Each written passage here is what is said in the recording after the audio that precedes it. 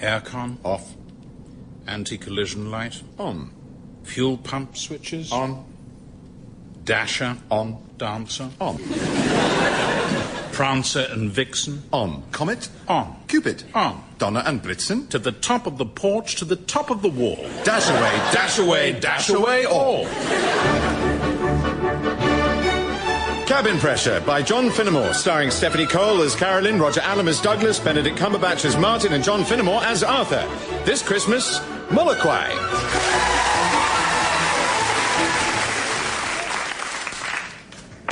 Thank you. Golf Tango India, continue as cleared. Golf Tango India, continue as cleared. Thank you, Oceanic, and Merry Christmas. I'm a Shinto Buddhist. And may you be a merry one. Arthur's awoken. Brace yourself. What for? Oh, is this the first time you've flown with Arthur on Christmas morning? Get dressed, you merry gentlemen, let nothing you dismay, for it is Christmas, Christmas, Christmas, Christmas, Christmas Day. Yes.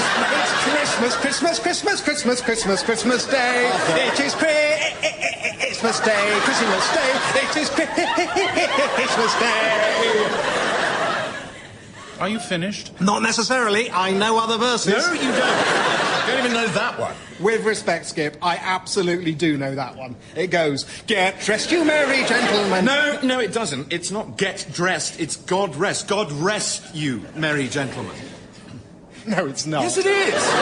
Why would you be telling them to get dressed? Because it's Christmas. What, so they're naked? No, they're in bed. It's saying, come on, merry gentlemen, it's Christmas. Up and at 'em, get dressed, let's do our stockings. No, it's God rest. Well, that makes no sense. God rest, you merry gentlemen. What's a God rest? Somewhere to put your God?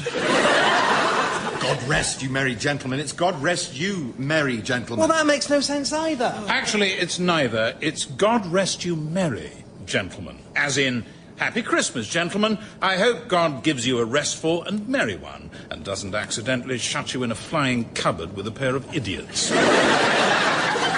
Oh, cheer up, Douglas. We'll be back in Tokyo in no time, and then we've got the rest of Christmas off. What are you going to do? Go back to the hotel, bit of sleep, ring my daughter, and then go out and ingest a quite heroic quantity of festive sushi. How about you, Skip? I don't know. I'd probably sit by the pool, read a book. Oh, Skip. That's not very Christmassy. Well, I'm not that big on Christmas. Well, if you change your mind, you're both welcome to join Mum and me.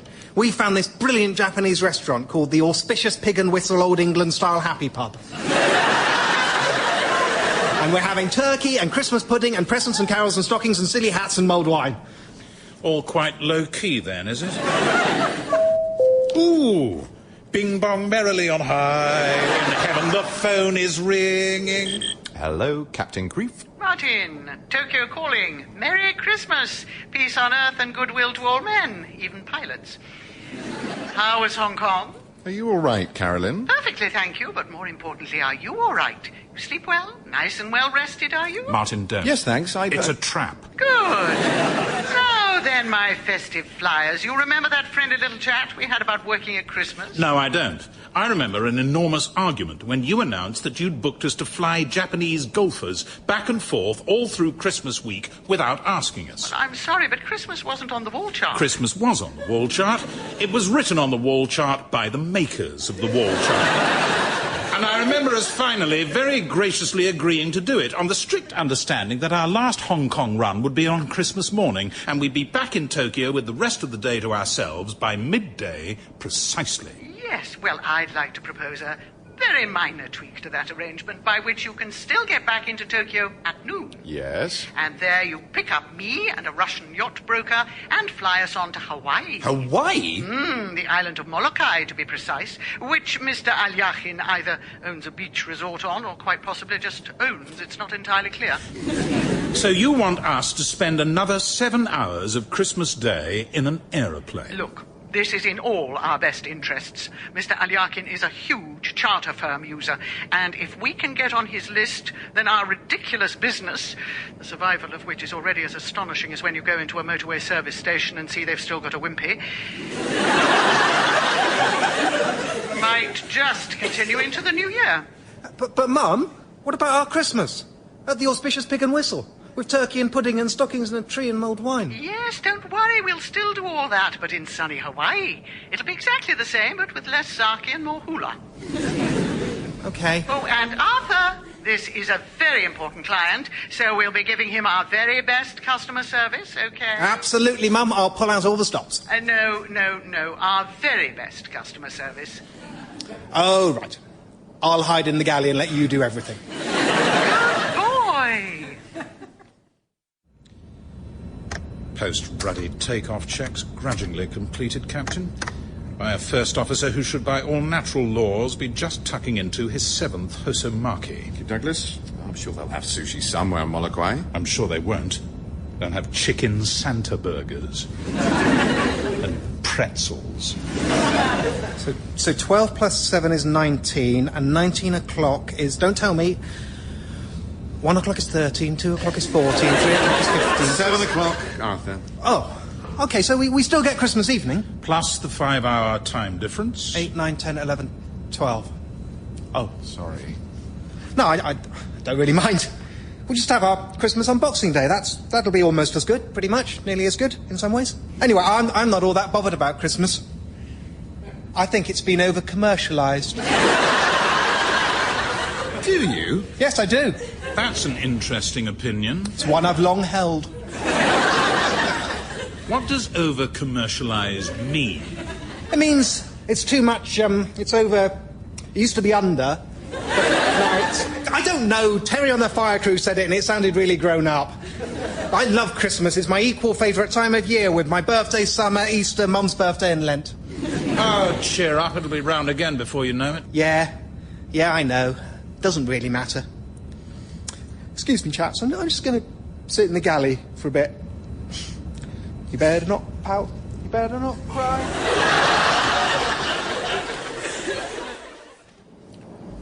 Douglas? I was just thinking about poor old Arthur. Missing out on his big Christmas, you know, his turkey, pudding, presents and silly hats and so on.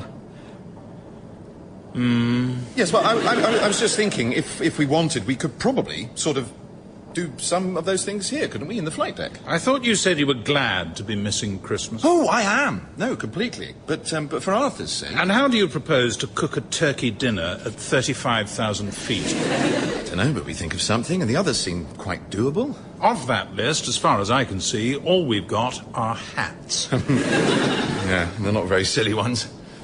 Yours is quite silly. I keep telling you, I didn't ask for extra. It's just the standard amount of gold braid they put on a captain's hat.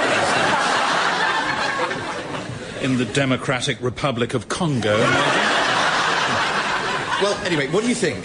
Fancy a flight deck Christmas? I think it's an utterly stupid idea for 2 reasons, one of which is obvious, and the other of which is that Arthur is 29 years old. Past the time, though. Oh, go on, then. Arthur, could you step into the flight deck? So, what exactly is it your company does, Mr. Alyakhin? We sell yachts. Oh, what sort of yachts? Massive yachts. To whom? To people who do not have massive yachts. Or more often to people who do have massive yachts, but who would now like another yacht even more massive. Or newer. Or less sunken. And you use a lot of private air travel? Every spring we are more or less constantly flying clients out to Antibes. Well, I do hope this spring you'll consider MJNR. I'm sorry. You are very good to support your employers, but my clients, they expect a little more than, you know, a minibus with wings. Well, actually, I am the CEO of this company. Really? But also the stewardess? For our most important clients, yes. This is perhaps one small thing in your favor. Most of the firms we use, the stewardesses are very young, very beautiful, and the clients, of course, they like this, but sometimes it causes problems. You, I think, would not cause these problems. No. No. You are more like old babushka. Am I really? You know this word, babushka? Yes, I do. Thank you. Yes, it's not really a compliment. No. So will you consider us? No. But seriously, no. No, what wines do you have? Well, I gave you the wine list earlier. Yes, I read that. It was very funny. What wines do you have? Those are our wines. Very well. Luckily, I did a little bit of shopping in Tokyo. Serve me this, please, babushka. Yes, Arthur, but aircraft don't have chimneys. Why not? Shall we move on?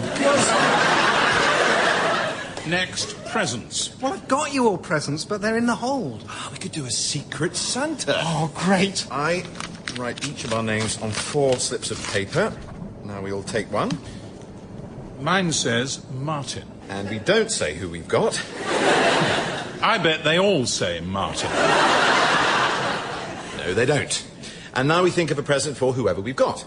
Like what? Anything. For instance, you could give your person, whoever he might be, first crack at the cheese tray for a month.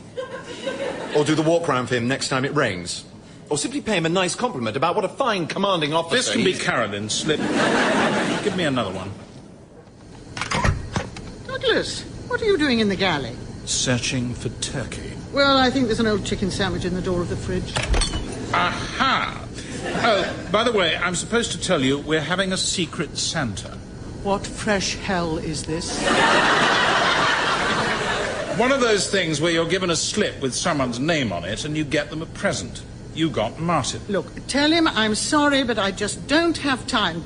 Oh, unless... Does he like red wine? Martin? I think so, yes. Fine, I'll give him this then. Mr. Alyakhin just gave me this bottle to serve him. It's nothing too special, is it? Oh, Petrus 2005. That's rather nice, actually. Oh, well, it's Martin's lucky day then. And what are you planning to serve Mr. Alyakhin? Well, what do you think? The same wine box Chateau Gatwick we give everyone. What happened to our very best customer service? Well, firstly, everyone's palate is shot at 35,000 feet and he'll never notice. And secondly, he calls me babushka.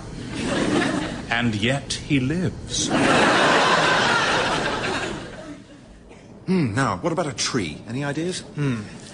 If we had a bush, we could put it on a stick. Any ideas that don't rely on us having a bush? Gentlemen, I have in my hand a chicken sandwich. Oh, well done, Douglas.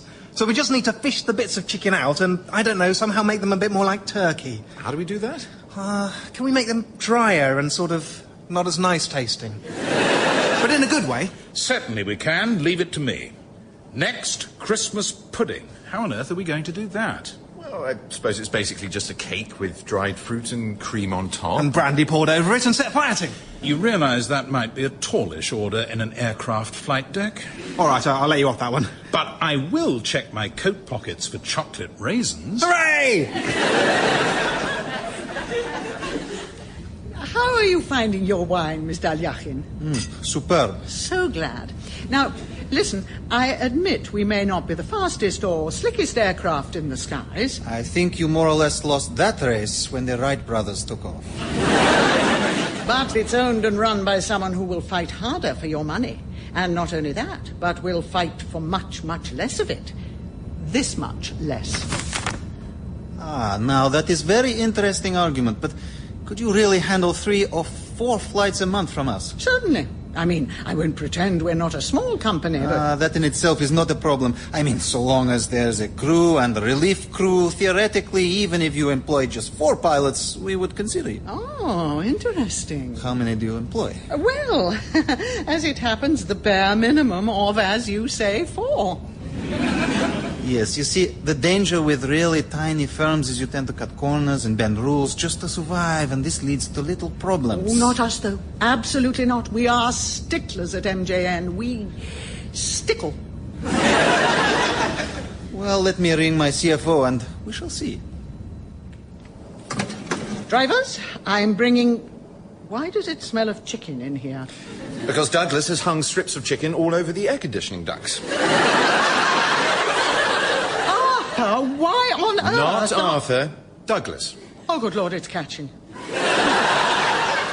what are you you doing, Martin? I am, for the benefit of your son, shelling these chocolate raisins. Shelling them? Yes, there's no chocolate in a Christmas pudding, so I'm rolling them between finger and thumb until the chocolate crumbles off. Of course you are. Well, if I could just ask you to pack away your various charming handicrafts for now.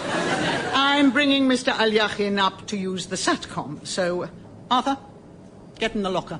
The locker? Mum? Can't I just hide in the galley? He has to come through the galley to get to the flight deck, idiot. Well, I won't say anything to him. I'll just be like, the man in the galley, okay? No, it's not okay. When a very wealthy businessman hires a private plane, he doesn't assume it'll come with a man in the galley. Now, get in the locker. Fine. All right, back in a minute, and you two, try to look like pilots, real pilots. Martin, while Arthur's shut away in a small tin cupboard, can I ask you, in the Secret Santa, did you happen to get me? Well, I don't think I should tell you, should I? Not if you're upholding the strictest principles of Santally secretiveness, no. But just between us? Yes, as it happens, I did. Excellent. Can I swap with you? But then you'd get you. I know. Why would you want yourself? I call it a harmless whim. This is a scheme, isn't it? A scheme? Me? On Christmas Day? What sort of a person do you take me for? What are you after this time? Oh, nothing that would interest you. Will you swap then? Who have you got? Arthur. Oh, I could give him a stocking. Okay, then. Thank you. Now, do you have an orange on you? An orange. Orange. Let me just check my citrus pocket. No. And my emergency citrus pocket? Yes, all right. Why do you want one? Well, there's always an orange in a Christmas stocking, and chocolate coins, and a sugar mouse. Everyone knows that. I see. This is definitely all still for Arthur's benefit, is it? Yes. Just checking. How are you going to make chocolate coins? Well, I've the chocolate I peeled off the raisins. I just need to put it on some coins. Mr. Alyakhin, this is Captain Creef. Pleased to meet you. And you, though actually... I'm the captain. Are you? Yes. I'm sorry, I thought you were the... what do you call him? Captain's little helper? No, I am the captain. He doesn't look like a captain. I fear our clients would not be impressed. Perhaps when welcoming them aboard, this one could wear the captain's hat. No, he couldn't. Sorry, no. No, I agree. You see, Captain Creef here has assiduously built up his neck muscles by constant wearing of that hat. Whereas I fear the sheer weight of gold braid would snap mine like a dried twig. What does your other captain look like? Other captain? I'm the captain. Out of the two of you, yes. But obviously we have other pilots at MJN Air. Do we? Yes, of course. Remind me, if you would, of the names of the others. Well, there's Nigel and Noel. Noel. Christmassy name. Yes. Yes, he was born on Christmas Day. Oh, really? I never knew that about old Noel. Well, now you do. Is that why he didn't have to fly today? Because it's his birthday? No. He doesn't have to fly today, like Nigel, because they're senior to you two and get to pick their trips first, and because they're so much better. Oh, I see. Is that why you're stewardessing today as well, rather than our usual stewardesses, Holly and Ivy and Carol and Merry Christmas? Yes, and Bert. Yes, dear old Bert, the stewardess. 86 today, and still less grumpy than certain of his colleagues. 86 today, did you say? That's right, he shares a birthday with Noel. And the little baby Jesus. All right, that will do, Mr. Alyakhin. The SATCOM. Thank you. Алло, Andrei. Да, это я. By the way, Carolyn, sorry to bother you, but I've just realised I've got myself in the Secret Santa. Can I swap with you? What? Yes, for all I care. Oh, no, wait. I was going to give Martin that wine. Sir? Well, I can't give it to you, can I? You don't drink. Oh, don't worry, I have friends who drink. I'll pass it on. Oh, all right, then. Here's the slip. Хорошо. Спасибо, Андрей. Спасибо. Okay, I have finished. Babushka, let us return. Babushka? Say nothing. So, Your scheme, then, Yes? was to get hold of that bottle of wine? Yes. Expensive bottle of wine, is it? Oh, yes. Really expensive? Yep. Hundreds of pounds. Couple of thousand, probably. You're going to sell it? Certainly am. Don't feel bad for Carolyn. She nicked it in the first place. Christmas really brings out the best in you, doesn't it? Chaps? Can I come out yet? Oh, God, sorry, Arthur, yes, of course. Oh, that's better. Whose is this umbrella? I'm afraid I might have stood on it a bit. Arthur, that's mine and it's new. Sorry, Skip. Still, it is a green umbrella. Yes, so? Christmas tree! Ah, yes.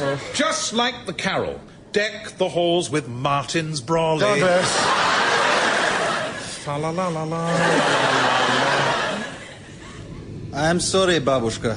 I don't think it will work. You, I like. And I believe I can see how we could sell your terrible aircraft as retro experience. But your captain, he does not inspire confidence. I'm afraid he looks to me like exactly the sort of rule-bending chance taker I was talking about. What? Martin? You're rejecting us because you think Martin might not be enough of a stickler? Right, come with me. Oh, it's beautiful. All right, who wants to put the star on top? I'm bringing him back. Arthur, in your locker. I'm going. Come on through. Gentlemen, sorry to interrupt again. Good Lord, what is that? Nothing, just an umbrella. It's drying off. You've decorated it? No. We've just dropped things on it. Strategically. And you, what are you covered in? Me? Oh yes. I may have got a bit of chocolatey stuff. Why? Well, just a snack. Keep the blood sugar level up. It's a long way from Hong Kong to Hawaii. Martin. From Tokyo. Yeah, but we started in Hong Kong. Oh, God. Do you mean to tell me that before you flew me from Tokyo to Moloka'i, you flew from Hong Kong to Tokyo? No. No, you didn't? No, I didn't mean to tell you that.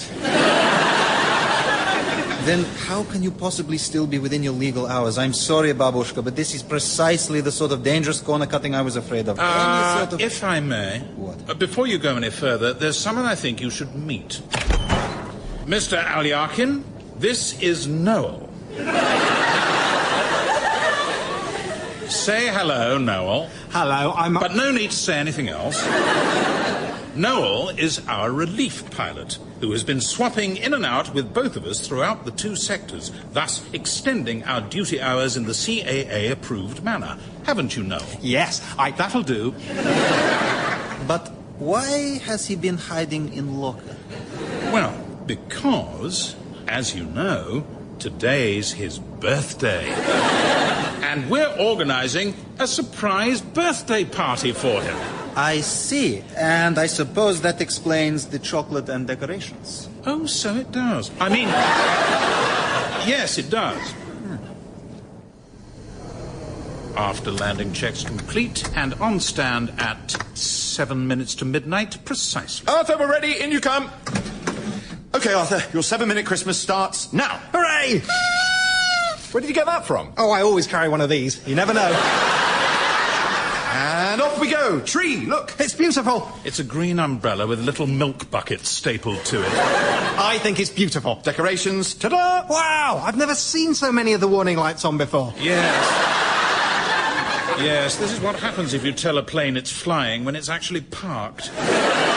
Poor old Gertie would like us to know she's flying considerably too close to the ground and infinitely too slowly. Turkey, direct from the aircon carvery. Here you go. Oh, lovely. Seconds. Oh, why not? It's Christmas. Christmas pudding. Now, the trick here is it's a bit like a tequila slammer. You take a raisin, dip it in custard cream crumbs, and then knock it back with coffee creamer. Ready? Ready. Go! Oh, lovely. Success, my little Christmas elves. Mr. Alyakin has agreed to give us a trial run in the new year. Carolyn, great. You're just in time for presents. Why are we doing it now? Because for the next 4 minutes, it's still Christmas. But... Carolyn, you first. Oh, well, yours is the wine, Douglas. Shall I get it for you? No time. Douglas, what did you get for Carolyn? You remember 20 minutes ago when I brilliantly and single-handedly saved your bacon with the yacht broker? Yes. Well, Merry Christmas. Thank you. My turn. This is for you, Martin. It's one of just a couple of things you missed off the list, you see. A silly hat. Oh, goodness. Is that my hat? Yes, but made silly. Sillier. How is all that staying on? Well, I've used a sort of framework of dry spaghetti to hold up the... The cook's spaghetti, yes, yes. Thank you, Arthur. It's just what I least expected. Now then, this is for you. Oh, an extra sock. Brilliant. Now I'll always have a pair, even when one's in the wash. This sock's not the present, it's a stocking. Oh, wow! Thank you, Skip. What have we got? An orange Tic Tac. The closest I could get.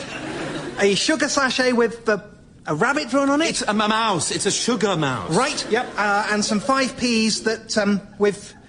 What's happened to the 5p's? Because it's chocolate. They're chocolate coins. Oh, brilliant. Thank you. And midnight. Oh, well, thank you, chaps. Best Christmas ever. Really? You did spend a fair amount of it in a tin box. Yeah, all right. Well, best this year, anyway. Not necessarily. What about next Christmas? That'll be next year. Interestingly, no. You see, I have a little extra present for you, Arthur. And that is the information which, of course, as a professional pilot, Martin will hardly have forgotten, that as you fly from Tokyo to Hawaii, you pass over a thing called the International Date Line. Oh! At which point you put the clocks back 24 hours. In a way, that makes this 12:01 on Christmas morning. No. So my present to you, Arthur, is that we are all of us about to have the whole of Christmas Day off in Hawaii. Some of us having had the benefit of a dry run. Get rest, you merry gentlemen, let nothing you dismay. Yes, perhaps save the full rendition for tomorrow morning. Thank you, Douglas. Best present ever. Oh, and actually that's great because I got an extra present for everyone. The other thing you left off my list, Skip. This. Mulled wine. How lovely. You took my Petrus 05 and you mulled it. Well, not properly, I don't have the stuff, but, you know, I whacked in some fruit juice and some sugar and the rest of the orange Tic Tacs. And then I just blitzed it in the microwave. It'll be close enough. Of course it will be close enough. And it's the thought that counts, isn't it, Douglas? Absolutely. Thank you, Arthur. Oh, you're welcome. Merry Christmas. That's actually rather good. That was Cabin Pressure by John Finnemore. Boys, we've just picked up an extra job. There shall be buns for tea. Where's Martin? He's not in yet. What's the job, Mum? For Air Caledonian, the wee Scottish airline. One of their pilots has gone sick in Newcastle. They want us to fly out the covering crew. I do like flying other pilots. You don't have to hold back with them. Do you do much holding back with the passengers normally? Of course I do. Good Lord. Mum, we've only got 2 pilots. What would we do if one of them went sick? They wouldn't dare. But what if they did? But then I'm sure we'd think of something. Ah, there you are, Martin. Hello, Carolyn. What have I missed? Hi, Skip. You're looking very well. Oh. Thank you, Arthur. Don't you think, Douglas? Not specially. I think he looks exactly the same as always. Cabin Pressure by John Finnemore, starring Stephanie Cole as Carolyn, Roger Allam as Douglas, Tom Goodman-Hill as Martin, and John Finnemore as Arthur. This week, Newcastle.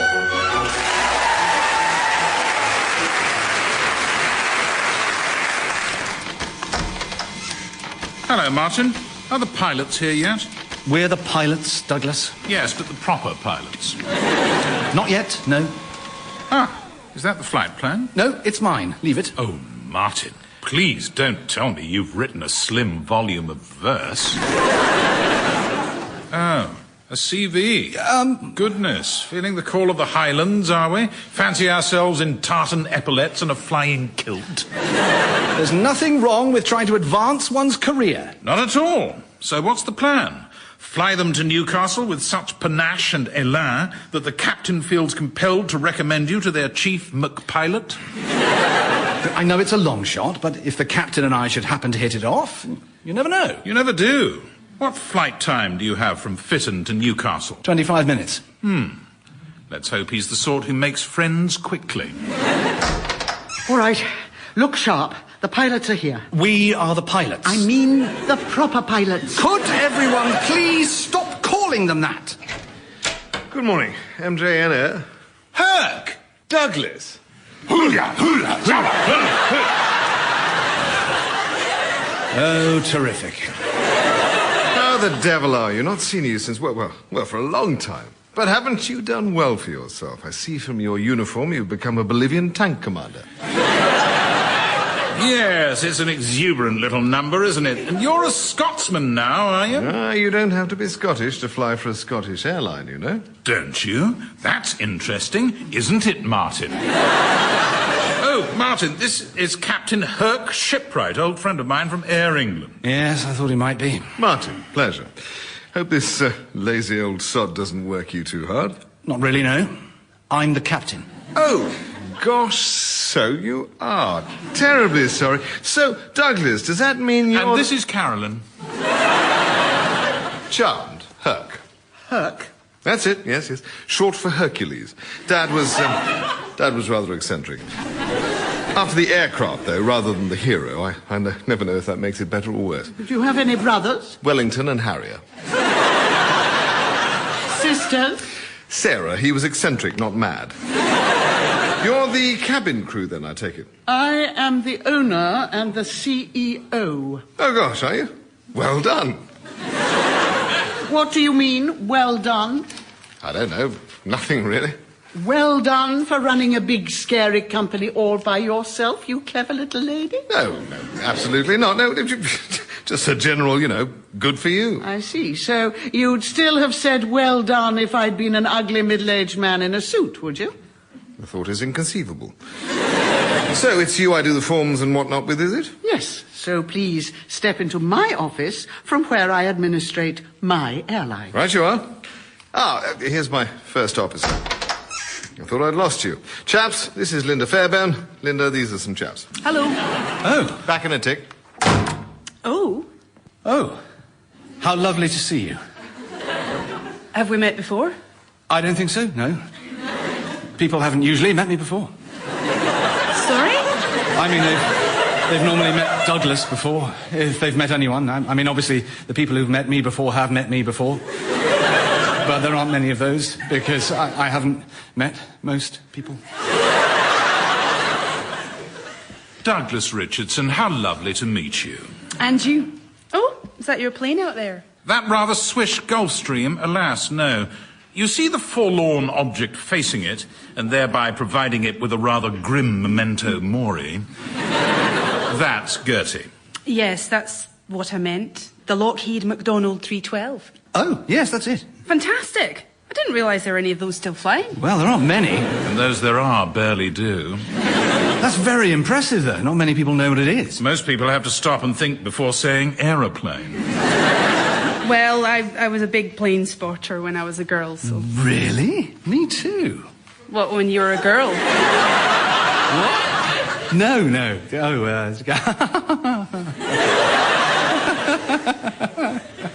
yes, when I was a girl. No, when I was a boy.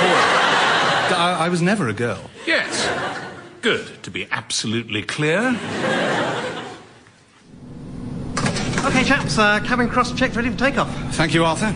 And how's Captain Shipwright looking? Happy, relaxed? Oh, I wouldn't say relaxed. Oh, why not? Well, he's talking to Mum. Why, she's still on board. I can't ask him for a job with her sitting there. Tell her to get off the plane.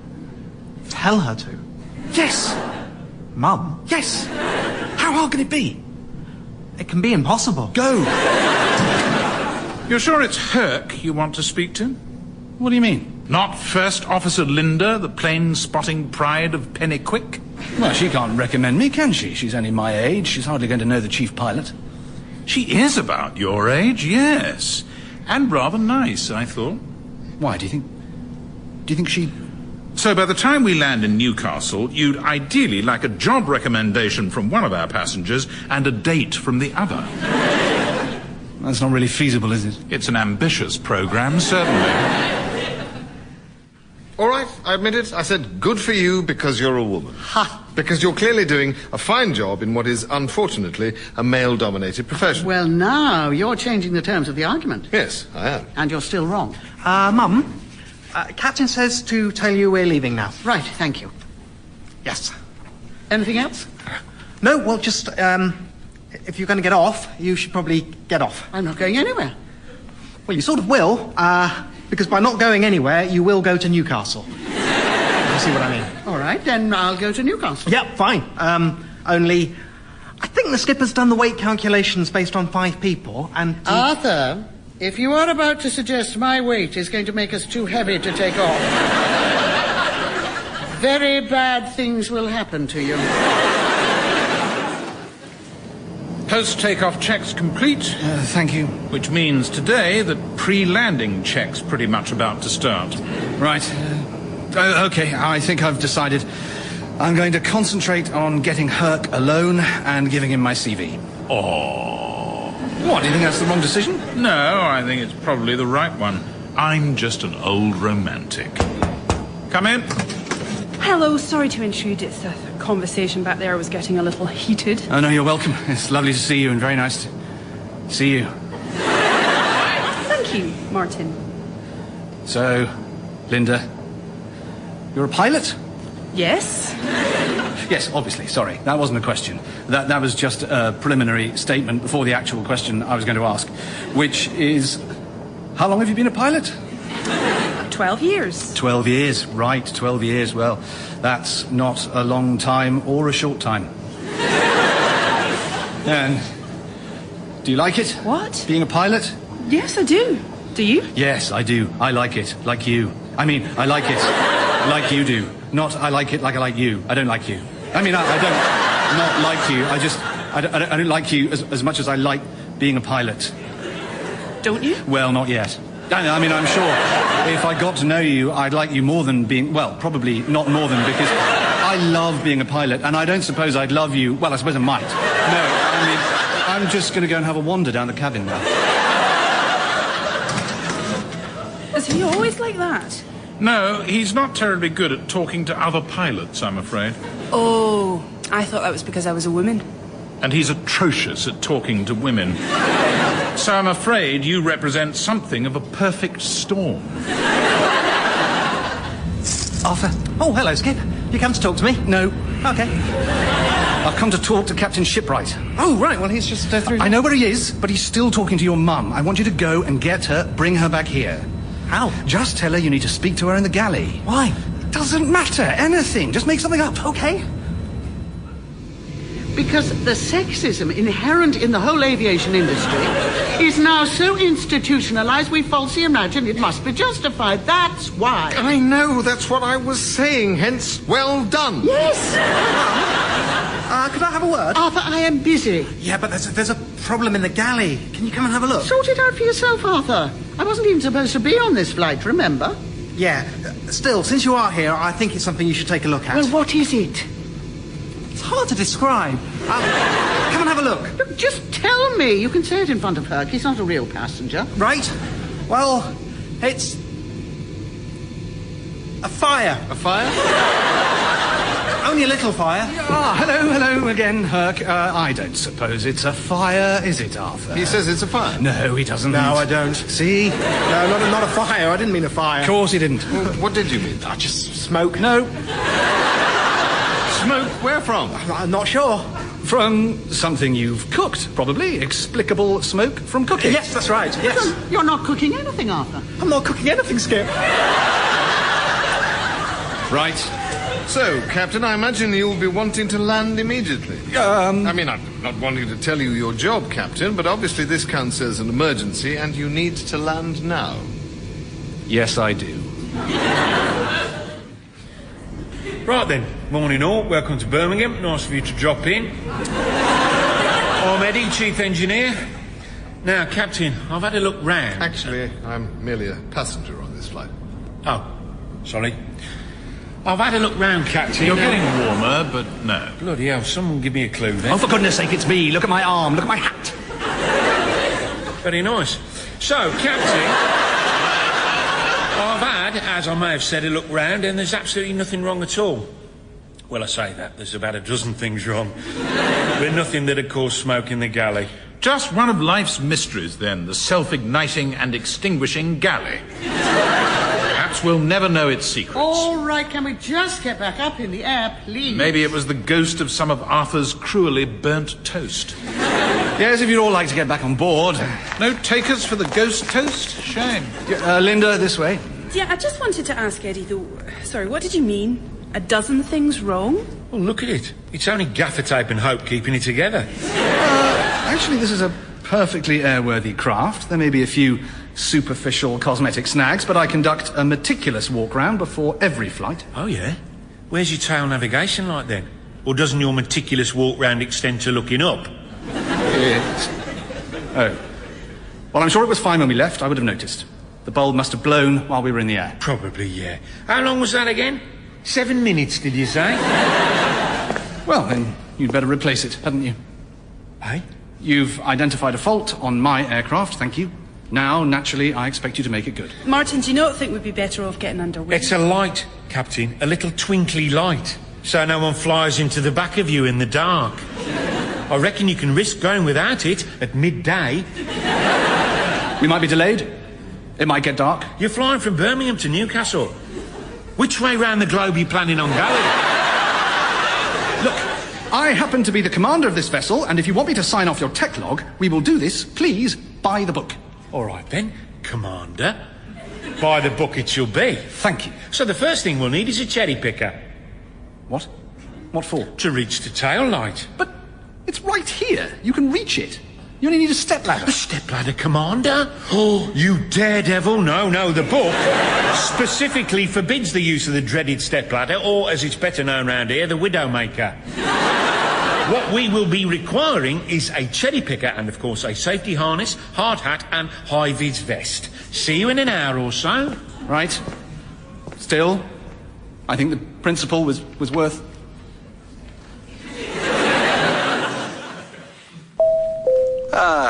Hello, chaps. Just to say, everything's absolutely under control, but the ground engineer and I did, at the last minute, jointly notice a minor performance defect, which he's going to put right now. So, we should be taking off in about an hour. Martin, what have you done now? So, sorry about the delay, which is not, incidentally, because of anything I've done now. I'm sorry about this, Herc. No, not to worry. We've still got 2 hours in hand. Brilliant. I love takeoff delays. Oh, Arthur, please. Even you cannot love takeoff delays. No, he does. Yeah, because takeoff's the best bit of the whole flight, isn't it? And normally it's over before you can enjoy it. Whereas this way we get to really build up to it. Right, I'm going to get some teas and coffees gone, and, Mum... What? This is going to be an hour. Can we open the games cupboard? Hello, Linda. I've appraised them of the situation. Is Eddie back yet? No. Oh, right. So, Linda, apart from being a pilot, are you anything else? I mean, do you do anything else? Or do you like anything? Do I like anything? I'm a rally driver, if that's the sort of thing you mean. Oh, right. Wow, how exciting. Rally driving. That's amazing. Gosh, so many questions.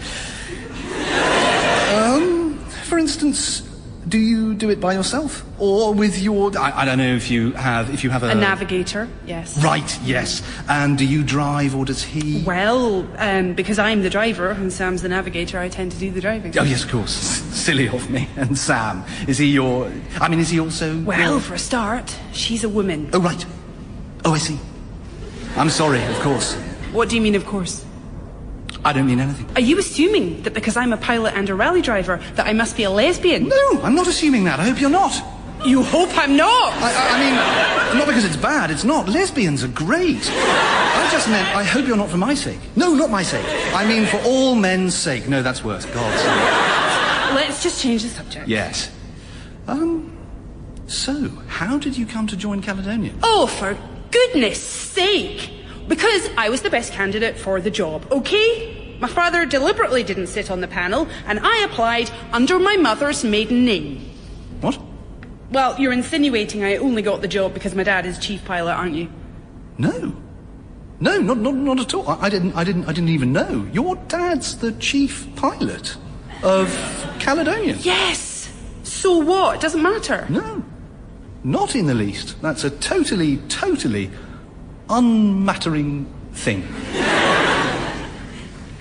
So, the deal is that I pay you £362 now. Yes. Plus, you don't pay any rent next time you land on any of my greens, my yellows, excluding Leicester Square, or Park Lane. Unless I've built a hotel on it, unless you mortgage something, unless it's a station. Unless it's King's Cross. Yes. Well, that seems straightforward enough. Deal. I must say, Herc, Monopoly's a very different game with you than it is with Arthur. Hey! Arthur's strategy tends to be pretty ruthlessly focused on getting Marylebone and Covent Garden because those are the ones he's been to. He also once did a deal whereby he gave Martin Mayfair so long as he was also allowed to give him the electric company. Well, I kept having to times things by 4. That's not fun, that's maths. All right, I've made it. I'm up here. Can you hear me down there, Commander? Yes. All right. Safety visor on. Noise-cancelling headphones on. Stand by, Commander. I'm now about to commence the operation. Right. And... there we are. One brand new navigation taillight, shining like a beacon. And now, let the descent begin. Caution, cage about to descend. Caution, cage about to descend. And away we go! Ah, that's better. I can't stand heights. Fine. Have you had your fun now? You wanted the book, you got the book. You happy to sign off the tech log now? Yes. Right, and now that's done, let me just say this. People like you love to mock doing it by the book, but one of these days you might just find yourself on a plane when something goes wrong, and then you'll be jolly glad that there is a book, and that there are people like me who do it by it. Oh, yes? Yes, actually, goodbye. Of course, I haven't signed the tech log yet. Oh. When did you last check the radios? This morning. What? Oh, 256 channels? No, of course not. Right, this aircraft is grounded. What? No. What can I say? You've shown me the error of my ways. All right, Arthur, for a cheese. According to Jean-Paul Sartre, what is hell? Right. Jean-Paul Sartre. What would he have said? Are you familiar with Jean-Paul Sartre, Arthur? Of course I am. I think he'd have said that hell is something like when the baddies are in a concrete bunker and you're out of grenades. Dear heart, are you by any chance thinking of Jean-Claude Van Damme? I might be, yes. Sorry, Arthur. Hell is other people. What? That's just stupid. Other people are great. I'd love to have seen you and Sartre go head-to-head on that I go. Art and lit, please, Herc. Oh, dear. This is terribly easy. Which Bizet opera features the Toreador song? Oh, dear. I haven't the least idea. Is there something amusing you, Captain Hercules? Oh, you really don't know? No, I really don't know. Tosca? Carolyn, that's Puccini. Take your word for it. Oh, Carolyn, you're not going to tell me you don't like opera. Well, what's the point of it? It does two things badly. If I want a story, I go to see a play. If I want to hear music, I go to a concert. Do you, Mum? When? Shut up, Arthur. What I have no use for is a ridiculous story sung at me by actors who can't act in a language I don't speak for 4.5 hours. Oh, what utter nonsense. Well-sung opera is the pinnacle of human endeavour. Oh, rot! Toreador, Toreador, Toreador, Yes, Arthur, the answer was wrong. Hell is being trapped in in a grounded aircraft with two middle-aged pilots singing Puccini at you. It's not Puccini. I don't care! Channel 32. Golf Tango India radio check. Strength 5. So, Eddie, how are you getting on? The first 32 are clear as a bell, Commander. The next 224, who can say? Hello there. Eddie, is it? I'm Herc, the other captain. Gather you're very kindly checking the comms for us, yes? That's right. Got to do it by the book for the Commander here. Oh golly, yes. Cross the I's and dot the T's, couldn't agree more. No, I just wondered if you fancy a little bet. You've got 256 channels to check. I bet you 50 quid I know which one you're on. That's pretty long odds, isn't it? And how will you know I'm telling the truth? Oh, my dear chap, I trust you implicitly. Because, you see, my guess on which I'm betting this £50 note is that out of the 256 channels, you're on channel 255. Ah, I see. Well, very close, Captain, but as it happens, I was on 256. Oh, curse my terrible luck. Here you go. Much obliged. Okay, you're good to go. And on stand at 2:32. Right. Ladies and gentlemen, welcome to Newcastle. I do apologise for our delay today, and I hope you've nonetheless enjoyed your flight. And could First Officer Fairbairn step into the flight deck for a moment? Ooh, you're going to ask her? Yes. For a date or to take your CV? None of your business. Fair enough. Well, good luck. Were you planning to just sit there? I mean, I can ask Arthur to get you some popcorn. Right? No. You wanted to see me? Yes, I did. I just wanted to say to you that if sometime, I mean in the future, well, obviously in the future, if you felt like... Linda, would you like to go to Duxford Air Museum with me? Oh, I am so pleased you said that, Martin. Are you? Yes. Oh, God, no. Sorry, I don't want to go out with you. Sorry, I should have said that first. I mean, no offence, but no. Right. So, when you say you're so pleased, I said it... No, I meant I'm so pleased that you said that. I could see there was something, and forgive me, but I had this awful feeling that you were going to pull out a CV for me to give to Dad. Oh, no, I wasn't going to do that. No, of course not. I'm sorry, but people do, though, and... Oh, I've been thinking the worst of you all this time. Forgive me? Of course. Maybe I should give you my CV now. There you are. You see, you're funny. I had a feeling that you would be if you just relaxed. So, might you, after all? No. I think you relaxed because I said no, and I think you're probably right about that. Well, cheerio, Douglas. Jolly good to see you. Yes, and you. Hope to bump into you again soon. Well, funny you should say that. I was rather toying with the idea of, stretching my wings a little. Oh? Yes.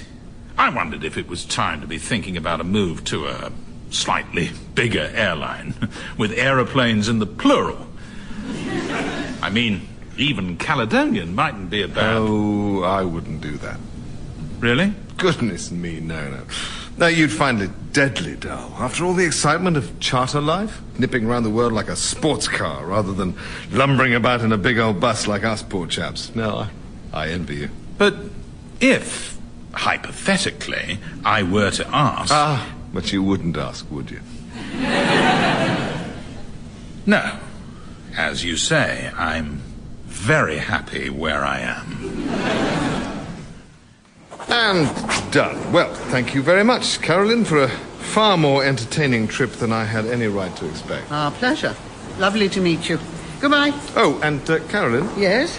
I can't tell you how wrong you are about opera. Oh, come on. We've already had that argument, and I've already devastatingly won it. I don't think so. And I thought perhaps I'd prove it to you. There's a rather super Rigoletto at Covent Garden at the moment. I don't believe it's humanly possible to see it and still dislike opera. Why don't you come along? With you? Yes. I think not. Oh, all right. May I ask why? Because I hate opera, as you know. Fair enough. Just a suggestion. Cheerio. What I like is walking. I often walk my dog, for instance, on Brinkley Chase near Fitton. And then sometimes I have lunch in a pub. Well, now you're redefining the terms of the argument. Yes, I am. All right, then. How's Thursday? I'll let you know. Bye. Jolly good. Now, I wonder if... you got my message. Excellent. Well, listen, I just wanted to get you on your own for a moment, to tell you I was very impressed today by the way you handled our little stopover, and by your attitude generally. So, look, here's my card. If you ever fancy slinging your CV over to Caledonian, I'll make sure you're on the top of the pile. Gosh. Well, that's very kind of you, Herc, but to be honest, I'm really happy here.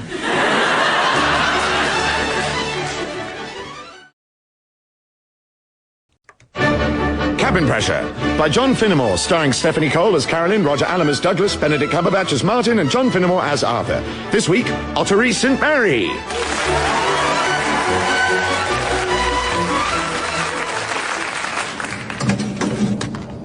Here we are, chaps. Coffee for you, Douglas, and coffee for you to maybe have a bit later on, Douglas. Did you by any chance forget Martin wasn't flying today, Arthur? No, I didn't actually. It's just I only know the amounts to make coffee for 2 people. You could just have made half what you usually make. Well, I couldn't, because I'd only know what to make half of once I've made it, and once I've made it, I've made it.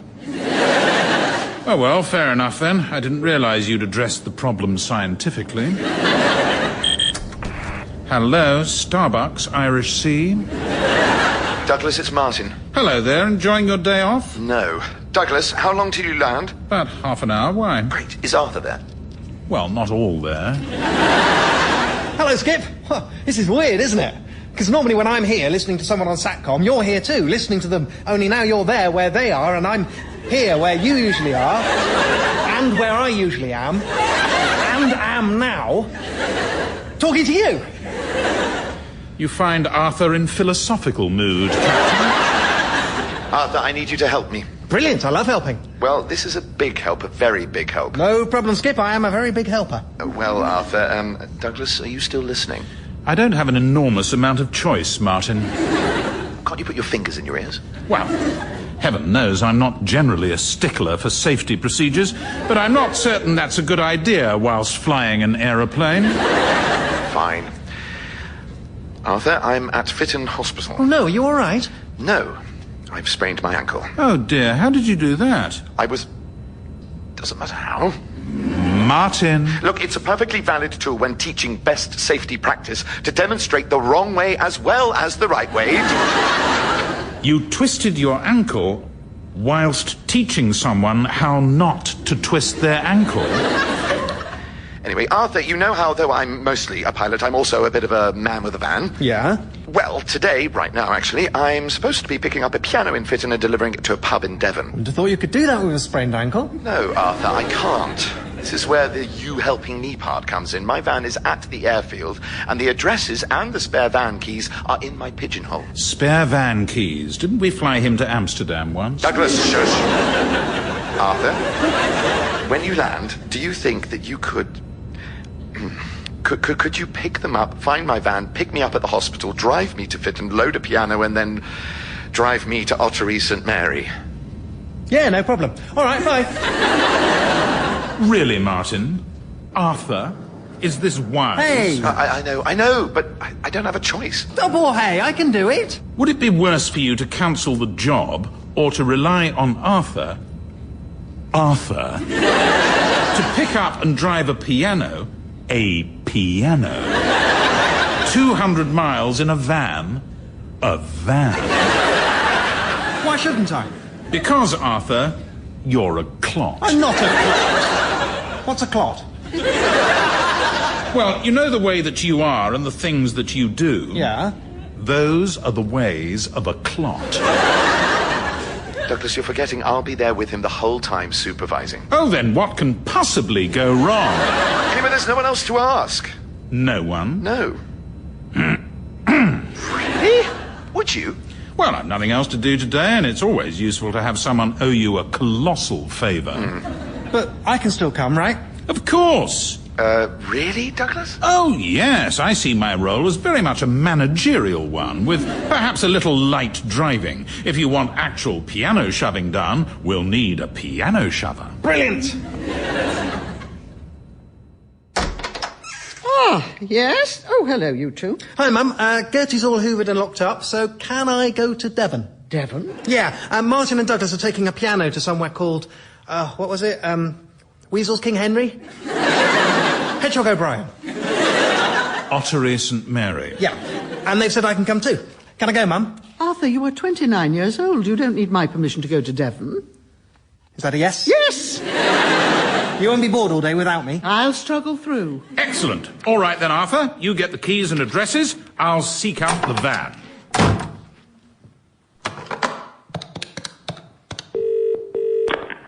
Hello, Herc Shipwright. Ah, Huck. It's Carolyn Nat Shappy here. Are you still free today? Oh, hello. Yes, I am. Yes, well, to my great disappointment, various better offers have fallen through, and I am, in fact, reluctantly available for that lunch and dog walk you were nagging me about. Yes, this is it. The Laurels. Now let me do the talking, all right? Of course. Righto. Hello? Good morning, madam. I am Doug. This is Mart and Arth. We are your man with a van, or rather, men with a ven. Hello. I'm sorry, ignore him. I'm Martin Creef. We're from Icarus Removals. Oh, right, you're here for the piano. Icarus? Yes, that's right. You do know what happened to Icarus? It's in here. Wipe your feet. Thank you very much. Of course I do. So, you've deliberately named your company after the first bad pilot in history. Shut up. Here it is. Aha!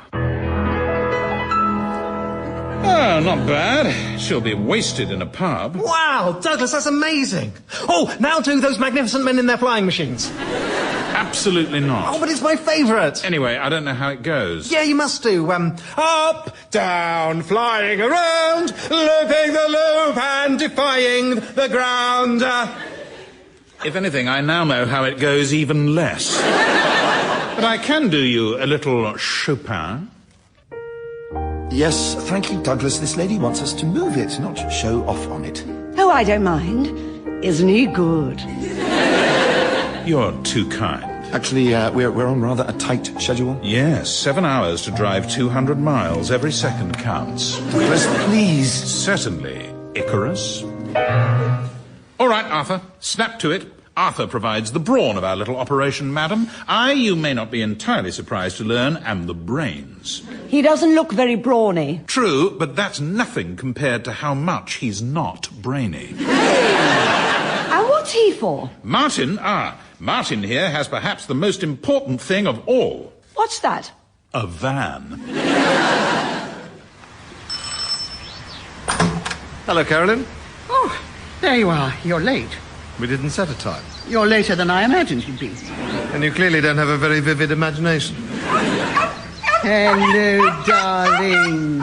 Did you hear the silly late man? Oh, hello. What a ridiculous dog. I'm sorry? I said you have a ridiculous dog. My dog is not ridiculous. Then whose dog is this? Hello there. What is she? She is a cockapoo. Oh, a cockapoo. Obviously, I'd never have called her ridiculous had I known she was a cockapoo. It is a cross between a poodle and... Cockatoo? A cocker spaniel. And she's not ridiculous. She happens to be a noble and faithful hound. Mm-hmm. What's she called? Doesn't matter. What? Her name is not important. Right. I thought we'd have lunch first, then walk after. No, I'd rather walk first. Work up an appetite. Fine. I'll see you when you finally get to the pub, then. I'll be the one looking full. All right.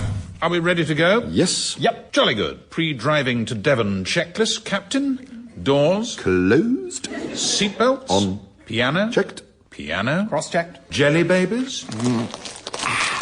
Jelly babies to manual. Excellent. Then off we go. I would have helped with the loading, you know, but it's only this ankle is... Quite all right. We managed. I'm impressed you got the owner to do so much of the lifting. Yes, she had a sort of wiry strength for her age. I didn't know you could play the piano, Douglas. Well, you remember that time when there was that thing you didn't know whether or not I could do, and then it turned out that I couldn't? No. No, nor do I.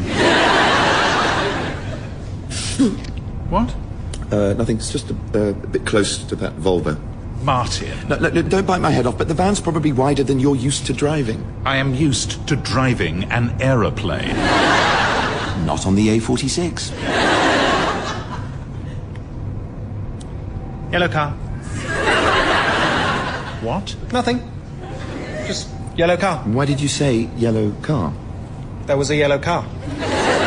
Why did you say yellow car? You've got to say yellow car when there's a yellow car. Why? That's how you play yellow car. I'm not playing yellow car. You're always playing yellow car. And how, though I fear I can guess, does one play yellow car? Right, well, imagine you're driving along. We are driving along. Oh, yeah. Okay, so now you look at the cars as they come along in the other direction, and they're all different colours. So, for instance, now, that one's white, that one's blue, that one's a sort of metally grey. And when you see a yellow car, you say yellow car. How did you know? A wild stab in the dark. And then what? You start again. So how does it end, this game? Never ends. That's very much what I feared. Are you ready to order? Yes, I think so. I'll have the mushroom and aubergine risotto. You mean, You've seen they have proper food here as well. Nevertheless. Any starter? Greek salad, please. Oh, don't tell me you're a vegetarian. I will tell you that because I am one. And for you, madam? That's very disappointing. Why on earth? Carolyn, all through human history, we've been wrong about equality and we thought we were right. All men are equal, except slaves, obviously. Oh, no, wait. All men are equal, except black ones, obviously. No, wait. All people are equal, except women, obviously. Look, are you not at all curious about what we're still getting wrong? And don't you think there's a good chance it's all lives are equal, except animals, obviously? That's an eloquent argument. Thank you. I mean, it's childish, specious, and the bit where you compare animal rights with universal suffrage is frankly offensive, but it's superficially eloquent. Shall I come back? No, I'm ready. I'll have the rack of lamb. And to start? The whitebait. Certainly. Out of interest, about how many whitebait do you get in the serving? About 30, madam. Gosh, imagine that. 30 little lives on a plate. Yum, yum. Okay, so as long as we average at least 11 miles an hour, we should get to Ottery St Mary by 6. Well, it's a punishing pace, but I think I'm up to it. What's it called, that then, Skip? What? Ottery St Mary. I have no idea. Do you know, Douglas? Yes. Do you? Certainly I do. You see, St Mary is the patron saint of Devon, and she, of course, was famously martyred by being eaten alive by otters. Really? Oh, yes. Rabid otters. So she's always portrayed in pictures absolutely covered in otters. By eating her? Sometimes in the more fire and brimstone churches. Elsewhere, the assumption is they're all in heaven now and have made up, so they're just shown milling about her, nuzzling her affectionately, and offering her ottery kisses. And gifts of haddock. Douglas. Why would the otters go to heaven if they ate a saint? You've put your finger, Arthur, as is so often your way, on the crux of a thorny theological problem. So far, our best guess is simply that St. Peter's got a real soft spot for otters. He looks into those whiskery faces and goes, "You guys, I can't stay mad at you," and lets them into heaven. So heaven is full of otters? More than you can possibly imagine. So in your case, Arthur, probably about 12. Hey, I can imagine loads of otters. Really? How many? 1 million. You see, I don't think you can. I don't think anyone can. I can. I'm doing it now. Wow! No, you're just imagining a lot of otters and then saying that's a million. I don't think anyone can actually genuinely imagine more than about 20 otters at a time. Oh, come on. I mean, I could definitely imagine 100 otters. Me too, yellow car. All right, how much space do they take up? Could you, for instance, get 100 otters on board Gertie? Yes, I reckon you could. And is it a jam-packed RSPCA nightmare of a plane, or are the otters lounging in relative comfort? Well, okay, there's 16 seats, so say 2 to a seat. They're good friends, these otters? Let's hope so. And 1 in each overhead compartment. Always remembering to open them with care, because otters may have shifted during the flight. And 1 under each seat? Yes, good thinking. But that's where the life jackets are. That's all right. Otters can swim. Now, how many in the galley? 4 on the floor, 2 on the worktops. Well, it depends. Are we carrying Carolyn and Arthur? To wait on the otters? I think that would be an indulgence, frankly. I think we'd be better off replacing them with more otters. I'd be better off replacing Arthur with an otter anyway. Hey! So, 32 in the seats, 16 in the overhead lockers, 16 under the seats, 6 in the galley. 15 in the hold? Oh, 20 easily, and 6 or 7 in the aisle. Call it 7. That's what, 97, and 3 in the flight deck. 100. Brilliant! No, not in the flight deck. Hypothetically. I don't care how hypothetical it is. I'm not flying with a live otter in the flight deck. I don't see why not. Historically, very few hijackings have been carried out by otters. I'm sorry, but I don't think the Civil Aviation Authority would be too keen on the idea. To be quite honest with you, Captain, I don't think there's a whole lot about this plane full of unsupervised otters the CAA is going to love. Come on, you're lagging again. I'm not lagging. I'm walking at about twice a normal human pace. This is why you need protein, you see, otherwise you lag. No, I'll tell you who isn't lagging. Your ridiculous dog. What? Oh, come back. Here. Here. Why don't you call her? I am calling her. Bad girl, come here. Why don't you call her by name? Here. I hope that little girl likes dogs. Come here now. Oh dear, I don't think she does. Well, not anymore anyway. Snooper-doop, here. Snooper-doop. Good girl. Shut up.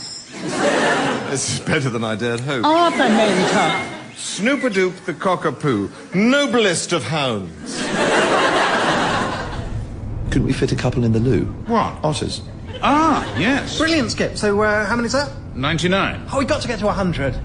Oh, services. Can we stop? Arthur, surely you can't need to go again. No, I don't. I just really like motorway services. It's like a little gang of shops that have gone on holiday together. No, we can't. Why not? We've got hours and hours to spare. Not to spare, to be safe. We're not stopping. Oh. I know, life is tough. Now, make yourself useful. I'm already useful. Make yourself even usefuler. There's a map thingy on my phone. Type in the address. Which address?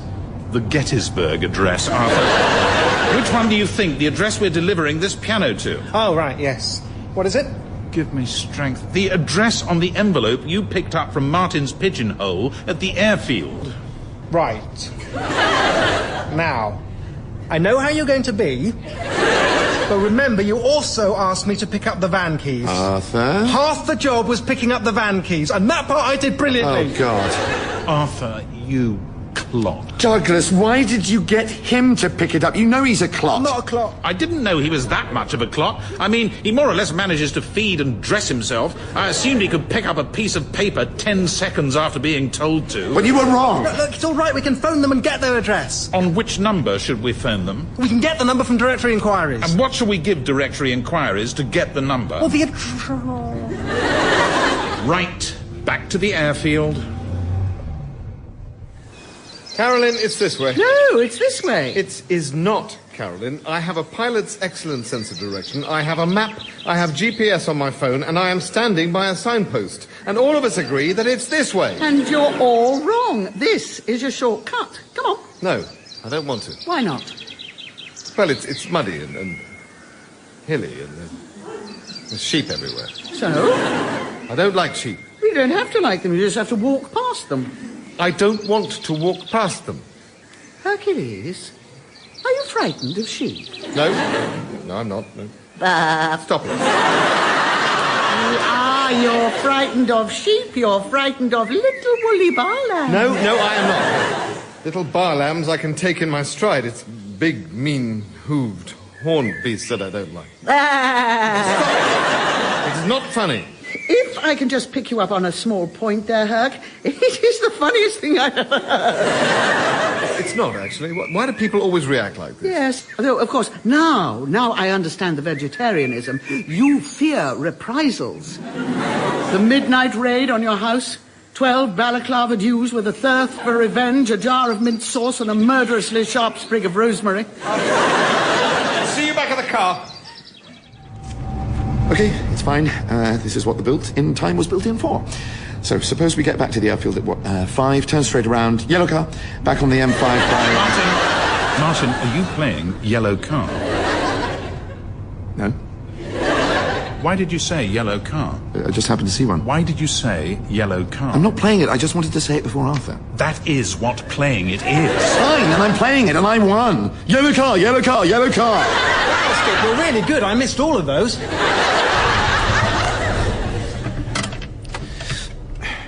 All right, now, you two stay here. I'll go in and get it. Whose is that green Mercedes? I don't know. It's nice, isn't it? Let's have a look. There's someone in it. Hello, Douglas. Herc, what on earth are you doing here? I'm dropping Carolyn home. But she wanted to pick something up from the office on the way. She's inside now if you want to speak to her. What do you mean, dropping her home? Is she all right? She's fine. Home from where? We've been for a walk. A walk? That's right. You came all the way here to go for a walk with Carolyn? Well, and lunch. Oh, good Lord. And what have you done with your wife? I'm not married. Divorced, I take it? Of course. How many times? 4, you? Just the 3. Oh, you old romantic. Right, well, I'll leave you to it. Goodbye. Cheerio. Arthur, quick. Help me get the piano out of the van. Why? Just do it. All right, Herc, I found it. Let's go. When the moon hits your eye like a big pizza pie, that's amore. Douglas! When the moon seems to shine like you've had too much wine, that's amore. Why am I constantly beset by pilots who think they're funny? Oh, hello, Carolyn. Fancy seeing you here. I'm ignoring you. You are being ignored. I am getting in the car. Bells will ring, ting-a-ling-a-ling, ting-a-ling-a-ling, and you'll sing Vita Bella. That was brilliant, Douglas. Hearts will... Now do those magnificent men in their flying machines. No. Oh. Right, I've given him a call. He says he'll be there till 7, so we can just make it as long as... Douglas, why have you got the piano out? Just giving it an airing. Get it back in the van. All right. Come on, Arthur. Okay. Can I have the keys? You already have the keys. No, I don't. I gave them back to you. No, Arthur, you didn't. You have the keys. I don't. Then you've locked them in the van. No, I absolutely, definitely gave them to you. Except that I don't remember taking them, and I don't have them. So one of us has made an incredibly stupid mistake. Which one of us does that sound more like? That sounds more like me. Because you're a what? A clod. A clot. A clot. And a clod. So what are we going to do? It's 5 already. If we call a locksmith, we'll never make it. Douglas, do you know a trick? I'm afraid breaking into transit vans is a little outside my sphere. Well, think of something. Well, we may no longer be men with a van, but we are at the airfield, and therefore we are, as usual, men with a plane. Bristol, Golf Tango, India. Request permission for passage through your airspace for 3 men and a flying piano. Golf Tango, India. Please state intended next waypoint and key signature. Exmoor in F sharp. Accepted.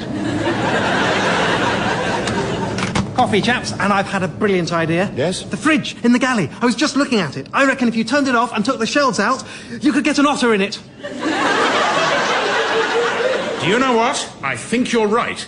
Gentlemen, we have hit our otter target. Hooray! Martin, you were quite right. You can imagine 100 otters. Thank you. Oh, by the way, chaps. Yes? Sorry, it's probably obvious because I'm a clot, but when we land, how are we getting the piano from the airfield to the pub? Oh. Ah.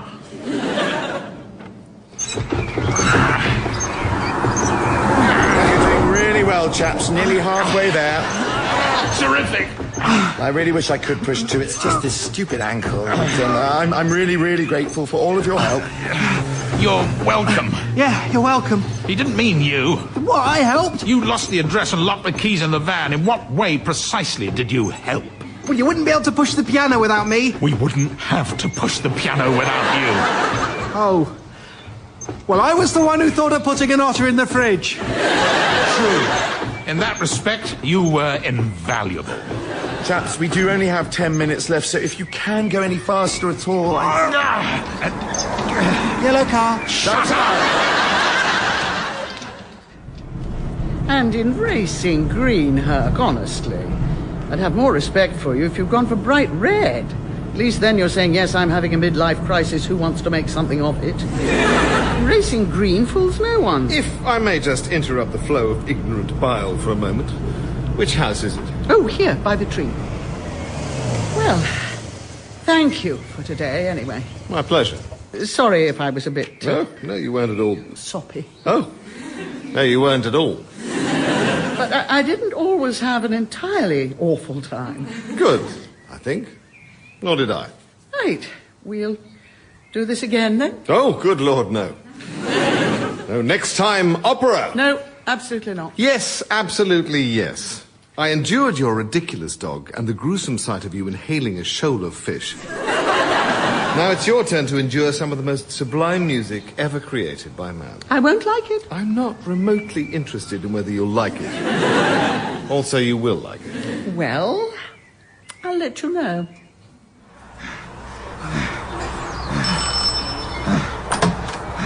Yes? Mr. Hardy, Icarus removals. Ah, just in time. I was about to go. Bloody hell, what happened to those two? We have been pushing your piano. What? That's no way to treat it. Where have you been pushing Only it? from our van. Where is your van? We parked it round the corner. Why So would you... if you'd care to sign here, sir. Hold your horses. Let's take a look at it. Oh, of course. Yep, that's fine. Let's just check in here. Oh. Everything all right? Well, yes, but what are these doing on the keys? What? Oh, Douglas. The van keys. Ah, yes. Well, that's good. You must have closed the lid on them, Douglas. When you finished playing to Mum. So it seems. Still... After Arthur gave them back to you. Like I said I gave them back to you. Yes. Oh, Douglas. You clot! That was Cabin Pressure by John Finnemore. It starred Stephanie Cole as Carolyn, Roger Allam as Douglas, Benedict Cumberbatch as Martin, and John Finnemore as Arthur. It also starred Anthony Head as Herc, Flip Webster as the Lady from the Laurels, and Ewan Bailey as Mr. Hardy. The producer was David Tyler, and the programme was a positive production for the BBC. Up, down, flying around, looping the loop and defying the ground.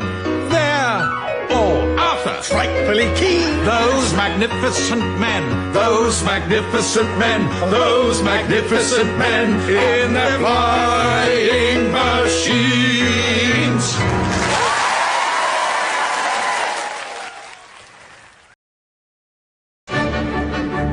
Cabin Pressure by John Finnemore, starring Stephanie Cole as Carolyn, Roger Allam as Douglas, Benedict Cumberbatch as Martin, and John Finnemore as Arthur. This week, Paris!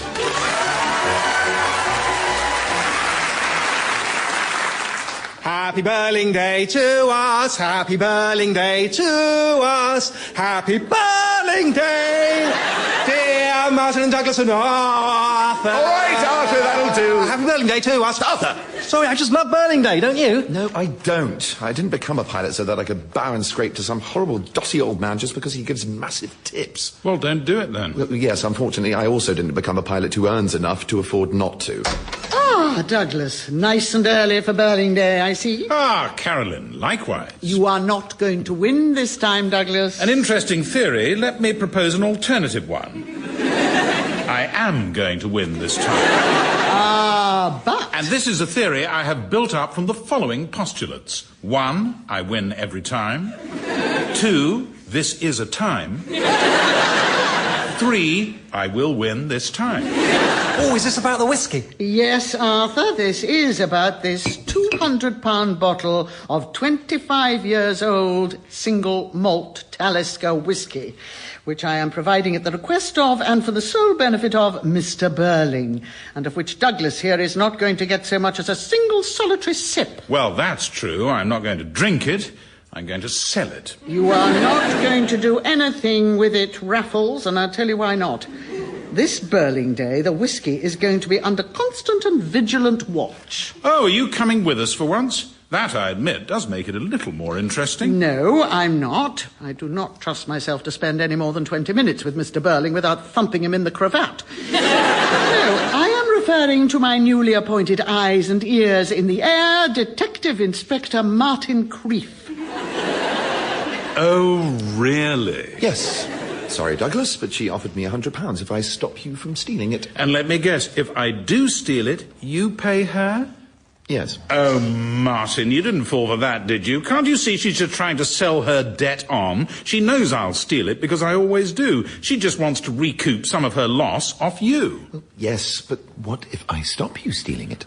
Yes, that would certainly work out very well for you. There are just two small, but I fear insurmountable problems with the scheme. I am me and you are you. And I can outwit you with my wits tied behind my back. Oh, is that so? It is so. Well, I'm not so sure. I am so sure. Stop doing that. But I will steal it. And when I do, and you come to me moaning about how you have to pay Carolyn £100 and you can't afford it, my reply will rhyme with, I bowled you go. Well, do I have to open the door for myself? Oh, Mr. Burling, I do apologise. We didn't hear you knock. Didn't knock. Shouted. Hello. Mr. Burling, how nice to see you. Welcome back, sir. Ah, my dear boys, there you are, ready once more to help me slip the surly bounds of earth, put out my hand and punch the face of God. I think it's touched the face of God. No, I don't like the sound of that at all. Icky. Well, I don't suppose God would be overjoyed at the prospect either. Oh, are you still here? I didn't see you last time. I thought perhaps you died. No. I am still here. Fancy that. Burling, you can't just park with my door jammed against a wall and leave me there. Can, did. Elizabeth, these are the joke pilots I was telling you about. Captain, first mate, cabin boy. Actually, I'm the captain. He always says that, I don't know why. Pilots, this is Elizabeth, my awful wife. She's come to see me off. Oh, hello. I'm sure she's not awful. Well, I tell you what, my dear boy, you marry her for 30 years and then we'll compare notes. Hello, yes, nice to meet you and so forth, etc. Anyway, here's £50 each. Oh, thank you. I must say the early evidence is weighing heavily in favour of your not being awful. Those are your tips. You're having them now, and that's all you're getting. Mr. Burling and I have talked about those extravagant tips he used to give, and we've mutually decided they should stop. Haven't we, Burling? No. Do you want to see your stupid rugby in stupid Paris? Rugby isn't stupid. Paris, I grant you, is moronic. What have we decided then? No tips. That's right. She's an awful woman, she really is. I hate her more than I can say. Right, off you go then, Burling, and have a mildly pleasant time. Any more than that, and you're in trouble. Goodbye, dear. Take care while I'm gone. Don't jump into any mine shafts. This way, Mr. Burling. What, into the aeroplane through the door of the aeroplane? You astonish me. Ask me another one. Who won the Triple Crown in 77? Ah, trick question. I don't know. Before you get on board, if you'd care to step this way. Yes, Carolyn? Phil from the fire crew is standing by for the traditional Burling Day frisking of the first officer. Sorry, Douglas. Is this really necessary, Carolyn? Now you have Creef of the Yard dogging my every move? No sense in taking chances. All right, Phil, what have we got? On his person, nothing. In his flight bag, one large plastic bottle of apple juice. Oh, Douglas, is this the best you can do? What? I like apple juice. Well, you're going to have to do without it this time. Phil, throw it away. I need that. Anything else, Phil? One small bottle of nail varnish. What again? Oh, that's sweet. Did you really think I'd let you pull the same trick twice? Douglas likes to use a dab of nail varnish to reseal the caps of the bottles he's tampered with. Well, much good it may do you, Douglas, because this time there is just one bottle, and I am opening it now. Now, let's see. Oh, that is good stuff. Thank you, Phil. Dismissed. Oh, Martin, I am now placing the whiskey in your hands, both literally and metaphorically. Stop Douglas getting hold of it for the next 6 hours, and you've won 100 quid. All right. Douglas, don't come anywhere near me. Get into the plane and go into the flight deck. You really don't have to hug the bottle like that, Martin. Just do it, please. All right.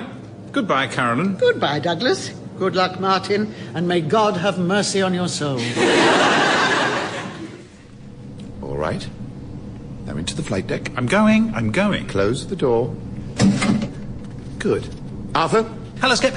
Here is Mr. Burling's special whiskey. Now, I am not going to let Douglas out of the flight deck between now and Paris, but if he should escape somehow, he is not allowed to touch, hold, borrow, taste, look at, or do anything at all with this whiskey. Have you got that? Got it. So what isn't Douglas allowed to go near? The whiskey. Who isn't allowed to go near the whiskey? Douglas. What isn't Douglas allowed to do to the whiskey? Anything. You really have got it? I've got it. I'm not stupid. Who isn't allowed to do what to what? I'm not allowed to drive Mum's car. What? Sorry, Skip, that's an earlier one. Douglas isn't allowed to go near the whiskey. Good, here it is. Post-takeoff checks complete. Thank you. So, you've left the whiskey with Arthur, have you? None of your business. Bit risky, isn't it? I'd have thought you'd have wanted to hang on to it yourself. No, actually. If it was here, you could manufacture some emergency to distract me while you swiped it, and I'd have to deal with it. But whatever happens, I can make absolutely certain you don't leave the flight deck till we land again. Well played. Thank you. Well, I'm just going to the loo. Oh, no, you're not. I rather think I am. No, I forbid it. You forbid it? Yes.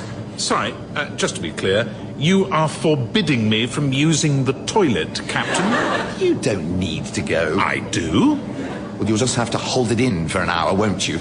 Can't do that. Terribly bad for you. Right, fine. Arthur, could you bring the Talisker to the flight deck, please? Okay. Douglas, put your hands on your head. Put my what on my what? Oh, you heard me. I'm not putting my hands on my head. You put your hands on your head or you don't go to the loo. Fine. All right, Skip. Arthur, give it to me. Give it to me. Don't go near Douglas. With it. Give it to me. Give it straight to me. Thank you. You all right, Douglas? Fine, thank you. Only you look like you've got a headache. Or you've just discovered you've lost your hat. Douglas, you may go to the loo. I don't need to go anymore. Oh, what a surprise. Go anyway. I don't want you pulling this again in 10 minutes. Your wish is my command. I think you're doing this brilliantly, Skip. Thank you. I don't know how he's going to steal it this time. He's not going to steal it this time. No, probably not. Although he is really sneaky. I don't care how sneaky he is, Arthur. If I simply never let him touch the bottle, he can't steal it. Hello? How does this thing work? Oh, Mr. Burling. Are you all right? No, I've been dinging on my summon an idiot bell for ages. And yet have I an idiot to show for my trouble? I have not. Just coming, Mr. B. Good, and bring me my whiskey. Righto. Okay, Skip, if I can Arthur, what were we just saying? Oh, loads of stuff. I'm not letting go of this bottle until Douglas is sitting back in his chair. Okay. Hello, MJNM. Has he got it yet? No, he hasn't, and I resent the yet. He's not going to get it at all. Have you got it yet, Douglas? He's not in the flight deck at the moment. No, fair enough. He's a busy man. He'll be stealing the whiskey. No, actually, the whiskey is with me. I can do this, Carolyn. I am capable of... bye, Carolyn. Hands on your head! Hands on your head! Martin, please! Hands on your head! Thank you. Now, sit down. Back down, slowly. Good, thank you. Arthur, here's the whiskey. You may now go and serve Mr. Burling. Thanks, Skip. Are you really going to keep this up for the whole trip? Yes, I am. And when by the end of it you haven't managed to steal, I'm going to say something that rhymes with you bidn't gel me cat. Are you all right? You didn't tell me that, did you? Oh, it worked in my head. Ding! Ding! Ding! Ding! Hello, Mr. B. Ah, where have you been? I've been both ringing my bell and shouting the word ding since approximately the late Middle Ages. Sorry, Skip was just... I don't want to hear your sorry Skip was just... Now pour me my Talisker. Here you are. At last. That's not Talisker, that's horrible. Wow. What do you mean, wow? Nothing, it's just... I think the first officer might be magic. Right, how did you do it? Everything tickety-boo, Martin. How did you do it? How could you possibly have done it? Done what? Stolen Mr. Burling's whiskey. How? What are you talking about? I haven't. Oh, don't give me that. Okay, you won. I'll have to pay Carolyn. Now just tell me, how did you do it? Are you telling me the whiskey's gone? Yes, it's gone because you took it. But how? I didn't. Well, of course you did. You've been saying you were going to take it all flight. Yes, and so I am. But I haven't yet. I haven't had a chance. What? Just tell me what happened. Mr. Burling asked for his whiskey. Arthur poured it out. It wasn't Talisker. It was apple juice? No. It was cheap, horrible whiskey. Right. Because when I do it, it'll be apple juice. Philip took away your apple juice. My decoy apple juice, certainly. Are you seriously saying it wasn't you? Hand on heart, it absolutely wasn't. Oh, hang on. Very clever. What? No, really, I'm very impressed. Carolyn's idea, I take it, or did you actually come up with it yourself? What are you talking about? You've quite obviously taken it and hidden it, so I can't steal it, and you can return it to Carolyn. Of course I didn't take it. You took it. No, I didn't. You took it. No, you took it. Oh, God. Hello, Carolyn. So, has he taken it yet? I don't know. Don't know? How can you not know? Apply this simple test. Do you have with you A, a bottle of fine whiskey, or B, a first officer with a grin like a cat who's learnt to use a tin opener? I meant no, he hasn't stolen it. It's fine, it's all fine. Oh, Lord, he's stolen it.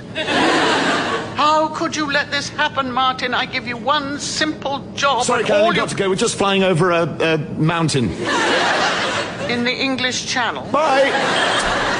All right, I can sort this out. Arthur! Can you come in here, please? Righto. Ah, calling in the finest brains to work on the problem. The plane is a sealed unit. It must be on here somewhere. I just need to think. Hi, chaps. Arthur, describe to me exactly what happened when you left the flight deck. Okay. Wow, this is brilliant. It's not brilliant. It's a bit brilliant.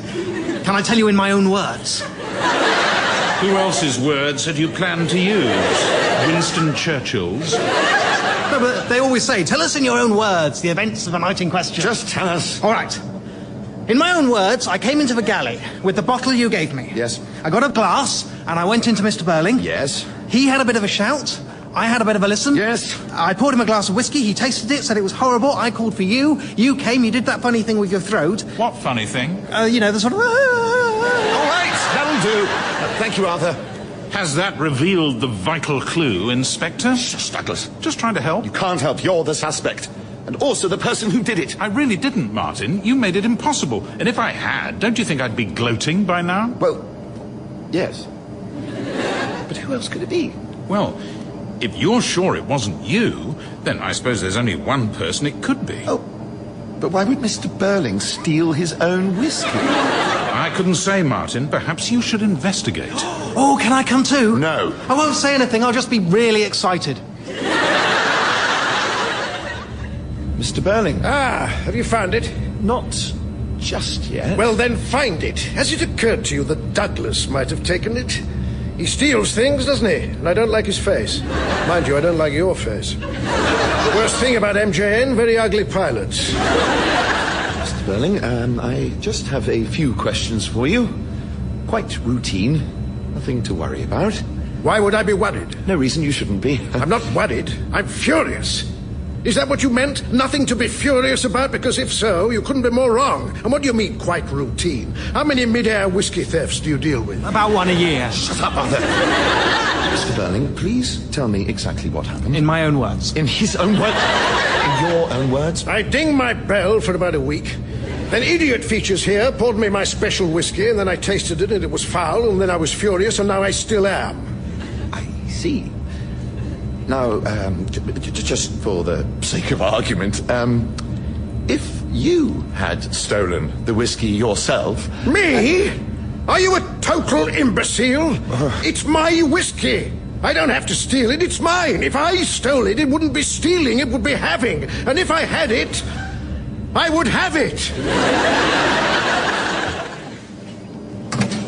Any progress? I don't think he has it. How can you tell? Pretty certain.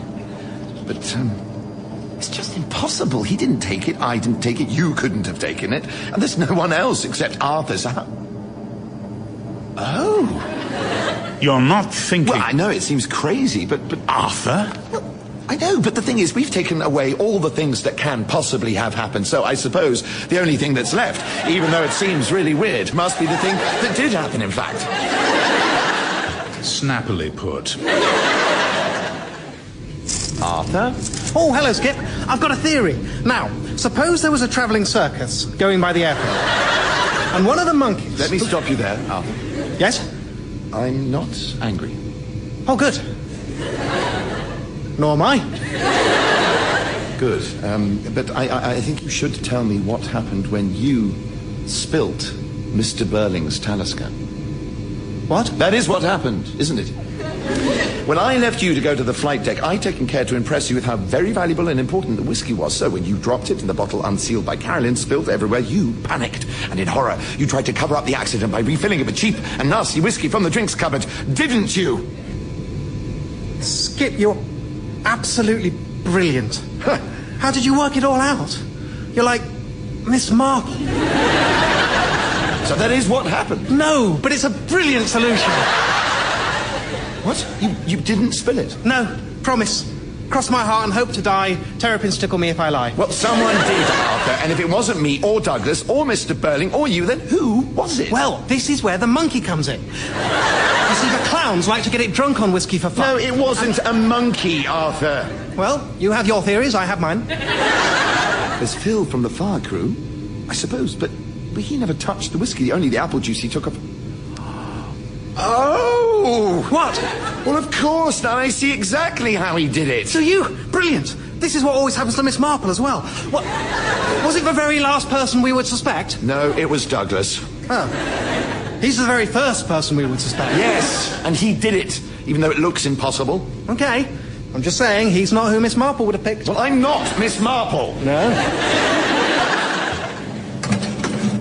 Ah, hello, Douglas. Yes. Hello, Douglas. Hello. How goes the crime fighting? Douglas, you may be wondering why we've asked you all to gather together.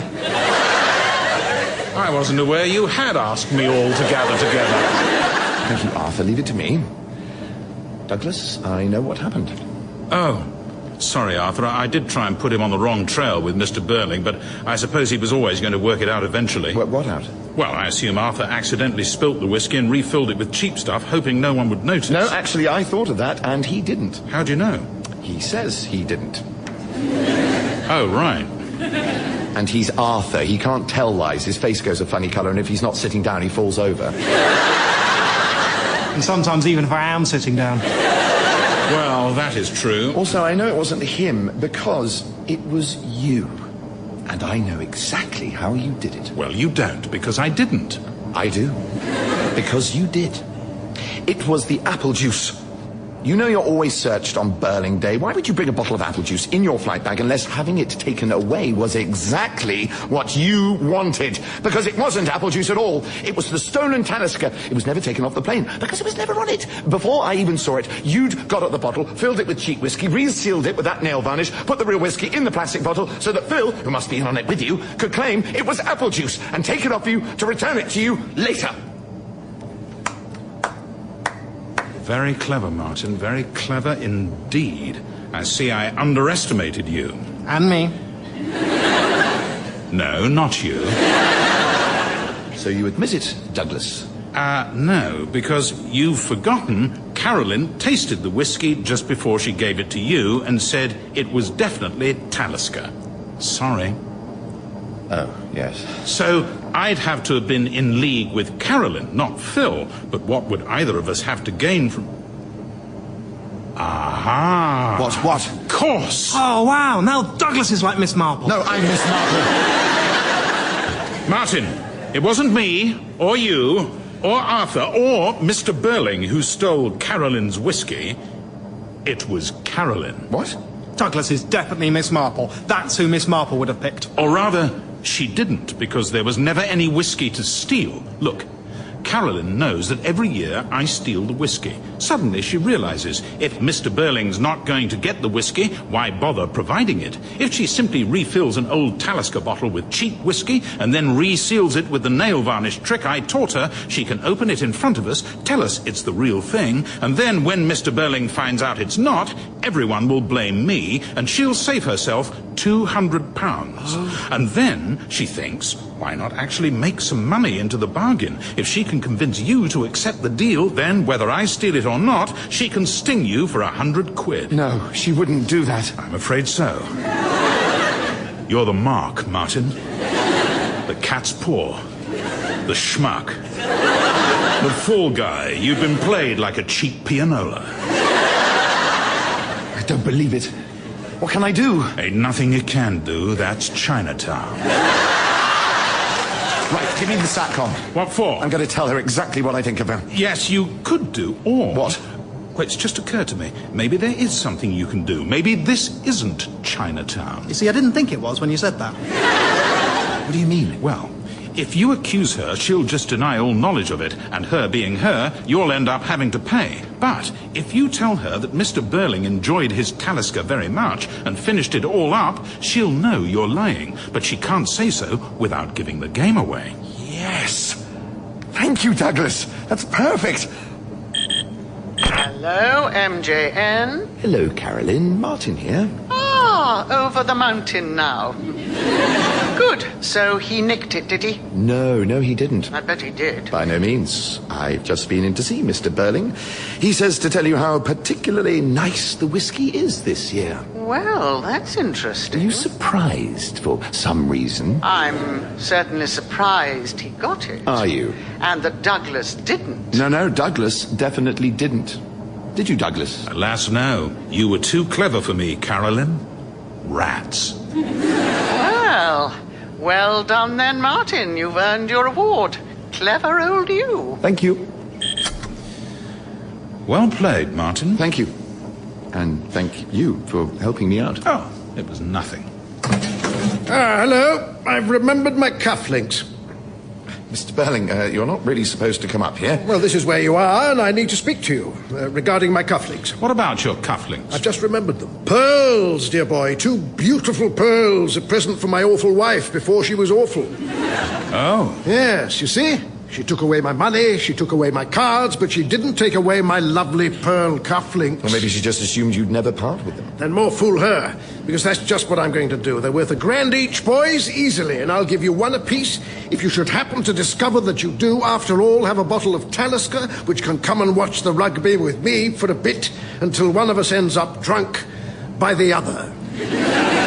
I'm sorry, Mr. Burling, but we really honestly don't. I'm talking to the organ grinder, not the monkey. I'm the organ grinder. You sure, Martin? The monkey tends to have the better hat. I am the organ grinder. And I have to tell you, Mr. Burling, that there is no Talisker. We've all been the victims of a clever plot by Carolyn. Let me tell you the whole story. Carolyn knew that every year... Martin, sorry to interrupt, but here you are, Mr. Burling. What? Aha! I thought as much. Yes. That's the stuff. Here you are, you grubby little thief. Here you are, you clueless patsy. A pearl apiece. See you in 2 hours, full of rugby, song, and fine whiskey. You stole the whiskey. Of course I did. I didn't tell you I would.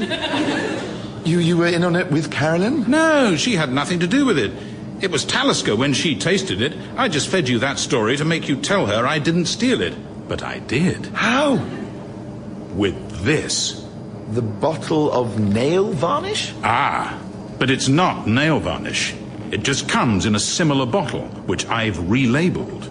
What it is a harmless but unpleasantly bitter-tasting clear substance you can buy from any chemist to put on your nails to stop you biting them.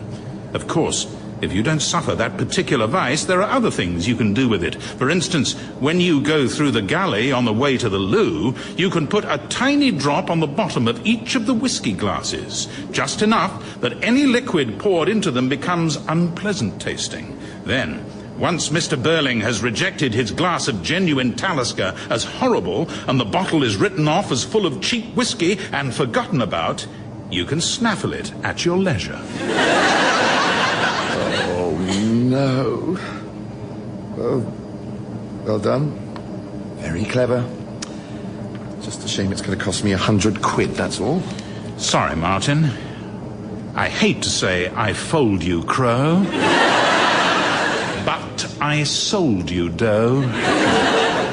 But Douglas, there's one thing I still don't understand. What's that, Arthur? How did you do it? That was Cabin Pressure by John Finnemore. Cabin Pressure by John Finnemore, starring Stephanie Cole as Carolyn, Roger Allam as Douglas, Benedict Cumberbatch as Martin, and John Finnemore as Arthur. This week, Qikiqtarjuaq.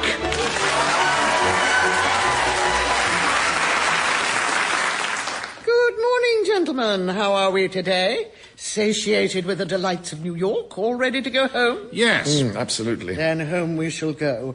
Almost straight away, pausing only for an extremely minor detour. Oh, no. Carolyn, I can't. To Toronto. Oh, well, that is quite close. And then a quick stop to Qikiqtarjuaq and straight home. Sorry, where? Qikiqtarjuaq. Q-I-K. Mum, sorry, but you forgot the U. No, I did not. There isn't a U. It's Q-I-K-I. No, Mum, there's always a U after a Q.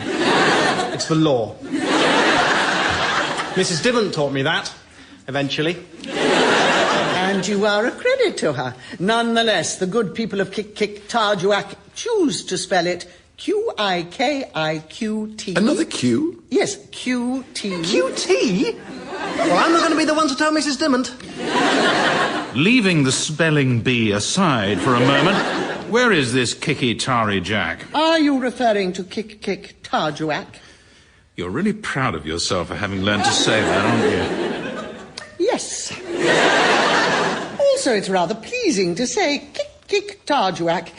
Anyway, it's in Canada. Near Toronto? Nearish. How nearish? About 1,700 miles. No, Carolyn, I'm sorry. I absolutely can't. I've got a job on Thursday. No, you haven't. I do, not with MJN. I mean a delivery job with my van.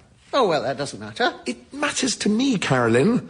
Happens to be the only thing I'm actually paid to do. Right. I've looked it up on my phone. It's a tiny, isolated settlement in the Arctic Circle. Why on earth are we going there? Because that is where the polar bears are. And where do the polar bears want to go? The polar bears don't want to go anywhere. The polar bears just want to be left in peace and quiet. But that is where the polar bears find themselves bang out of luck, because we are picking up a dozen tourists from unbeaten track travel and flying them past every polar bear we can find between Toronto and Qikiqtarjuaq. What? Are we? Polar bears?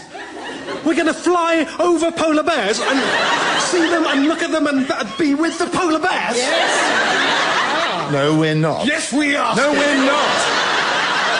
But for one thing, Gertie's much too fast a plane. You need a prop engine aircraft to watch wildlife, not a jet. Well, why can't you just fly slower? Yeah, we can just fly slower. No, we can't. Of course we can. We can come down to 100, 120 easily as long as we watch the angle of bank. Yeah, Martin. We just need to watch the angle of bank and the polar bears. We need to watch the polar bears. No, we can't. She'd be hard to manoeuvre and likely to stall. It would be incredibly dangerous and unprofessional. Fun, though. When do we leave? No! Good! Brilliant! Oh, if you're online, Douglas, look up polar bears or exploring or something. Why? Because one of you will have to give a lecture on it.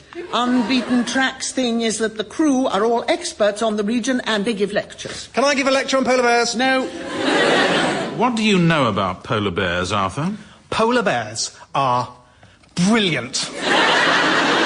You might want to pad that out with some PowerPoints. All right. Alfred Hitchcock. Ooh, okay. Let's hear it. Hello, my name is First Officer Douglas Richardson. On behalf of the captain and myself, a warm welcome aboard this MJN flight to Qikiqtarjuaq. Just to let you know, we will be flying out from Toronto today, roughly north by northwest, at the vertigo-inducing height of 20,000 feet, way above the birds. You will already have met your purser today, Carolyn Rebecca Topaz, but now, as the lady vanishes, behind the torn curtain into the galley, the steward will hold you spellbound with his notorious demonstration of the 39 steps to a safe evacuation, though these basically boil down to 3. Pull the rope, inflate the lifeboat, and escape through the rear window. 10? 13. I think I very nearly got the man who knew too much in, but I was, after all, talking about Arthur. Excuse me. Oh, hello. I'm the captain, Martin Creeper, and this is... Nancy Dean Leaphart. Not quite, but what an interesting guess. Expedition Supervisor, Unbeaten Track Travel. What was that, please? What was what? The Hitchcock thing. Oh, you noticed that. Well done. In an emergency, climb out through the rear window. Does that strike you as a professional thing for the pilot of an aircraft to say? No, absolutely not. No, absolutely not is right. So what the hell just happened? I can assure you, madam, I am entirely professional in all... No, you're not. I can tell professionalism a mile off. You don't have it, sir. This guy has it. You don't. Oh, well... Do I? I mean, yes, I do, actually. Thank you for noticing. So, why did you let him do it? Yes, why did you let me do it? Yes, I do apologize. Rest assured, I will be disciplining him. Oh, will you? Yes, I will. And the rest of the flight will be conducted in an entirely professional atmosphere of the utmost professionality that I always bring to my profession? Workplace. Hello. Everything all right in here? Ah, are you Carolyn Sheppy Nappy? More or less. Hello, pleased to meet you. Nancy Dean Leaphart, Expedition Supervisor. I was expecting you to meet me and the travelers at the gate. Oh, yes, sorry. I was unavoidably detained in the airport, helping the steward find a book about polar bears. So, in your absence, I had to conduct them aboard a strange aircraft, in every sense, get them seated, and then listen to your first officer squeezing Hitchcock films into the cabin address. Oh, how many did you get? 13. Well done. I would like a word with you in the galley, madam. With great pleasure. Oh, before you go, how long do you want this Arctic lecture? I've worked up about 20 minutes worth. Will that do? That won't be necessary, thank you. Oh, but I thought at Unbeaten Track you always... At Unbeaten Track, we do, because our crews are staffed by professional experts and adventurers with genuine stories to tell. What I feel I would get from you, sir, is some zany British humor. And I've already had about as much of that as I can take. Well, she was a little ray of sunshine, wasn't she? I thought she was quite right. Did you? Yes. I'm sorry to say this, Douglas, but sometimes you are unprofessional. Shall we drop the subject? No, Douglas, this is difficult because I think we've become friends. And I'm glad about that, but I do also think I have a duty to you as your captain. Think very, very carefully. about how you want to finish this sentence. As your captain, to let you know when you're getting into bad habits. And it was unprofessional to do the film game on real live passengers. You said, let's hear it. And what's worse is that you were seriously considering low-altitude, low-speed maneuvers in the Arctic, which would be very unsafe for us. It'll be perfectly safe so long as I'm the one doing it. You think you're this invincible pilot, but things go wrong for everyone. And if you're not professional in your assessment... And you're the perfect professional, are you? No, not perfect, but I am professional. I analyse risk. I make sure I'm in a position to deal with whatever is thrown at me. Of course, you know what the actual definition of a professional is, don't you? I'm just... What actually separates professionals from amateurs? It's being paid to do the job. The way Carolyn pays me and doesn't pay you. Pre-takeoff checklist, please. Certainly, Captain. So you understand the issue I have around this? Oh, absolutely, and I do apologize for not being there to meet you, but I assure you that, though small, MJN Air adheres to the highest standards of professionalism. Mum. Not now, I'm busy. No, there's a serious problem. What, really? Yes, look. This book only has a polar bear on the cover. It's actually about all kinds of bears. Well, I rather set myself up for that, didn't I? It wouldn't have mattered anyway. I've seen your website. Oh, have you? Brilliant. You see, Mum, I told you people would go. Oh, you did that, did you? Thank you. Are you a professional web designer? No, not even a bit. But there's this website that makes it really simple. Even if you're completely clueless, you can make it play music and the words flash and, put in things like the line of dancing aeroplanes.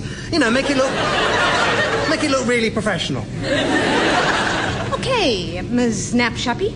I'm going to ask you and your crew from now on at all times to refer to this flight as being an unbeaten track flight, not an MJN one. Why? It is an MJN flight. Yes, but my concern is that travelers may Google you on their return and discover, no offense, what sort of outfit you are. When you say no offense, do you in fact know what that means? Could you balance the fuel, Douglas? Have you done it? You saw me do it. It is protocol to tell me when you've done it. I've done it. Right. If that bloody woman thinks she can tell me how to act in my... What is the matter with you two, then? Nothing. Nothing. Well, obviously something. Oh, hang on. I've just realised. I don't care. I have decided that on this flight I require some mildly but not life-threatening, unprofessional amusement with which to while away the time. Carolyn, no. What a good idea. Carolyn, I specifically gave Nancy my word. There's always the travelling lemon, for instance. Oh, of course, the very thing. What's that? Not come across the travelling lemon, Martin, in all your professional experience? Well, player one strolls through a full passenger cabin, chatting to the adoring public of this or that topic of interest, and as he goes, he casually secretes, somewhere where it can still be clearly seen, a lemon. Or other citrus fruit, as mutually agreed by the players and referees before match play commences, but I'm a traditionalist and favour a lemon. And then, player two goes out, finds it, retrieves it, hides it again. Now, what's our record, Douglas? I believe on that night flight to Miami, we achieved a rally of 16. Well, I'm sure we can top that. Doubtless. Shall I go first? Oh, by all means. No! Back soon. Carolyn, I'm glad I've got you alone. Oh, dear. I want a pay rise. Martin, this is not the time or the place. Yes, it is. I do a difficult and demanding job, and I want a pay rise. Fine. Consider your salary doubled. Very funny. Do you see? Because twice nothing is nothing. Yes, I get it. I could have said triple, because 3 times nothing is also nothing, and so on. I really do understand. Do you? Good, because all this hilarious japery is a nice way of saying no, absolutely not. That's the nice way, is it? Oh, you should hear the nasty way. Carolyn, the lemon is in play. Super. Carolyn, please don't let Nancy see you do this. What do you care what she sees? Just don't. This one's a koala bear. That's not actually a bear, in fact. This one is a panda bear. That's not actually a bear. Honestly, it's like nothing's actually a bear. I'm sorry, I'm confused. Why are you showing me this? It's interesting about bears and things. Don't worry, it's all part of the service, it's not extra. We're all experts on stuff today, you see. I'm the expert on bears. And Egypt, actually. In Egypt, they used to pull your brains out through your nose with a hook. And that's not even something in this book, that's something I know. Is someone looking after you, young man? No, I'm looking after you. You are confused, aren't you? Arthur, what are you doing? Teaching. Code Red, Arthur. Oh, righto. What's code red? Oh, it's just a code between him and I. It means go away now, go away fast. Can I get you anything to drink? A Coke, please. Certainly. Ice and lemon? Just ice, please. All right, 1 Coke with ice. Thank you. And I'll take that. Did you just take something out of my handbag? No, just from on the top of it. What did you take? Only this. Sorry, I thought you said you didn't want lemon. No, I don't, but... Is it your lemon? No. Well, I'll look after it then. Thank you very much. Right, probably about time to give them my lecture. No, you're not doing a lecture. In fact, I'm going to do all the cabin address from now on. Oh, all right. Hello, ladies and gentlemen. Stop. You want to talk to them, little Captain Perfect? You can talk to them. Douglas! Obviously, I've got my thumb on the mute button. Right, then. Well, then... Up until now. Ladies and gentlemen, it is now my pleasure to introduce you to your captain today, Captain Martin Ducref, who joins us today for his first flight, in fact, after 10 years with Air France. You dealing with whatever's thrown at you? Although, actually, I'm... French. He's a French pilot from France. Hello. It is my pleasure to be today your pilot on this journey. Most exciting ever. As I'm not the native speaker, the first officer will do most of the talking today. Oh, well, if you insist. Douglas, that was the most... What the hell was that? Bonjour, madame. Bienvenue dans le flight deck. I'm sorry, I thought I could not rely on, but I thought at least I could take my eye off you while I run round nursemaiding the rest of your outfit. It wasn't my fault, though, Douglas. Yeah, the big boy made you do it. I know, I heard. I mean, I thought you could take care of him. This is it, though, okay? I'm talking to you now. Oh, really? How lovely. You've had your fun. It's over. You see, I don't know. I think there might be some mileage left in it. No, don't worry. I will manage him. I certainly hope so. Douglas, please. I'm asking you nicely. You didn't tell your friend you'd ask me nicely, though, did you? You told her you'd manage me. So, let's see you. Douglas, the lemon is with you. Ah, excellent. No, please, Carolyn, we've just had Nancy in here. She's really angry. She explicitly said that... Don't worry about her, Martin. She didn't book us, she's just a jumped-up rep. Yes, I know, I really want her to think of me as a professional. Why? What do you care what she thinks? Well, she said I was one, and now she thinks I'm not, and... Well, I'm not, am I? Because you don't pay me, you pay the others, but you don't pay me. It's not that I won't, Martin, I can't. How many times do I have to tell you? This is a loss-making company which could fold at any moment. Anyway, I don't pay Arthur. But he lives with you, so he gets all his food and lodging for free. Martin, let me nip this very much in the bud. Any suggestion of you coming to live with us? Oh, God, no. No. What about Douglas? You pay him, don't you? Yes, I pay him because I have to pay him. Because he's not like you. If I stopped paying him, he'd stop coming to work. In the limited sense of the word work that applies to Douglas. You could cut his pay, though. You want me to cut Douglas's pay? No, I don't want you to. I'm just saying you could. Theoretically. Split it between us. It's not unreasonable. We do the same job. Well, why should he get all the pay? I mean, have you ever thought about the way I live at home? Not, I'm delighted to say, for a single second. Yes, well, maybe you should. I get £10 an hour as a man with a van. Well, there's your problem. That's far too cheap. Last time I used one, I paid about 25. Yes, but my van's very old and breaks down a lot, and half the time I'm not there because I'm flying an aircraft for you. The only thing I've got going for me is that I'm cheap.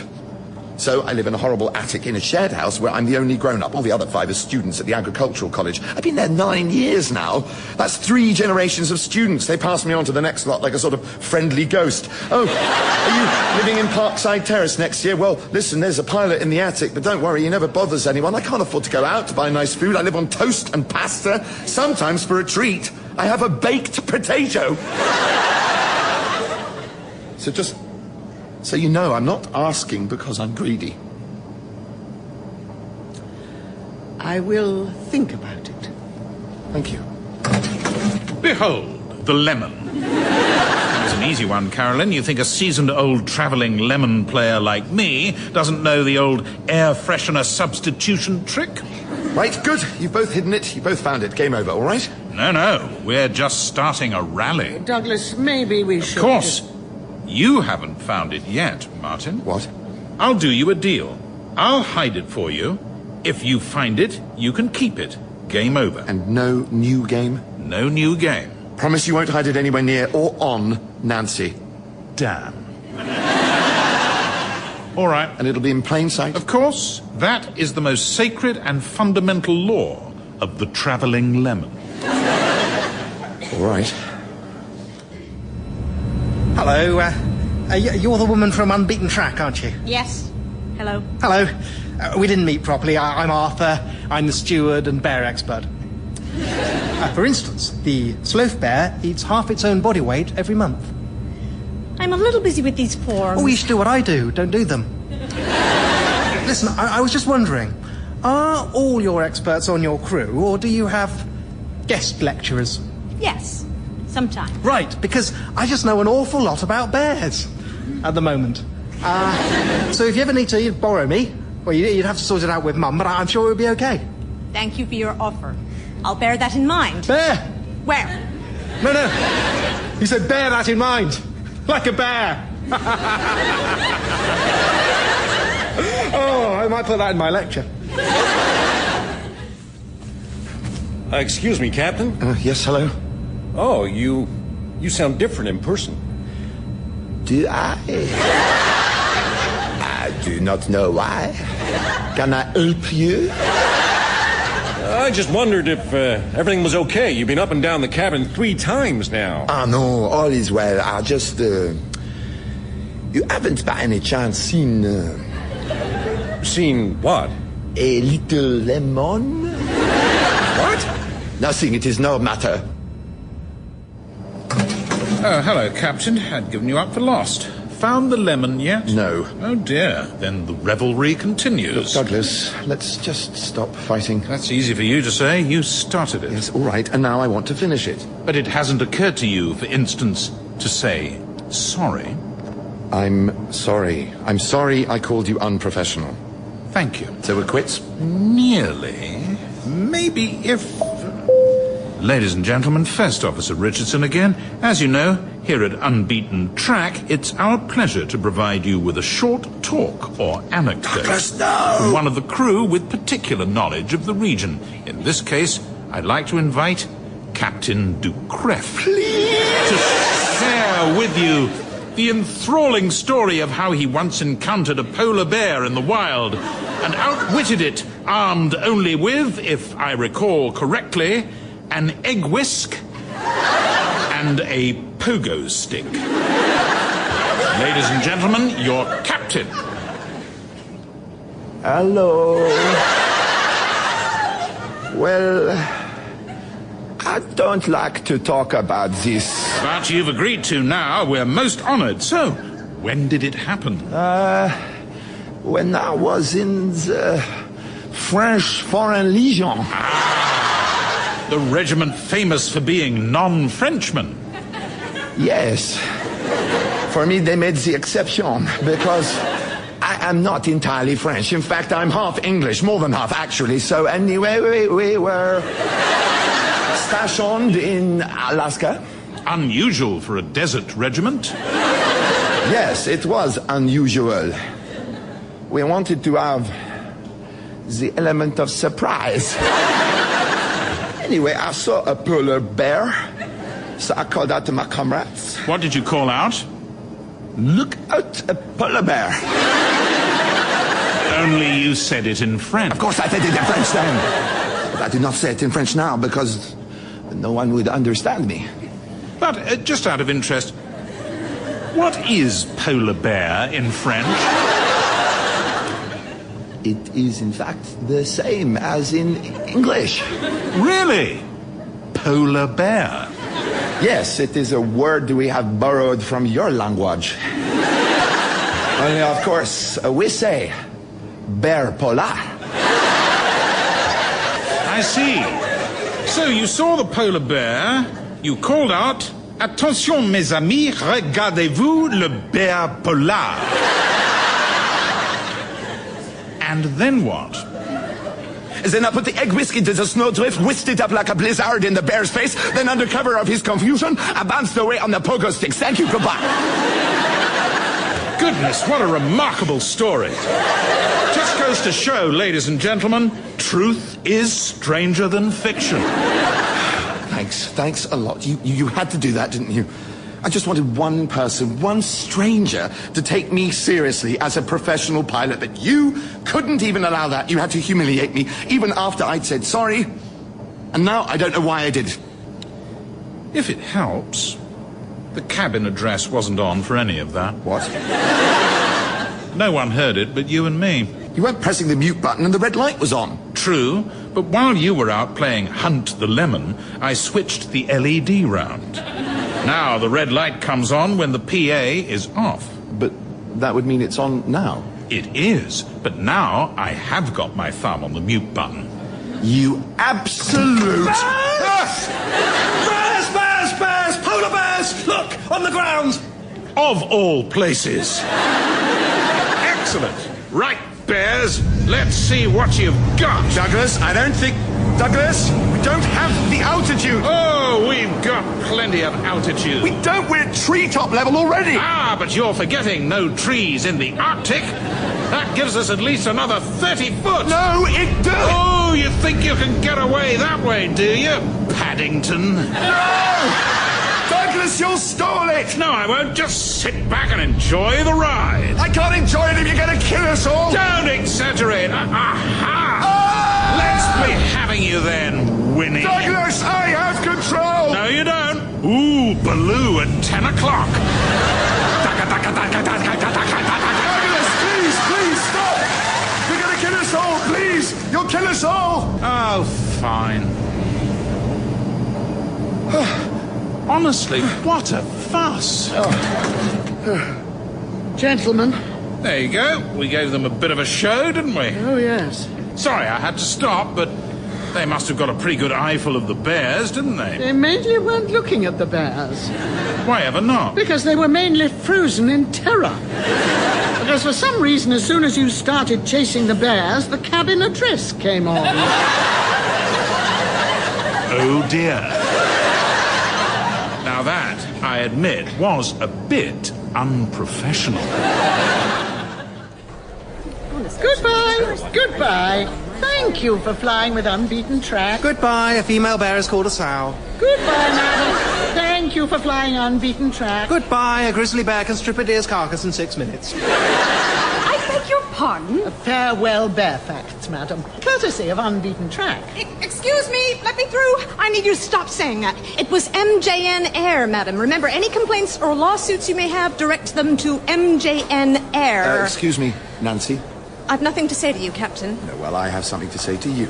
I know I haven't come across as completely professional this trip. Ha! But as it happens, I am professional. I am the most professional pilot I know. It's just... Well, it happens that I fly with a crew who... Well, I'm not blaming them. It's just... They never behave like the crews in the manuals. They don't even behave like the crews in the manuals who are the examples of crews behaving badly. They do things no manuals ever thought of. Anyway, I just wanted to say I am paid to fly aeroplanes. I do it proudly and I take it seriously. I am absolutely a professional and I don't need you to tell me so. Well, that's a very lovely speech. Very moving. Thank you. Do you know what would have made it even better? If you'd given it without a lemon taped to the top of your hat.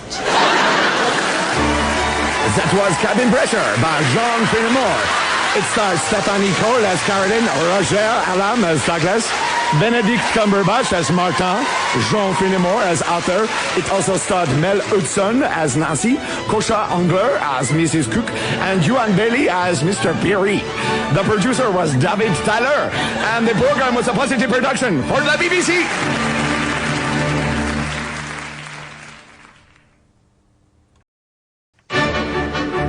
Cabin Pressure by John Finnemore, starring Stephanie Cole as Caroline, Roger Allam as Douglas, Benedict Cumberbatch as Martin, and John Finnemore as Arthur. This week, Rotterdam.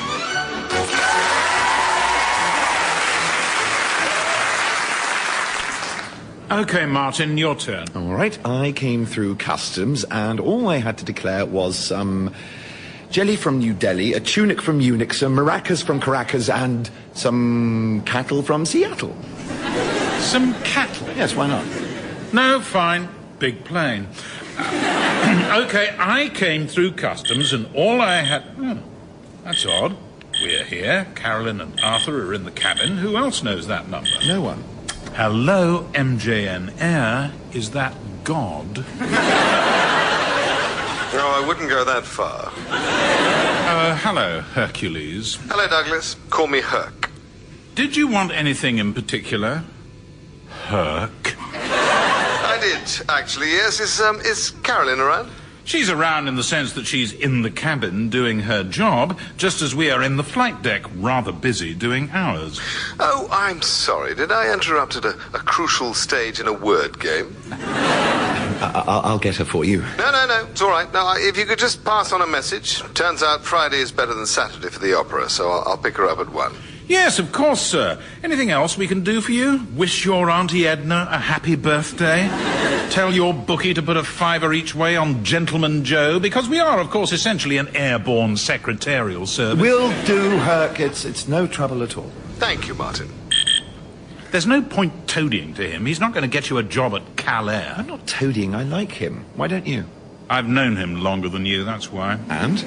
And he's a smooth-talking old smarmpot who thinks he's the best thing to happen to the sky since rainbows. No wonder you don't like him, then. Yes. He's nicking your act. OK, Caroline, let's try it without the camera first. Are you ready? Yes. All right. Go. Hello. It is my very great pleasure to welcome you aboard. Action. Here. Thank you, Arthur. It's usual, in fact, to shout that before the actor begins speaking. Oh, sorry. I was confused by you saying go, and then I thought I'd better say it anyway, to be on the safe side. Let's try again. Arthur, ready to say action? Yep. Caroline, ready to go? Get on with it. Arthur, go. Action. Caroline, go. Hello. It is my very great pleasure today to welcome you all aboard this MJN Air flight. May I stop you there?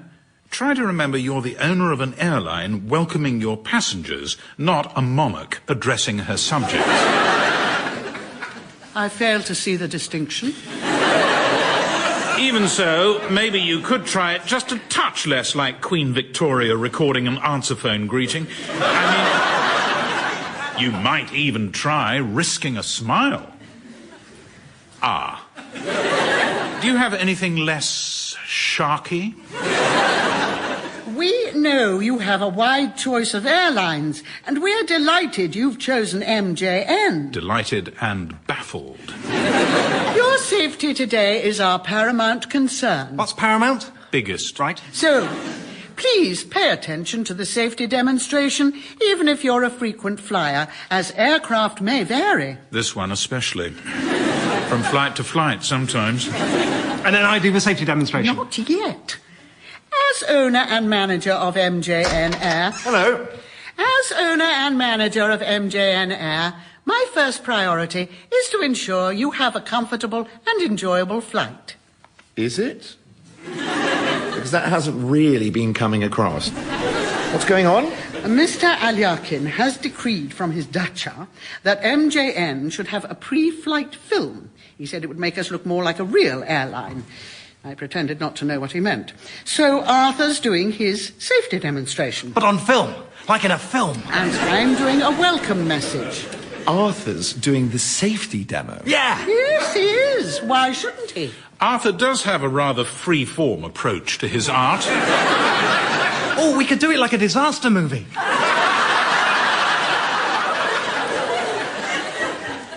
For instance? Surely you should do that one, Carolyn. No, I should not. That was the original plan. In fact, we did a trial run this morning, but watching it back, Carolyn was worried she looked rather ridiculous. I'm sure you didn't. Oh, she did. Utterly ridiculous. I didn't say she wasn't right to be worried. Thank you, Douglas. There was a particularly arresting moment when she was in a fully inflated yellow life jacket, demonstrating how to use a whistle. Thank you, Douglas. She looked like a musical grapefruit. That will do.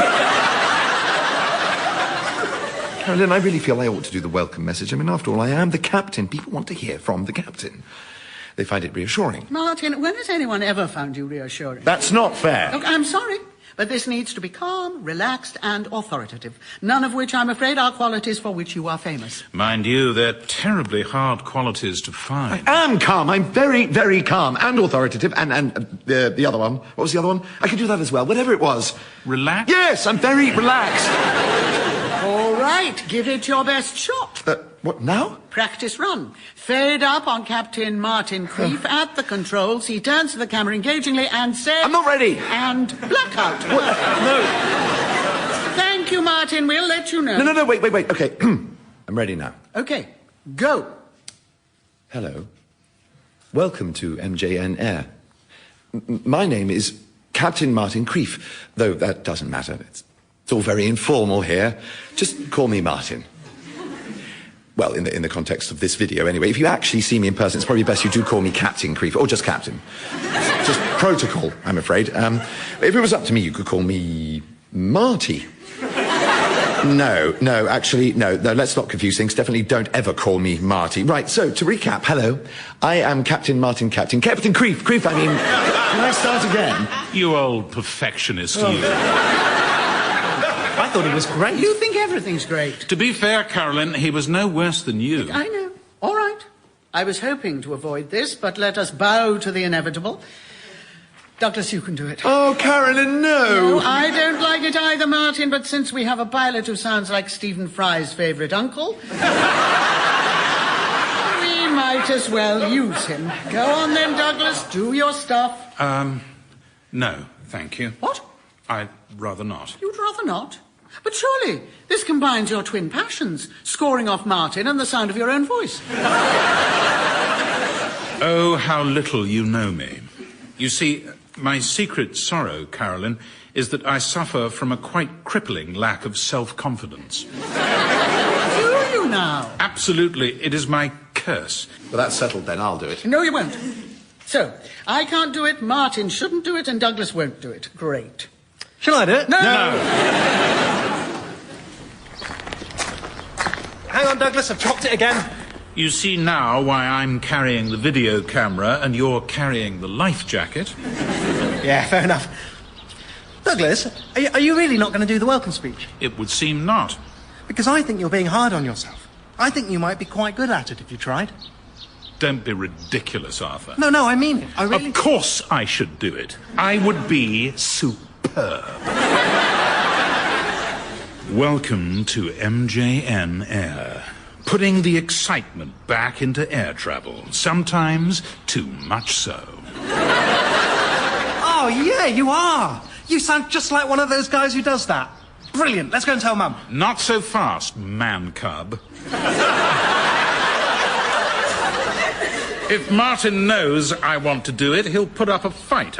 I would win, naturally, but why bother? Whereas, if I have to be persuaded to do it, I can get a quid pro quo. What's quid pro quo? Something in return. Right. Like what? Do you know, I haven't even decided yet. Right, into the plane, Garbo. It's time for your close-up. Hello, I'm Captain Martin Creef. Hello. My name is Captain Martin Creef. This is Captain Martin Creef. My name's Captain Martin Creef. Hello, I'm looking for a Captain Martin Creef. Have you seen him? Why can't I make it sound authoritative? Hi, Skip. We come to film my bit. On location. This is Captain Martin Creefsby. I think it's my name. That means in the actual place where the thing is meant to be. You're recording a demo for Carolyn, are you? So in this case, because the scene is set in a plane, we're doing it in the plane. Yeah, Martin. Martin, is this not a captain's name, Martin? Rather than building a set, which we can't afford, apparently. What's a captain's name? Well, yours, for instance. Big surprise. This is Captain Douglas Richardson. You see, it sounds much better. It does sound rather good. Captain da-da-da-da-da. That's what you need, not Captain da-da-da. All right, studio. Are we ready? Camera in position, lighting rigged. Inasmuch as I'm pointing the camera at him and I've turned the lights on, yes. Ready, Arthur? Oh, I see the hat's back. The hat is paramount. It's certainly biggest. All right, Arthur, in your own time. Who's saying action? You can say action. Action! And go. Good evening, ladies and gentlemen. Or good morning, if it's the morning when you watch this. Or hello, if it's, well, anytime. Hello. My name is Arthur, and it's my pleasure to be being your cabin crew today, unless it's Mum. If Mum's being your cabin crew today, then it's her pleasure to be being it, and it's my displeasure not to be. But at least I'm here on the video, so it's a little bit me as well, and I'm pleased about that. Very good, Arthur. An excellent start. Shall we, though, stick to the version in the script for now? Oh, yes, OK. What was that again? Hello. Right, yes. Hang on, just let me practice. Hello. Hello. No, hello. Hello. Hello. Hello. Carolyn, you're absolutely sure you don't want to do this yourself? Yes. Hello.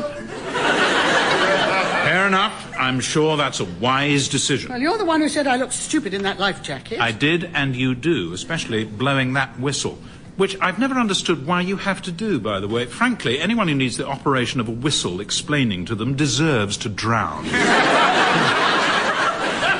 Anyway, yes, you look absolutely ludicrous, but on the other hand, the alternative... Hello! The alternative will be fine when he's had a bit of practice. If you say so. OK, Arthur, let's try the next bit. OK. Action and also go. Right. Your seatbelt is fastened, adjusted, and unfastened like this. Hang on. Oh, no. Sorry, it's different when you're not wearing it. Anyway, what should happen is you put the metal square bit into the metal box of matches bit until it goes click. No, it's more of a... No, it's... No, that's a dolphin. If it makes a noise like a dolphin, I don't know what you've done. Now, your nearest exit, which may be behind you, is being pointed out by a member of the cabin crew.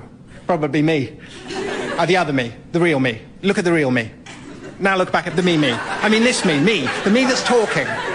If the other me's talking as well, then shut up, me. This is my bit. Fine. I will do it. Maybe you're right.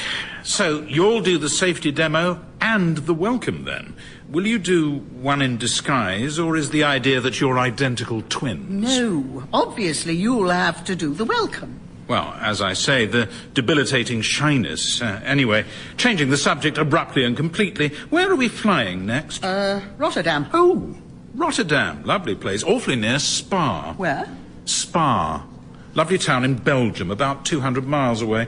Gave its name to the Spa, logically enough. And this weekend, I believe, the site of the Belgian Grand Prix. In fact, Carolyn, a thought has just occurred to me. Would you mind if I nipped over to see it while we're there? Well, you can if you like, but I don't see how you're going to nip 200 miles and back. No. I suppose to do that I'd require some kind of, I don't know, flying machine. What?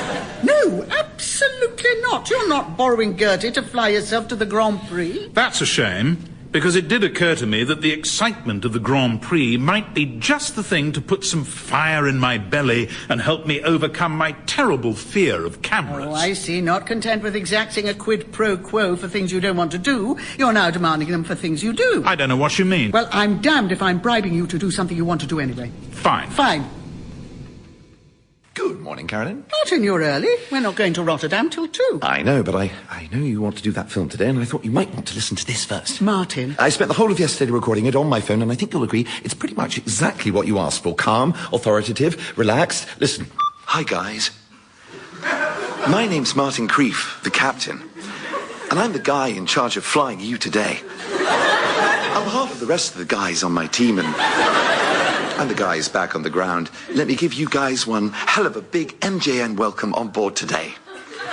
Now, before we go right ahead and fly some plane,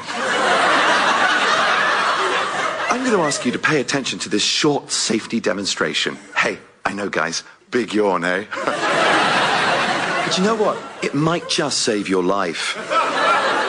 Although, of course, an air accident is statistically incredibly unlikely. Okay. See you on the flip side of the safety demonstration. Ciao. Goodness. That's you being relaxed, is it? Well, relaxed, but authoritative, like a cool teacher. I see. Well, sadly, Professor Fons, the vacancy has been filled. Martin, could you come here a moment? I am here. How, then, would you evaluate the chances that I am referring to you? Hello, I'm Martin. I'm the captain. Good to meet you. I'm... What do you mean, you're the captain? Yeah, you must be the first officer. Nice to meet you. No, I'm the captain. Oh, I thought I was the captain. Indeed you are. Martin here is the real captain. Martin here is an actor. He will be playing the captain. But he's dressed as a pilot. No, they stop at nothing, these actors. The uniform. Where did you get your uniform? Mrs. Knapp Chappie supplied it. From a fancy dress shop, actually. But it's nicer than mine. I know. I'll be going back there in future. Morning, all. Oh, hello. Hello, I'm Martin. Goodness. What happened? Did you find a magic lamp? And over here, Douglas. Martin is an actor, Douglas, whom I have hired to do the welcome. Oh. So isn't that sorted out rather cleverly by me, with no need for anyone to get a free trip to Belgium? You know, actually, Carolyn, perhaps I could be persuaded... Right. The plan is we'll rehearse your speech, Martin, in the flight deck on the ground. Then we'll take you with us to Rotterdam so we can film it actually in the air. Douglas, come and help me set up. Martin, put the kettle on. No, not you, Martin. Little Martin. I am not little Martin. Douglas, heel. So, sorry, you're really a pilot? Yes. Yes, I really am. A captain. Right. Jolly good. And you're really not. Not what? A pilot. Good heavens, no. Because you really look like one. Do I? Is that a compliment? I would give a year of my life to look like you. Oh. Right, well, thank you. And your name really is... Martin. Hello. You see, when you say it, somehow it works. What's your surname? Davenport. Martin Davenport. Good evening. This is Captain Martin Davenport. Oh, you've even got a name. Sorry, what have I got? So you look more like a captain than me. You sound more like a captain than me. You've got a better uniform than me and a better name than me. You must be very pleased. I really just came here to do a job. Look, just as an experiment, if you were doing the Falaya approach into Nice with a 20-knot wind from the northeast, which runway would you use? I've really no idea. Have a guess. Runway B? Runway B? What's that? That's not a runway. Well, as I say... It's either the 04 left or the 04 right. The 04 right? No, left. How can you not know that? Because I'm not a pilot. Such a waste. Such a terrible waste. Hi, chaps. Mum says, are you ready for the rehearsal? No. Yes. Yeah, they're ready. How tall do you think he is? Oh, Martin, I have no idea. 6'1", 6'2". Yeah, perfect height. Taller than most people, but not weird tall. You've really got to let this go, you know. All right, drivers, are you ready to make movie magic? Or at least sit and watch whilst movie magic is made beside you? Come on in, Martin. Hello again. Hello. How tall are you, Martin? 6'2". Ha, told you so. Are you married? Yes. Of course you are. Kids too, I expect. Yes, 2. Boy and a girl. How did you know? Just a hunch. All right. If we could save the rest of the creepy stalker quiz for later. Let's get going. Little Martin, if you could clear the captain's seat for Big Martin. Seriously, Carolyn, I am not Little Martin. So you keep saying, but the tape measure tells a different tale. You can take my seat, Martin. What? No. No, you stay where you are, Douglas. No, I don't think so. I am, as I believe I've mentioned before, terribly shy. Oh, don't be so childish. I'm not being childish, but if I can't go to the Grand Prix, I'm not being in the film. Little Martin, it's your lucky day, your big break into the moving pictures. You sit in Douglas's seat and face away from the camera. To the first officer's seat. I'm not a first officer. Martin, will you sit down now? Thank you so much. So, Big Martin. Please, Carolyn. We could call him Paramount Martin. What? Biggest. Fine. Paramount Martin. Now, we'll start with a couple of seconds of the two of you flying, then you turn in your seat and you say the lines. Okay, how do I look like I'm flying? Well, you put your feet up, play some stupid word game and gorge yourself on cheese. No, forgive me, I was being satirical. Just grab the control column and look pleased with yourself. Of course, just a suggestion, but it might help if one of us was to say something to ATC. Just request a weather report or something to give it atmosphere. Yes, all right. Paramount Martin, do that. All right, what should I say? Oh dear, don't you know what to say? Martin, give him something to say. Or I could just say it myself. Okay, fine, but keep it short. And go. Shanwick, Golf Tango India, requesting the weather at Reykjavik. And Paramount Martin, go. Hello, and welcome. On the behalves of all of us, here at M&M Air, sorry, MJM Air, we know you have a wide choice of airlines, and we, sorry, it's gone. Line. Well, this is interesting. Is everything all right, do you think? Yeah, I'm sure it is. Why do you think she rushed out like that? And why did she take the other chap with her? Don't know, no idea at all. So, Martin, tell me, do you get a lot of work? Are you a busy actor? Well, not a lot of work. No, it's all rather quiet at the moment, I think, for everyone. Right. But you make a living?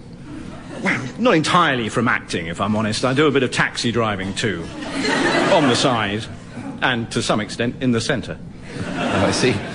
And have you always wanted to be an actor? Oh, always. Always. Since I was 5 years old. Absolutely the only thing I've ever wanted to be. And it's so frustrating when you know, without any doubt at all, what you were put on this earth to do, and you just can't seem to persuade anyone else. I can imagine. So, how did Carolyn find you? I'm on this website. I don't normally get anything through it, but this was amazing. She didn't even ask me to audition. Didn't she? Fancy that. And if you don't mind me asking, how much is she paying you? Well, actually, I agreed to waive my fee. It's a good cause, isn't it? What? MJN? No, we're not a good cause. We're a terrible cause. I just wanted to do some acting. No one ever lets me do any acting. Listen, do you live in Fitton, Martin? Yes. Do you want to go for a drink sometime? Martin, look, I'm really sorry. I'm not... No, am I. Do you want to go, for a pint? Yeah? A pint of, bitter? Or stout? Oh, yes, of course. I'd like that, Martin. So would I, Martin. All right, let's get it over with. I need you to do the welcome. I'll do it if I can go to the Grand Prix. You can't go to the Grand Prix. Then you have your choice of the Martins. Oh, all right. You can... Hello. Herc, what are you doing here? I've come to take you to the opera. Well, that's tomorrow. No, didn't you get my message? Oh, dear, forgetful old Martin. Hang on.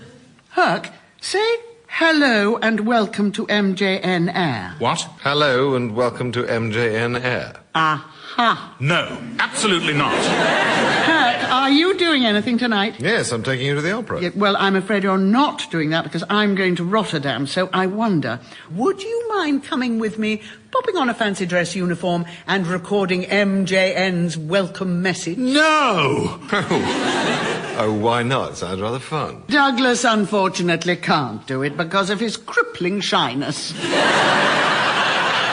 Oh, how sad. If only we could give the poor man the gift of self-confidence. You've made your point, Carolyn. I'll do it. I'm happy to do it. Please. Thank you, Douglas, but actually, I think I prefer Herc's voice. What? Oh, rubbish. We hope you have a pleasant flight. We do hope you relax and enjoy your flight. Please do relax.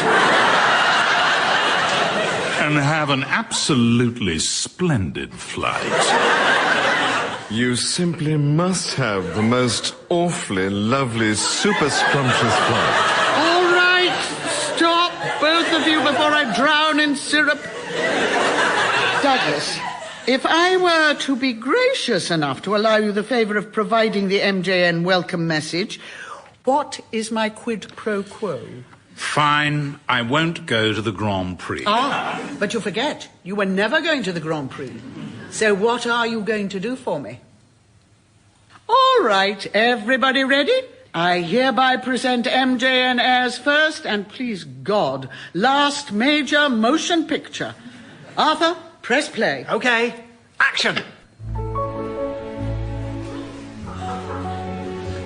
Hello. I'm First Officer Richardson. Thank you for choosing MJN Air. We wish you a peaceful and comfortable flight. Your security is very important to us, so please watch the following safety demonstration carefully, even if you are a frequent flyer. And who better to take us through it than... Hello, I'm your steward, Dougie. Oh, God.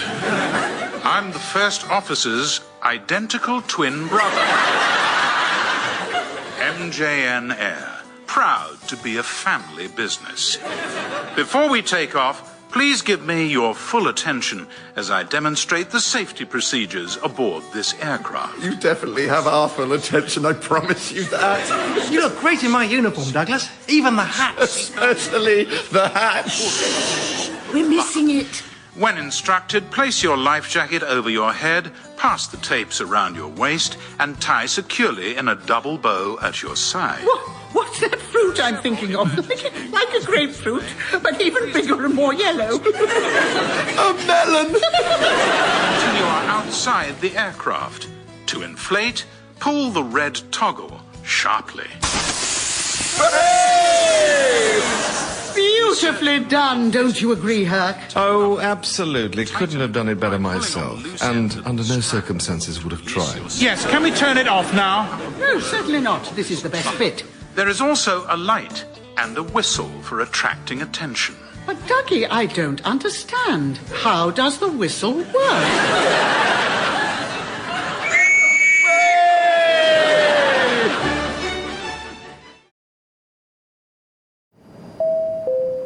Ladies and gentlemen, we will shortly be landing in St. Petersburg. We do hope you enjoyed your visit to Saint-Tropez.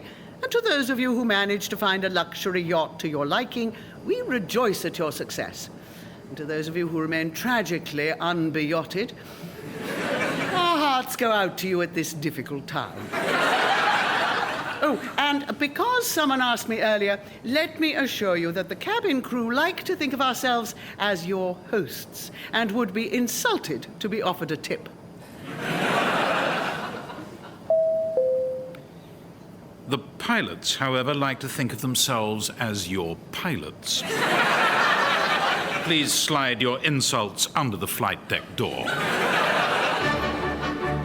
Cabin Pressure by John Finnemore, starring Stephanie Cole as Carolyn, Roger Allam as Douglas, Benedict Cumberbatch as Martin, and John Finnemore as Arthur. This week, St. Petersburg.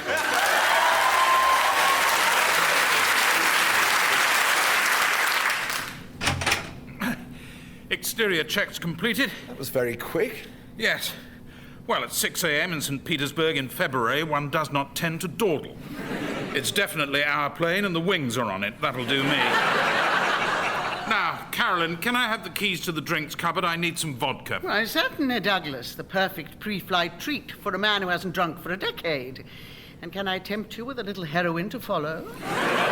Seriously, Carolyn, it's important. What on earth do you need vodka for? Well, on the walk round, though brief, I did notice one small problem with the otherwise entirely airworthy plane. Yes? It has an Arthur stuck to the side of it. What? Apparently, he couldn't open the whole door with his thick gloves on, so he took one off. And now his hand is frozen to the door handle. Oh, stupid boy. Here. Oh, hello, chaps. Glad you came back. Cold, isn't it? Why vodka, Douglas? Can't you use hot water? If you want to encase his hand in ice, yes. Alcohol has a much lower freezing point, so you can use it as a lubricant. There you go, Arthur. Oh, thank you, Douglas. Now, put your glove back on and come inside. Douglas, this is our best stolid schneier. Doesn't it smell good? Douglas, small problem. I was trying to put my glove back on, so I just... Put the keys in your mouth. Of course you did. Carolyn, vodka, please. Post-takeoff checks complete. Thank you, Martin. How is Arthur? Sore-lipped and accidentally drunk. Should just stop being hurting now. I can see the next 3 hours are going to fly by on gilded wings. Have fun. All right, then, Martin. Rhyming journeys. Vienna to Siena. Oh, right. Okay. Pool to Ghoul. Good one. Aruba to Cuba. Oh, give me a chance. Oh, York to New York. Yes. Ish. Or York to Cork. Oh, damn. All right. Paris to... Paris. Oh, or how about Peterborough to... Oh, Christ! Engine, fire number 2 engine. Oh, God. Engine fire checklist, number 2 engine. Engine fire checklist, number 2 engine, Captain. Number 2 thrust lever? Yes. Close. Number 2 fuel control switch? Yes. Number 2 fuel control switch to cut off. Number 2 fire handle check? Yes. Number 2 fire handle pulled. Number 1 extinguisher fired. Stopwatch started. Fire bell cancelled. Mayday, Golf Echo Romeo Tango India. Suspected bird strike, we have 1 engine on fire. Request immediate return and priority landing St. Petersburg. Golf Tango India, roger your Mayday. Continuous cleared contact, pull cover, approach 124.2. Roger, 124.2. Good luck. Fire is out, Captain. 124.2 is selected. Martin, do you want me to land it? No, I'll do it. Okay. Here you are, Skip. Nice hot cup of coffee. Oh, it's cold. Nice cup of coffee. It's horrible. Cup of coffee. I'm not even sure it is coffee. Cup. How are you feeling? Feeling. I'm feeling fine. Why do you ask? I'm absolutely fine. How are you? Sobered up? Have you? Yeah, I have, actually. It turns out a really good cure for being drunk is when you're on a plane and then an engine explodes and you think you're going to die. You should write into the British Medical Journal. We didn't die, though, did we? No, we didn't. Because you landed us brilliantly.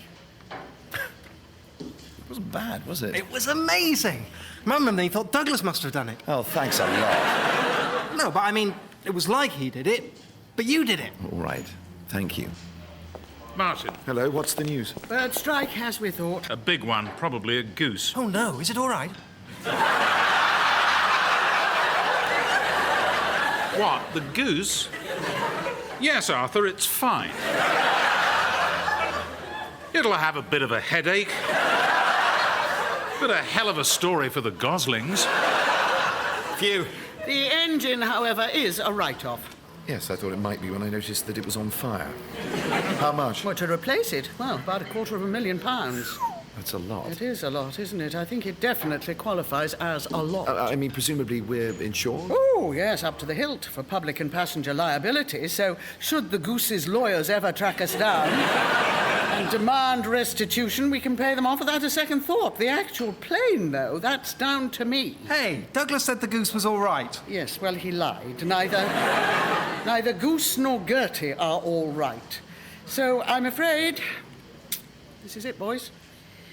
You know how I'm always saying one little thing could be the end of MJN Air? Well, this is one absolutely massive thing. And it's all over. But can't we sell Gertie? Well, I hope so. We're going to have to. Oh, OK. And then just buy another plane with the money. No, Arthur. If we're very lucky indeed, we might be able to sell Gertie and with the money buy an ice cream van. Wow. Not seriously. Oh, go and get us all coffee. Righto. I'm sorry, Carolyn. Well, we had a longer run than anyone expected.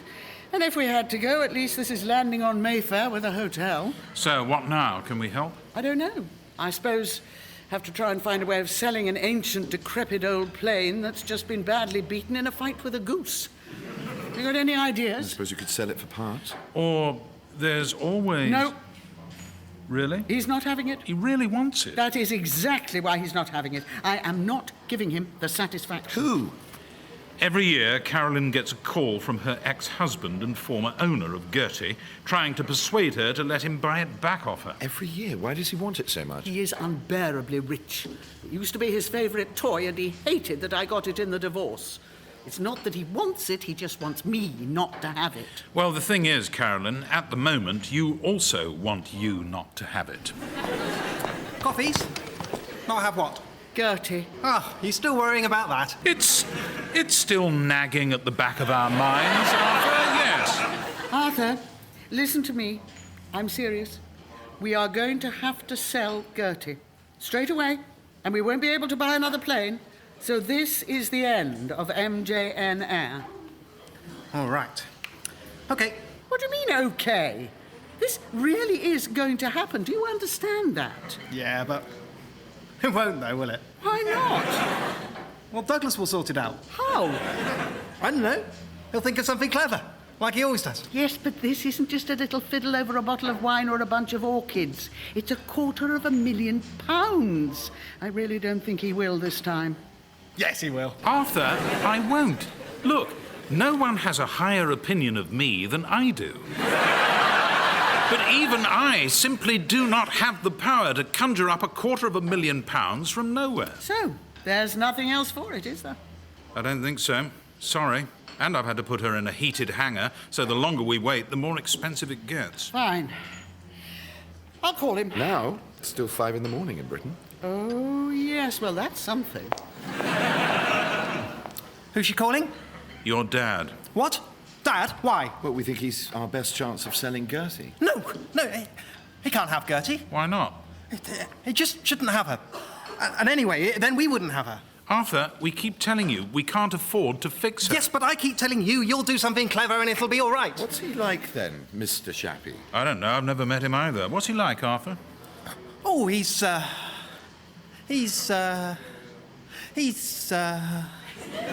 Good Lord, Martin, I think you've broken him. No, it's just that he's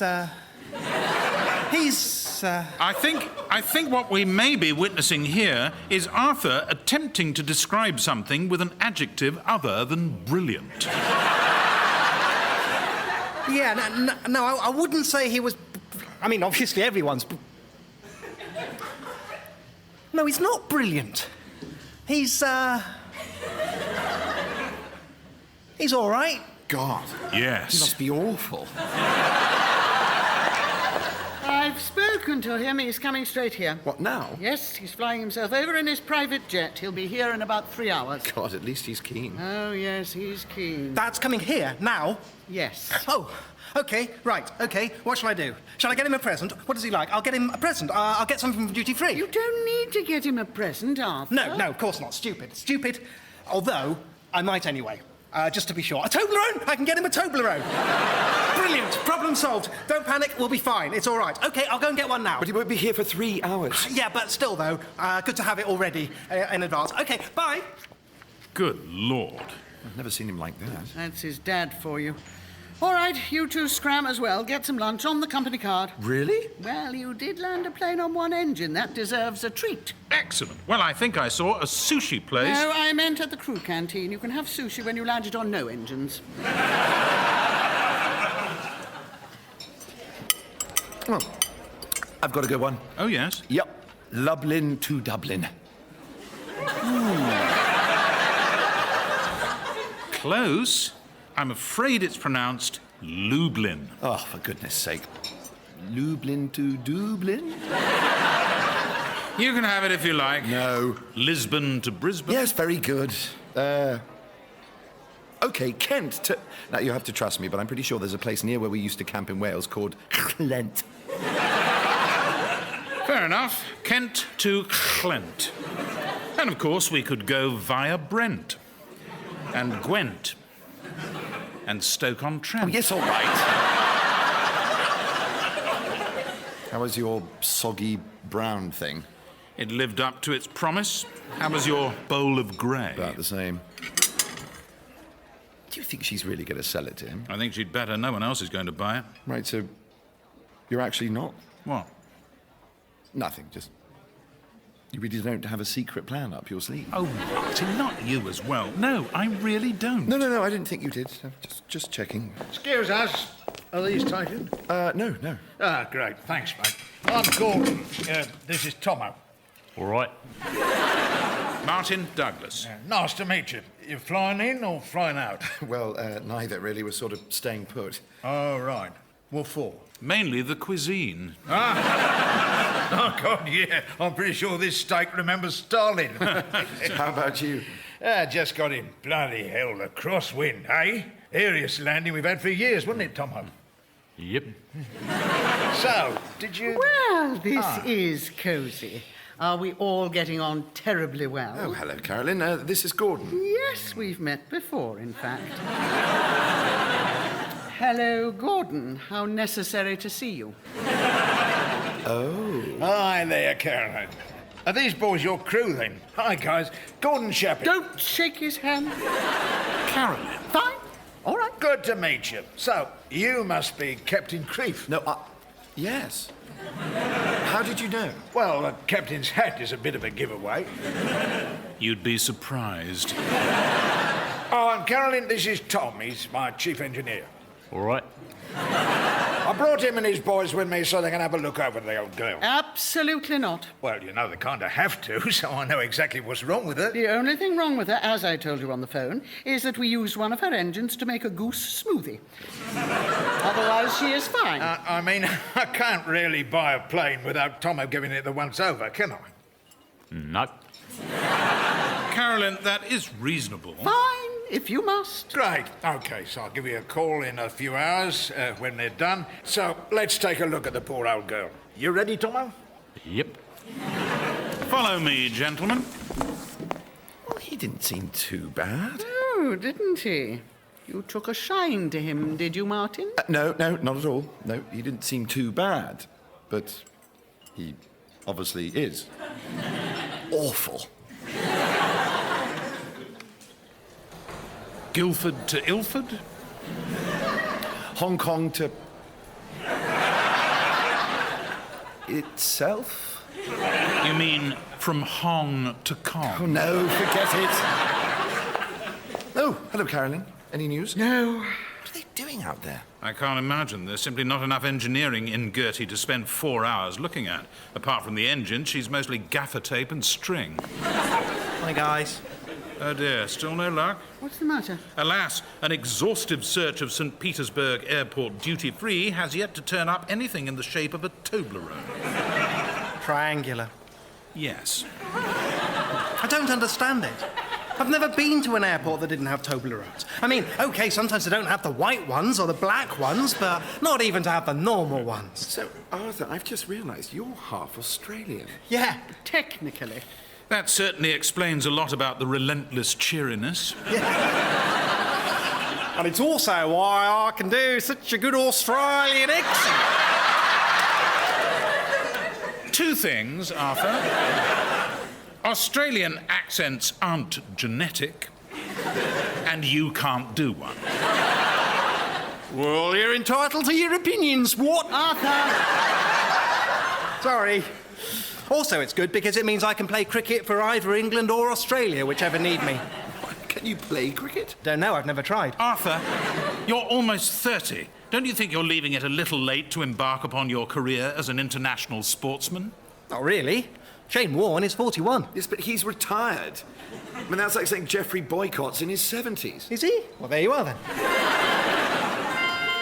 Aha! Gordon's finally finished. He'll meet us in the office in half an hour. Oh, no, I still haven't got him anything. Arthur, you really don't Yeah, need I'll to... meet you there. Ready? We're ready? Yes. Arthur? Yeah. All right. You can come in. Hi, guys. Hello, Arthur. Hi. Dad. That's not funny. That's who you are. Hi. I got you something. They didn't have any Toblerones, incredibly, so I got you some gin, because it's called Gordon's Gin, and you're called Gordon. So whenever you want to know which gin is yours, it'll be the one of your name on it, and whenever you want to know what your name is, it'll be written on your chin. Well, that was a very nice thought, Arthur. Thank you. You're welcome. So, have your henchmen had a good look round now? They've been out there long enough. Engineers rather than henchmen. And yes, I'm sorry it took so long. I should think so. You see, I gave them a couple of notebooks and asked them to take a note of everything that was wrong with her. After 2 hours, they said they were going to need more time. After 3, they said they were going to need more notebooks. So, hence my very generous offer to you now of £500. What? Oh, I see. And you'll take on all MJN's debts? No, it's sweet of you to offer to throw them in, but no, I meant I'll give you £500 and you give me Gertie. £500? It is an aeroplane, not a second-hand Ford Fiesta. £100,000 and there is no room for negotiation. All right, bye. It's no good going through all this charade with me, Gordon. Remember, I know how fast you scrambled to get out here. I've seen how eager you've been to buy it all these years. I know how much you want it. Oh, yeah, I want it. And you know why I want it? Yes, you want it out of spite because you hate the fact I got it in the divorce. No. Oh, wait, yes. That's exactly why. Not so much that you took it off me, even though you couldn't fly the bloody thing. Not even that you then used it to play airlines, with one pilot who failed his CPL 4 times and one who got thrown out of Air England for having sticky fingers. Yeah, I looked you up. No, it's just because you called your airline My Jet Now. As soon as I heard that, I said to Hayley, she sends her love, by the way, though obviously she doesn't mean it. Right, I said, I'm having that back offer. And you know what I'm going to do with it? I'm going to break it up for parts and sell the rest as scrap, except for the tail fin. That I've got to ship back to England and hang above my mantelpiece. After it, of course, I've resprayed it Nib Jams, not your bloody jet anymore, sweetheart. So, me and the guys are going to our hotel now. I'll be back in this office 9 o'clock tomorrow morning. Either you're there and you take 500 quid for it, like you know you have to, or you're not and I fly home happy in the knowledge that you're shafted.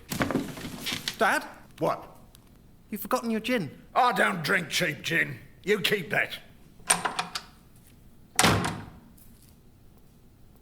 And yet you say the marriage wasn't a success?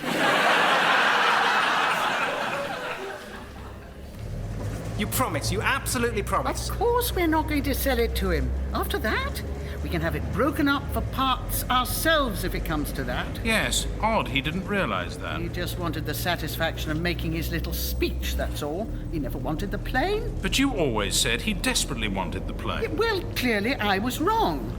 Now, Douglas, as soon as we get to the motel, I want you to help me write my little speech for tomorrow morning. What about me? Well, all right, you too. But I want it to be unbearably superior and snide. So obviously Douglas is my primary source. Douglas, what are you doing? I'm just checking the taxi's not being followed. Why? So we can turn it round and go back to the airport. Why? Oh, just on a whim. And through here. So we are going to Gertie's hangar? Maybe. For God's sake, just tell us what's going on. Isn't it obvious? I will punch you, Douglas. I will literally punch you on the nose.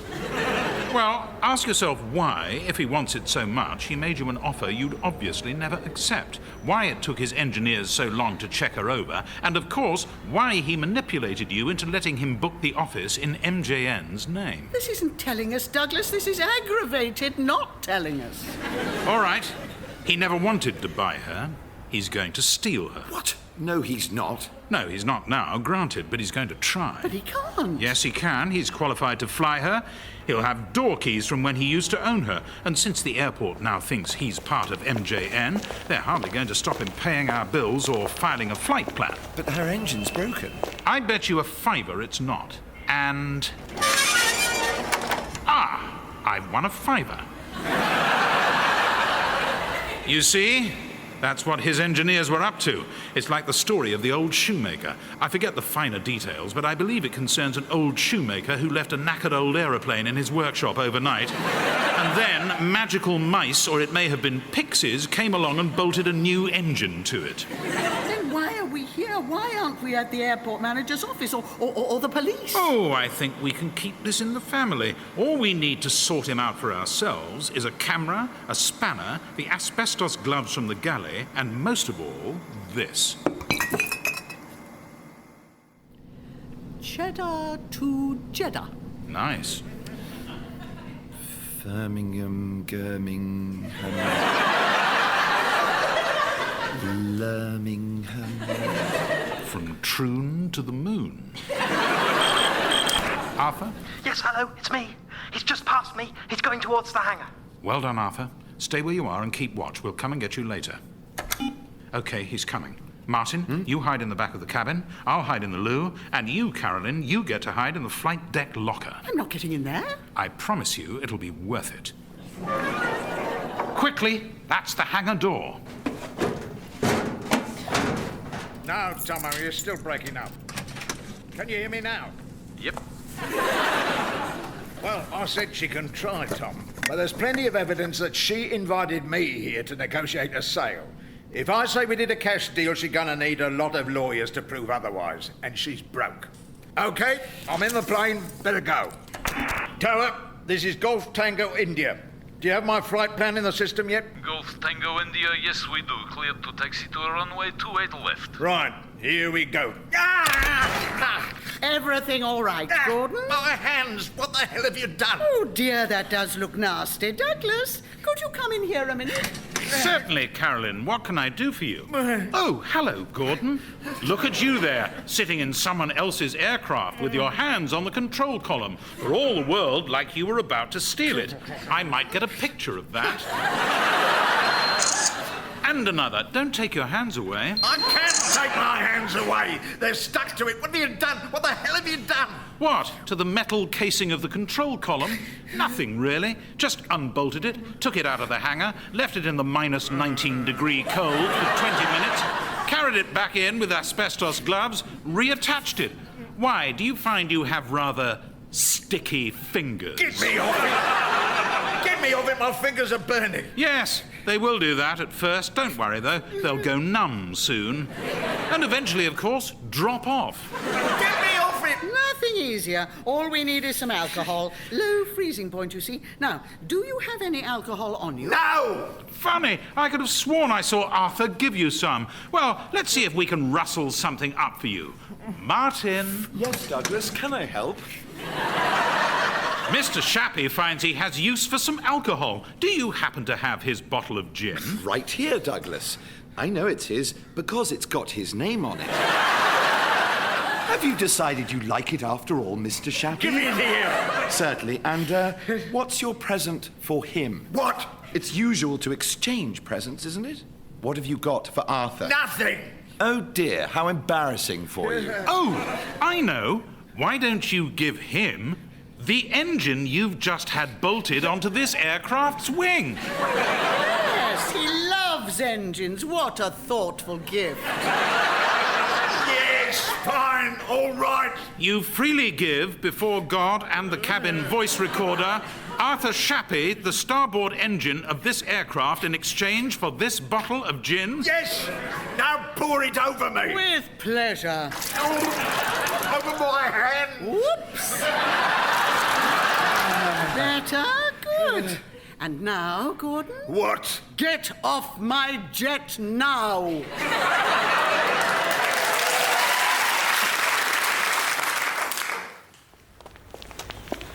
Okay. Fourth call to Montreal. Martin, that's a perfect one. Well done. Via Donegal. Yes! And the Albert Hall. Oh, bravo. How long have you been secretly working on that? All day. It was worth it. Ah, behold, the ever-vigilant watchdog. Oh, seems a shame to wake him. No, it doesn't. I want to go home. Arthur! It's time to go home, dear. Oh, right. How are we doing that? In Gertie. Oh, yeah? She's fixed, is she? Yes. And you didn't have to pay for it? No. So MJN can carry on as normal? Yes. Okay, good. Aren't you interested in how all that happened? Did Douglas do something clever and now everything's fine? Yes. There you are, then. Exactly what I said all along. I wish you lot would listen to me sometimes. That was Cabin Pressure by John Finnemore.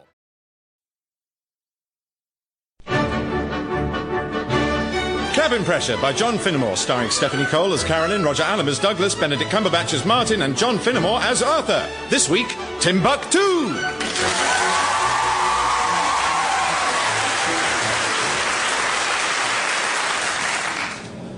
Do take your time, Douglas. There's still everything to play for.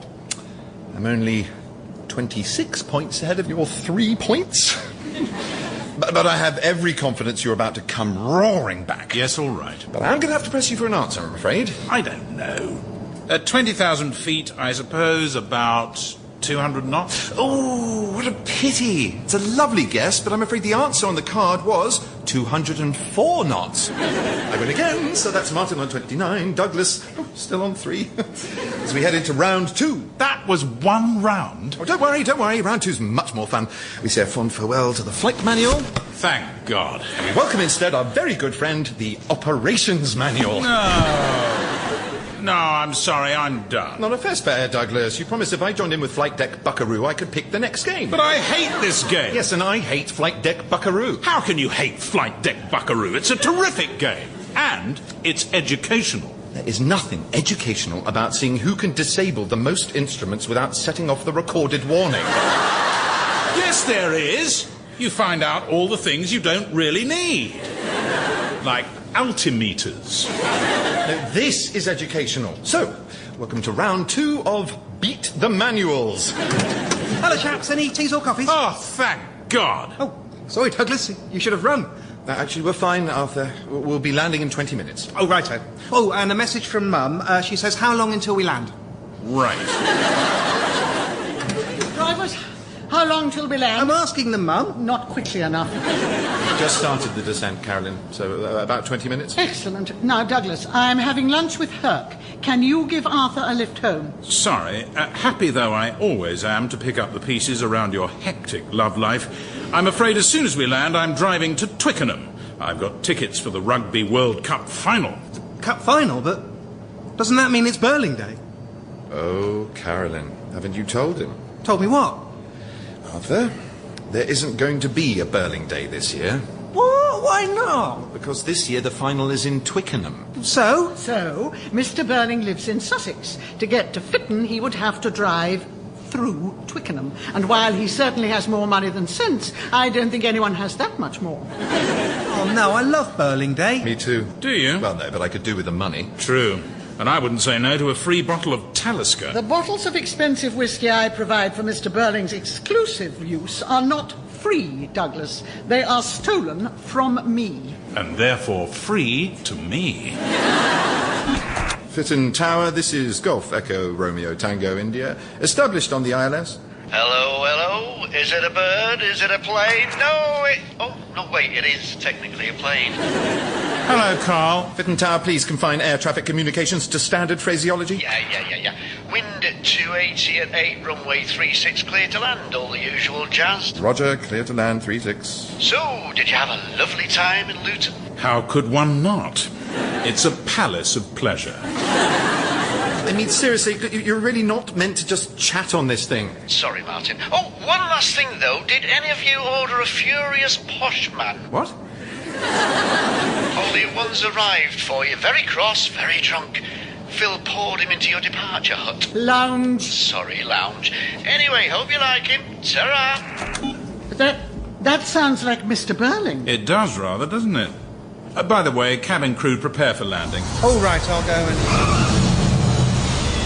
Too late. Mr. Burling! Ah, there you are at last. What are you doing here? What am I doing here? The question is, what were you doing not being here? Before now, eh? But we're not expecting you. You don't have a booking. Booking? Don't need a booking. Where else are you like going to be? On another job? Well, yes. Don't be silly. Now then, now you're finally here. Listen, Timbuktu. What about it? Is it a real place? Yes. I told you so, stupid woman. I beg your pardon? I don't mean you're a stupid woman, you silly woman. I mean my awful wife. Have you met my awful wife? I have met your wife, certainly. Well, that'll be the awful one. I've only got one. I may be a fool, but I'm not a damn fool. No, I'm sure you're not. And anyway, I'm not a fool. I knew where Timbuktu was, didn't I? Did you? Well, I knew it was somewhere. That's the point. I knew it wasn't made up like some people thought it was, naming no wives. Where is it anyway? China or somewhere stupid? It's in Mali, in the middle of Africa, on the edge of the Sahara. God, is it? How ghastly. Well, can't be helped. I want you to fly me there. To Timbuktu? Why? Firstly, none of your business. Secondly, to watch the rugby. But the rugby is in Twickenham. I know, the rugby's in Twickenham. I told my awful wife it was in Twickenham, and she said I had to stay and see her awful friends when they came round for her awful thing. And I said I wouldn't, and she said I must, and I said I wouldn't, and she said I must, and I said I wouldn't. Yes, I believe I've picked up the ebb and flow of the debate. And in the end, she said I could watch it in Timbuktu for all she cared, so I'm going to.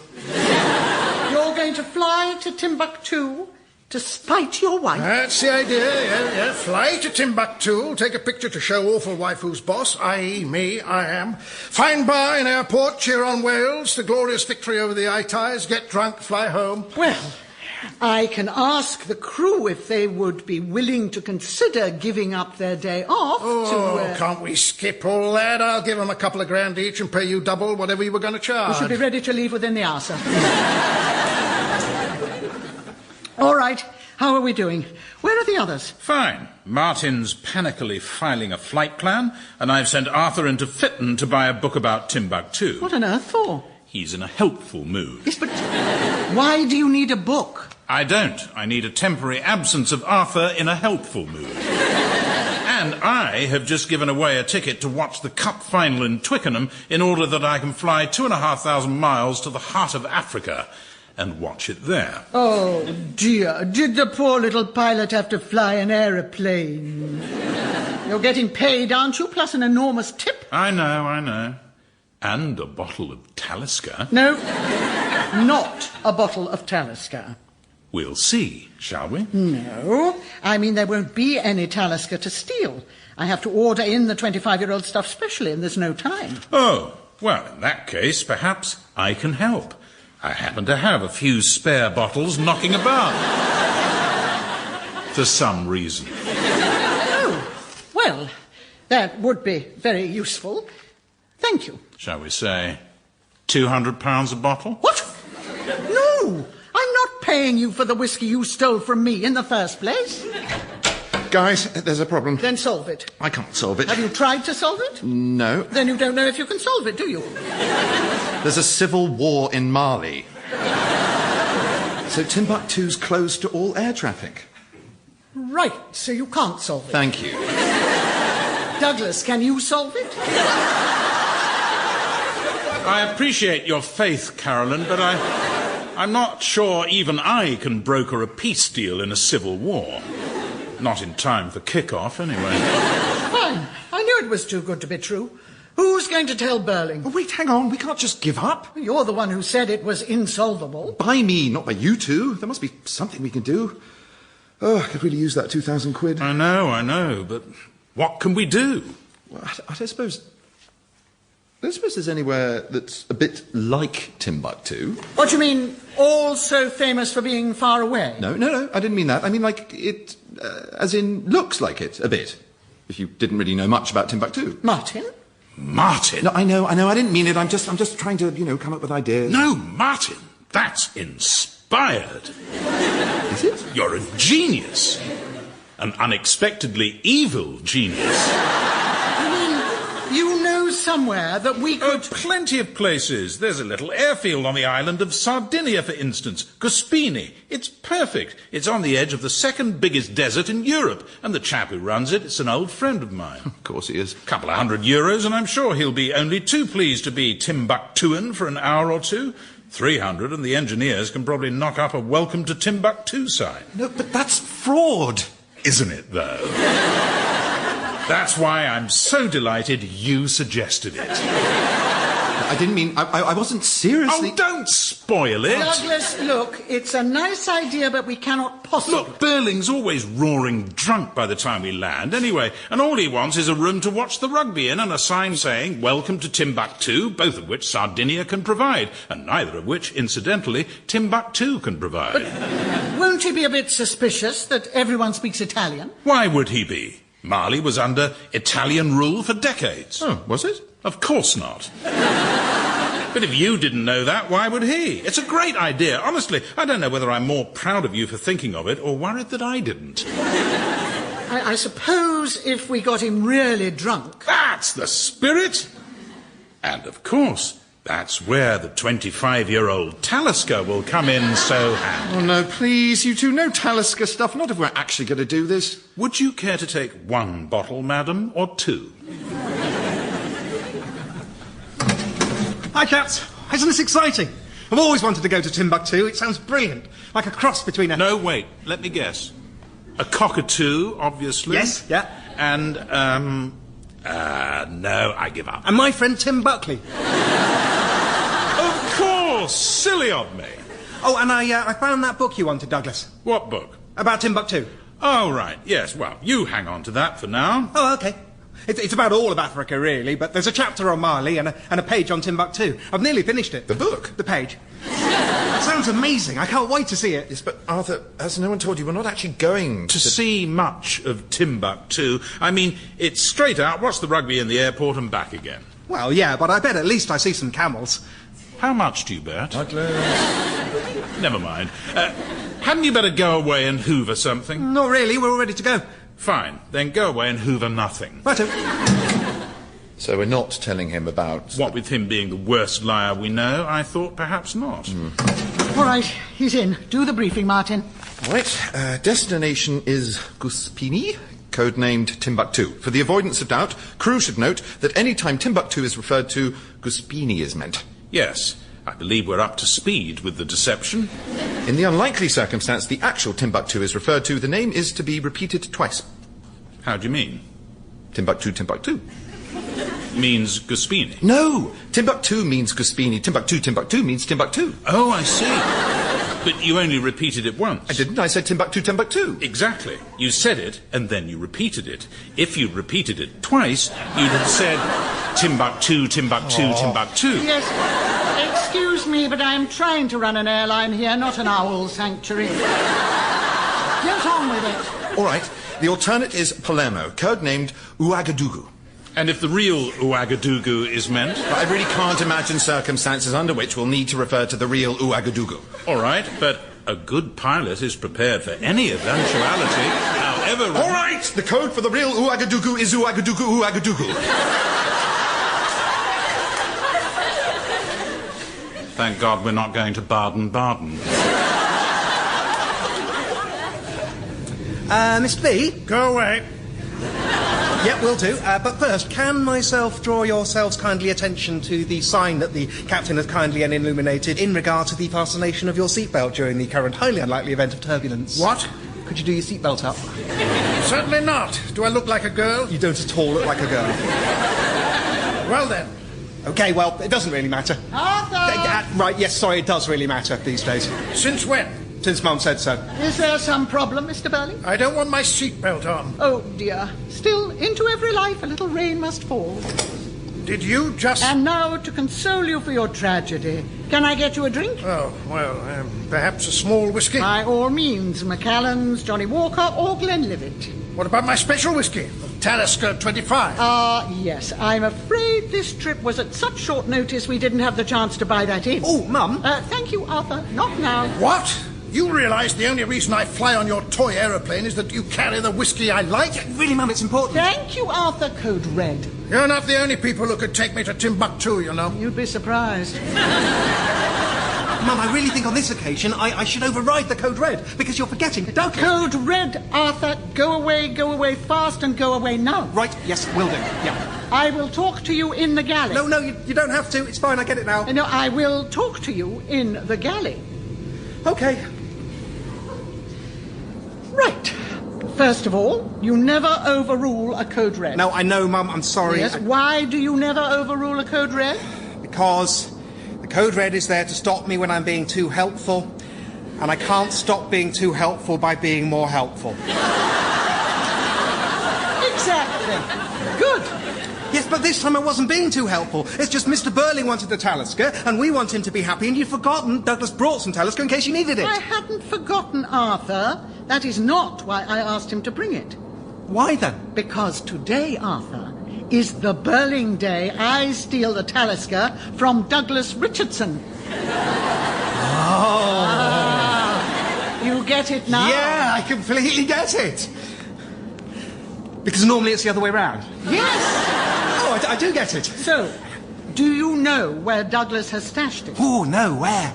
I don't know. I'm asking you. Why are you asking me? I don't know. Yes, but I didn't know you didn't know until I... Oh, go and read your book. OK, countries beginning with... What? No, Douglas, we don't have time for games. Can you just concentrate, please? All right, Captain. On anything in particular? On the crime! On getting away with the crime! I prefer to use the word scheme. Yes, well, I prefer to use the word hat.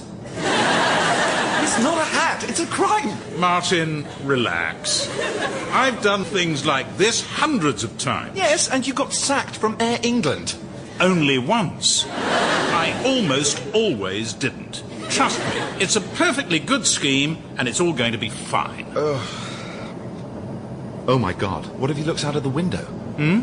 Well, when we're landing, what if he sees we're landing on an island? Africa's not an island. Right. Martin, are you about to make an announcement telling Mr. Burling not to look out of the window? Of course I am. Just maybe run that past your internal psychologist first. All right, drivers, where are we? About an hour out from Timbuktu. What? But I thought the whole point was... Although, of course, still a fair way from Timbuktu. Oh, for heaven's sake. And how is Mr. Burling? Is he awake? Is he drunk? Does he suspect? Oh, calm down, Martin. Of course he doesn't suspect. Until a few hours ago, he thought Timbuktu was either Chinese or fictional. However, he is fast sobering up. What? No. He needs to be drunk. That's the key to the whole crime. Well, you know what might help with that? Yes, I do so. And can we please do this with the bare minimum of gloating? I will buy the Talisker. An excellent choice. Madam could not have made a wiser decision. I said the bare minimum. That'll be £300. 300? You said 200 before. Ah, that was the price in Fitton. Alas, the supply is scarcer up here. Fine, 300. Excellent. Well, get the bottle out then. Madam seems a little unfamiliar with how the whole buying process works. Oh, I'll pay you when we get back.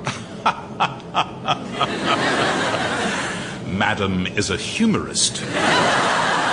Guys, please, can we try and focus on the I don't carry that sort of cash on trips.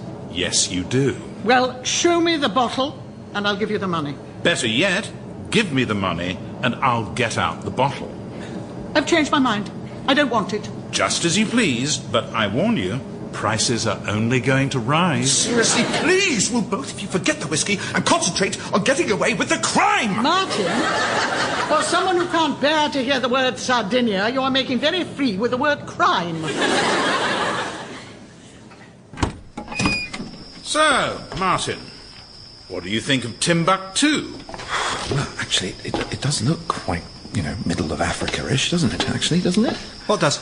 This does. Oh, yeah, well, I can explain that, Skip. Timbuktu is, in fact, in the middle of Africa. So, that's why it looks like this. Thank you, Arthur. Don't mention it. I read the whole page of that book. I'm basically an expert on Timbuktu now. Right, there we go, Mr. Burling. Easy does it. Can't you turn that down? The sun? Not very easily, I fear. Hello. Who's this now? Aha! Welcome to Timbuktu. Yes, all right. Because that is where you are, and we are glad to have you here in our glorious country of Timbuktu. Town of Timbuktu. See here our welcoming sign. What sign? That one. The one that says, welcome to Timbuktu. No, have a proper look. We spent ages on that. Now then, you, what's your name? Giancarlo. Is it, though? Oh, no. It's Quick as you like. Mandela. Terrific. Right, Mandela, you've got the rugby here. Well, of course. Italy's first Rugby World Cup final in history. Everyone in the country is watching. Really? Why? Well, you have to remember, Mali was part of the Italian Empire for a long time. The ties run deep. Oh, was it? No, Douglas, you're thinking of France. Mali was in the French Empire. No, Arthur. Yeah, definitely. It was in my book. Well, Mr. Burling, I think that concludes the greetings. Something odd's going on here. No, it isn't. Not at all. The way you fellas have got lucky is that the match is about to start, so I don't care. An attitude that does you great credit. Shall we escort you to the crew room? Right. No. Too obvious. Carolyn? Oh, it's you. What are you doing here? It's my flight deck. What are you doing here? It's my aeroplane. Now, help me search for Douglas's Talisker. Carolyn, please, forget about the bloody Talisker. The flight deck's the only place he's had time to hide it. And it's not in the locker, or in the footwells, or under the seats. Maybe it's inside one of the seats. No, it's not. What? It's probably not in the seats. You know where it is. Okay, I'm going back to the crew room now. Tell me where it is, Martin. Carolyn, if I've learnt anything after 5 years at MGN Air, it's never to get involved with Talisker on Burling Day. Goodbye. I'll give you £100. Can't. Douglas would make my life a misery. As will I if you don't. I've got to go. £200. 200? Yes. It's in the avionics bay. Where? Under the floor hatch. I never knew there was a hatch. Well, you didn't think you did. Quick! I got it. Hello? Are you in there? Mr. Burling? Open up, damn you! Hi, it's us. Why was the door locked? Mr. Burling, what's the matter? Why aren't you watching the rugby? Because rugby is dead. Dear. Italy are leading 38-3 at half-time. Mr. Burling feels he's seen enough. Yes, and heard enough of that awful Mandela chap singing. Mr. Mandela has managed to overcome the natural apathy of the neutral. Oh, dear, I am sorry, Mr. Burling. Still, home early for us, then. We're actually nearly ready to go, so if you'd like to... Oh, do we have to go? Yes, we do. Only if we've got some spare time. Can't we take Mr. Burling to see the sights? No. Oh, we could borrow Mr. Mandela's car. No, I don't want to see the sights. There, he doesn't want to see the sights. So everyone back on board. But you could take some more pictures to show your wife. There's that, I suppose. No, I'm sorry, Mr. Burling. I'm going to have to put my foot down. We really don't have time. I want to see the sights. Well played, Martin. Brilliant. I'm going to get to see some of Africa after all. Yes, Arthur. Yes, you are. Yellow car. Can't you do something to stop him saying that? Trust me, there is no power on earth. It's funny, though, it was another Fiat. Was it really? Yeah. There are loads of Fiats, aren't there? I had no idea they were so popular in Timbuktu. It's just my book was saying that most transport is still camels and donkeys, but I haven't seen a camel all journey. I did warn you, you might not. I'll call out if I see one. Do not do that. No, it's fine. I don't mind. I'll make it part of the game. Are camels yellow? They're sort of yellowish, aren't they? Kind of yellowy, browny. Is there a name for that colour? Yes, dear, it's called camel. Oh, brilliant. So if I see one, I can just say, camel, camel. Good idea. And that way we'll know it's a real camel. Oh, dear, the road's getting really steep, isn't it? Yes, well, these rough desert pathways, it's not surprising they're Well, it is a bit surprising, Mum, because the book was saying the Sahara is one of the flattest places in the world. You've really been getting into that book, haven't you? Yeah. Well, Mum's been saying for years I don't read enough, so I thought You thought you'd start now. Great. OK, I've got a game. Let's see who can stay the most shut up for longest. No, I'm terrible at that. Now, you lot play, though. I'll keep you amused. Oh, look, another pizzeria. They really love their pizza in Mali, don't they? That's the fourth one we've seen. Yes, and you've drawn attention to every single one. Yeah, well, because it's so surprising. Because, like I told you, Mali was part of the French Empire, so you'd think, if anything, there would be more. Oh, dear, the car's stuck. Is it? It doesn't seem... Yes, it's stuck. Everyone out and help push. Not you, Mr. Burling, of course. You're our guest. Arthur, please, shut up! What? I didn't say anything. You've done nothing but say things since we started. Oh, you mean my interesting facts about Timbuktu? Arthur, we are not in Timbuktu. We are in Sardinia, which is an island in Italy. I thought we were... Yes, I know you did. And so does Mr. Burling. So please stop loudly pointing out how much unlike the centre of Africa everything is. All right. What on earth is going on? No. Everything's fine. It's all fixed. How is it fixed? You haven't done anything. You've just stood there talking. No, there's something very odd going on here, and the idiot boy is right. This is a very big hill for a desert. What's going on? Nothing. You're very quiet suddenly. I said, what's going on? What is going on? Nothing's going on. We're in Timbuktu, and everything's totally normal, and you can get pizzas anywhere these days, and camels are really shy, actually, and it's nothing like Sardinia, which I've never been to, and I'm not going to, and I'm definitely not in now. Stop talking. I don't think I can remember how. Someone else say something, anything.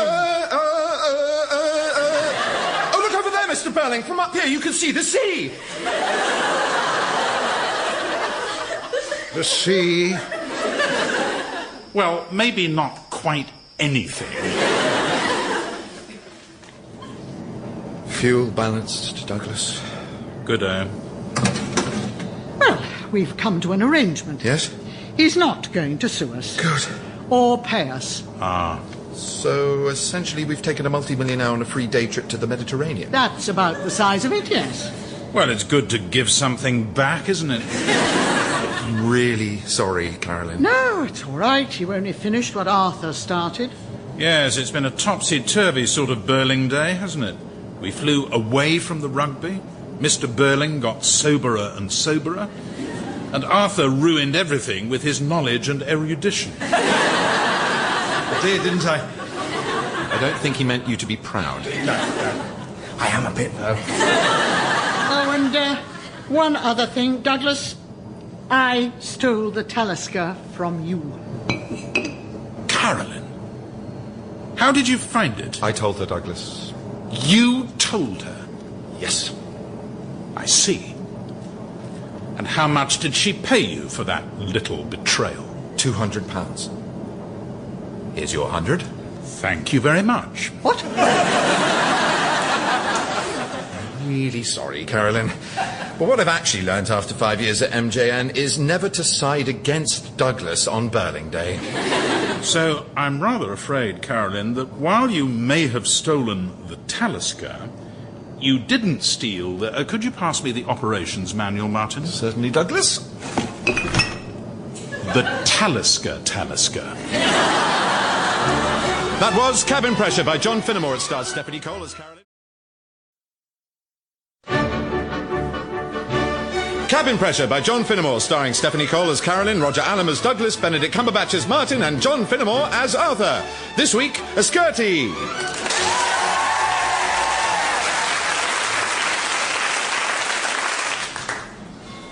Morning, chaps. Look, I'm an Irish guy. Arthur, in 3 days in Cork, have you seen anyone wearing a green top hat with a shamrock on it? I have no, to be sure. What's that? Irish pirate? It's not up there with my Australian, I admit. Anyway, Mum's just coming. She says don't file the flight plan yet. I already have. OK. And Douglas, storm warning. Ah, thank you, Arthur. What gale force? What does it go up to again? Is it 10? 12. I'd say 8. Oh, dear. No, I've just picked up the weather. There's lots of rain, but no storms. We're not talking about the weather. Martin, have you filed the flight plan? Yes, I've... Why? I specifically told Arthur to tell you not to. But he's only just... I don't want to hear your excuses. Go and change it. We're stopping off in Kilkenny on the way home. Kilkenny? Why? Let me answer your question with a question. What does it say in big letters on Gertie's tail? MJN? And what does that stand for? My jet now. Whose jet now? Your jet now. And that's why we're going to Kilkenny. Be ready in 20 minutes. But... 20 minutes. That's an 8, isn't it? Definitely. Gusting to 10. Lady and gentlemen, welcome aboard this MJN flight from Cork to Kilkenny. That means a distance of about 70 miles, which means we have a flight time today roughly equivalent to that of a gently lobbed frisbee. Well, we're nearing the top of our ascent now, so I'll leave you to relax and enjoy the flight. But the captain will speak to you a little later on when we're nearing our destination. Lady and gentlemen, we're about to begin our descent into Kilkenny. I do hope you had a restful flight, maybe got some sleep, enjoyed a movie or two. Yeah, hi, chaps. Mum says it basically boils down to please could you stop? She said please? No, I added that. But I took out quite a lot of other stuff. I see. It's a definite force 10 now, then, is it? Yeah, I think it is, yes. And do you know why we're stopping in Kilkenny? Yeah. She wants to buy Herc a birthday present. A present? That she can only get from Kilkenny? What is it? I don't know. But actually it's from a little village outside Kilkenny. So she expects us all to wait around while she goes shopping for her boyfriend. OK, can I just ask, Douglas, if you say that to her, don't call Herc her boyfriend, don't call it shopping, and also probably don't say any of it.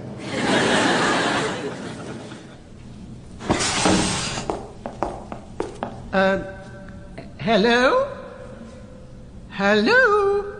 Anyone home? This is a bit spooky, isn't it? Do you think it's haunted? I wouldn't have thought so, Arthur, no. Well, you know, everything's more ancient in Ireland, isn't it? Not the airports. Hello?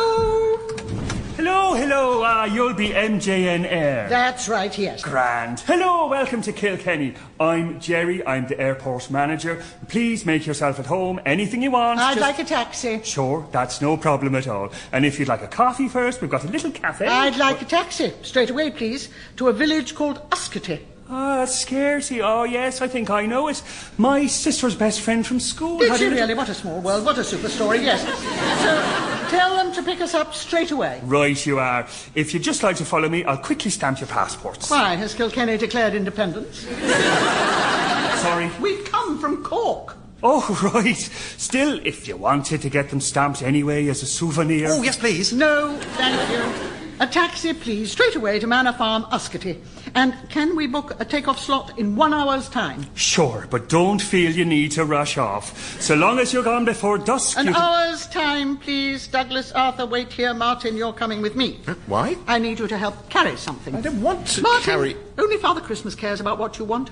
I am telling you what you are going to do.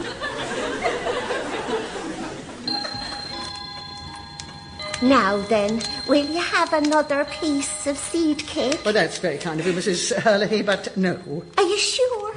I make it myself, you know. Yes, I thought you probably did.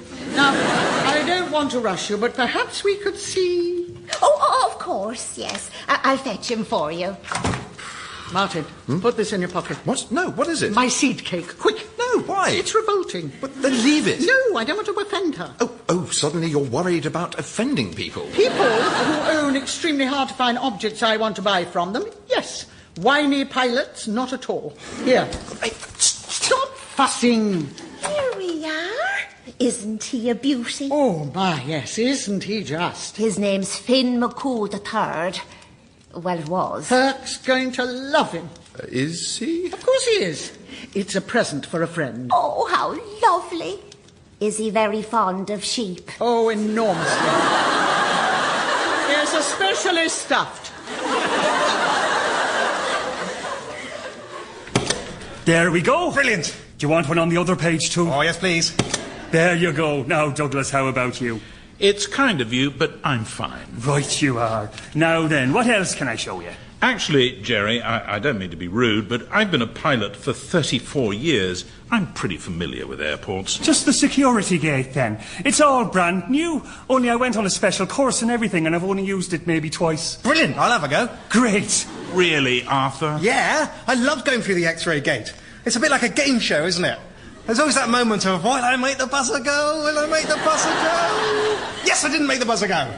Oh, I made the buzzer go. All right, then. Well, follow me. I think I might leave you to it. Oh, come on, Douglas, it'll be fun. We'll make a game of it. Like, one of us could put something metal in our pocket and see if the machine can tell which one of us it is. I think the machine can tell that. That is the whole point of the machine. Yeah, well, let's see. There's lots of things that are the whole point of me that I don't do. Like what? Floss. Don't tell Mum. Well, where's the taxi gone? I told her I'd only be 10 minutes. Yes, you did. Half an hour ago. All the more reason she should be here now. Move Finn McCool in a bit. He's getting damp. So am I. Yeah, no doubt, but I didn't just pay €85 for you. You don't pay anything for me. Exactly. So, dare I ask you why you've brought your boyfriend a stuffed sheep? He is not my boyfriend. Fine, your partner. He is certainly not my partner. Well, what is he then? He is a man I know. Right. Well then, why you've bought your man you know a sheep? Oh, didn't you know? Herc hates sheep. Hates them? Yes, loathes them. He's got a sort of phobia about them. So you've gone to a great deal of trouble and expense to get him the worst possible birthday present you can imagine. Exactly. Isn't it perfect? In a way. Ah, there you are. Where did you go? Where did you go? You said 10 minutes. Yes, but I am the customer, and the customer is always right. It's a bit of a policy change for you, isn't it? Be quiet. And get Finn McCool inside before he gets any wetter. Hang on. What's that? Oh, I'm sorry. Do you not have these in Ireland? It's called a sheep. Carolyn. We do have them as their hams, yes. But we keep them in fields, not in other people's cars. Well, I'm afraid Finn McCool's days in the fields are behind him.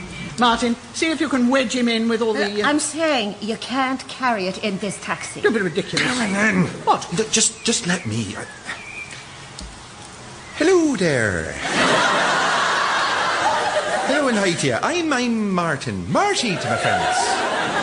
Sorry about my friend. She has the devil of a temper on her.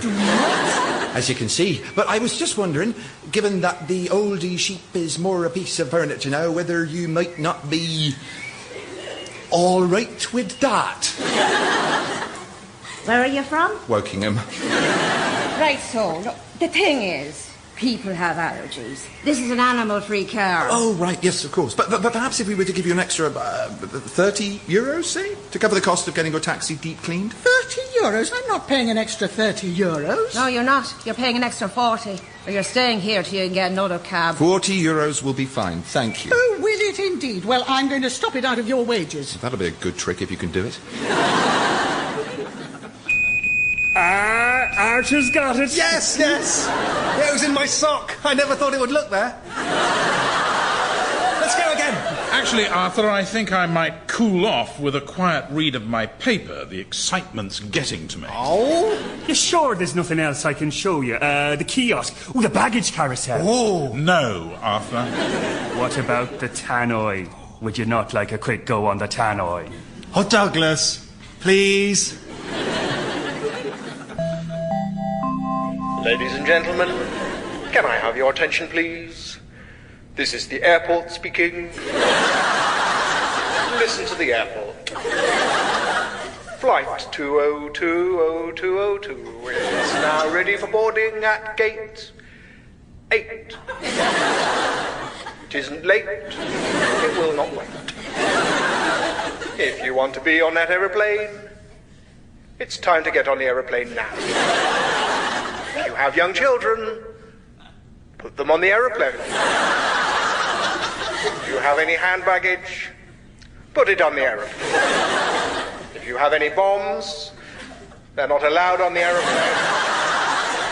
Please put them in the bin. Okay, bye. Love. The airport. Is this the fastest you can go? No, but it's the fastest I'm going to go. We are late. We have to take off before dusk. Yes, I know how it is with these emergency stuffed sheep deliveries. But with rain like this and these blind corners, you can't really take any chances. No, but you're certainly not doing that. Well, you know what they say? Better 20 minutes late in this life. Oh, please don't start being charming at me. I can stand being late. I cannot stand being charmed. Oh, God, no. Why have you stopped? Don't stop. That is the opposite of what I want. Carolyn. Well, now, why don't we make a little race of it? What? You get to the airport the fastest way you know how, and I get there the fastest I know how. Out you get. Oh, don't be ridiculous. Carolyn! Please, we're very, very sorry. I said out! And take that horrible sheep with you. Oh, couldn't you at least take the sheep? No, I could not. Great. Well done, Carolyn. Oh, I see. This is my fault, is it? Oh. Your attention, please. This is an important message for all passengers hoping to fly to Nottingham. Raise your ambitions. Okay, my turn. No, come on. We said that was the last one. Lovely to meet you, Jerry. Thanks for showing us round. My pleasure. Nice to get some use out. Oh, what am I thinking? The bar! Now, you will just have a quick drink at the bar, won't you? And then you've done everything. On the house. It's very kind of you, but unfortunately, Arthur here doesn't much like alcohol. Except peach snaps. Oh, I think we've got some. Which, as he'll remember, he's never allowed ever again. That's true, I'm not. Why not? Have you seen the film Gremlins? Yes. Peach schnapps is to Arthur as water is to Gremlins. It was terrifying.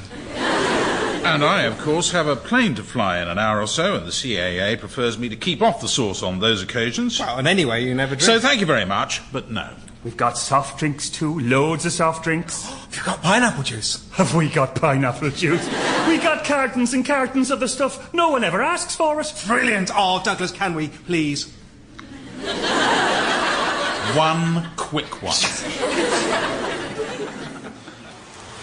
Well, what do you want? Sackcloth and ashes? No, I just want you to say sorry. Oh, don't be so childish. It's not childish. Here comes another. Hello. Please, stop. It would help if you could try to look a little less peculiar. Oh, I'm sorry, but it's quite hard to not look peculiar when you're in uniform, soaked to the skin and carrying a dead sheep. I wish you would stop going on and on and on about the sheep. I promise I will as soon as you let me throw it in a ditch. It cost me €85. Then at least let me and the sheep hide behind a tree until you get them to stop, and then we can... Oh, I see. You think they're more likely to stop for a poor little old lady alone in the rain, do you? Yes. All right, since you asked me, yes, I do. Well, I am not a poor little old lady. Oh, God knows I'm aware of that. The tree, though. The tree might be useful. Really? What are you going to do? Whittle us a motorbike? No. But from the top, you might be able to get phone reception. From the top? Yes. Come on, up you go. Chop, chop. I don't climb trees. No, well, maybe not recently, but I'm sure you climbed thousands in your carefree boyhood. Come on, swarm up it. No, I didn't. I never climbed trees. Then start now. Oh, Lord. That's my boy. This isn't what you paid me for, you know. No, it's a bonus. Lucky me. Not that you pay me for anything, of course. I've told you before. I would love to pay you if I had it to pay, but I simply don't. Oh, there. The one by your right foot. Yes, that's right. I could start looking for another job, you know. Oh, good heavens. Aren't you already? Of course not. Well, why ever not? There's a knothole by your left knee. Well, you know, loyalty. Oh, Martin, no. I don't want to lose you, but you really ought to be looking for other jobs. I assumed you were. Careful! I think that branch is dead. Yes, I thought so. But what would happen to MGN? Well, you wouldn't be able to find any other free pilots. No, well, we'd fold. But, Martin, we're going to fold sooner or later. Oh, we're not? Of course we are. We've been on borrowed time for years. And you'll look far better applying as an employed pilot than an unemployed one. Carolyn, I didn't realise Right. Try there. Anything? Yes, I've got a bar. Hello? Douglas, it's me. Hello, Martin. Are you back? No, we got thrown out of a taxi and now I'm up a tree. Gosh, quite a powerful throw. Can you send out another taxi? Certainly. What's the address? The address? Yes. Where do you want the cab sent? To us, to where we are. It's a road in the rain. With a tree. Are you hearing the problem? All right. Well, what can you see from there? Maybe we can work out where you are. Right. Well, there's fields, more trees, and ooh, this way there's a bee. I think we may need slightly more reliable landmarks than individual insects. Several bees. Oh, bees! Carolyn, a lot of bees! In the dead branch, a lot! Oh, don't shout, just climb down! No, I don't think I should move. I don't think the bees would like it. I think I'll just keep very still, and maybe the bees will forget me. Oh, terrific. I'm stranded in the middle of Ireland with Captain Winnie the Pooh. Oh, he's rung off. Are they all right? Yes, they seem to have stopped off to climb a tree. Oh, I'd have loved that. Here we are, gentlemen. 1 pineapple juice on the rocks, 1 pineapple juice straight up. Cheers. Cheers. That's the stuff. Is it? Not remotely, but it's nice to pretend now and again. Cocktail, Olive? Don't mind if I do, Jerry. Don't mind if I do either, Jerry. Oh, it turns out I mind a lot. Hello, please, stop! How's your hand, Martin? It's fine. Let me see. Is that the one you landed on? No, this is the one I landed on. This is the one the bee stung me on. That finger's swelling. You should take that ring off. No, I can't. You can. Just let your finger relax. No, I mean, I never, ever take it off. It was my dad's signet ring. I haven't taken it off since his funeral. Oh, I see. Well, that's nice. Thank you. Of course, if you don't take it off now and your finger keeps swelling, the paramedics will have to cut it off. Or if they're too late, your finger will just burst. All right, I'm taking it off. Good. Now, put it in your pocket. Yes, all right.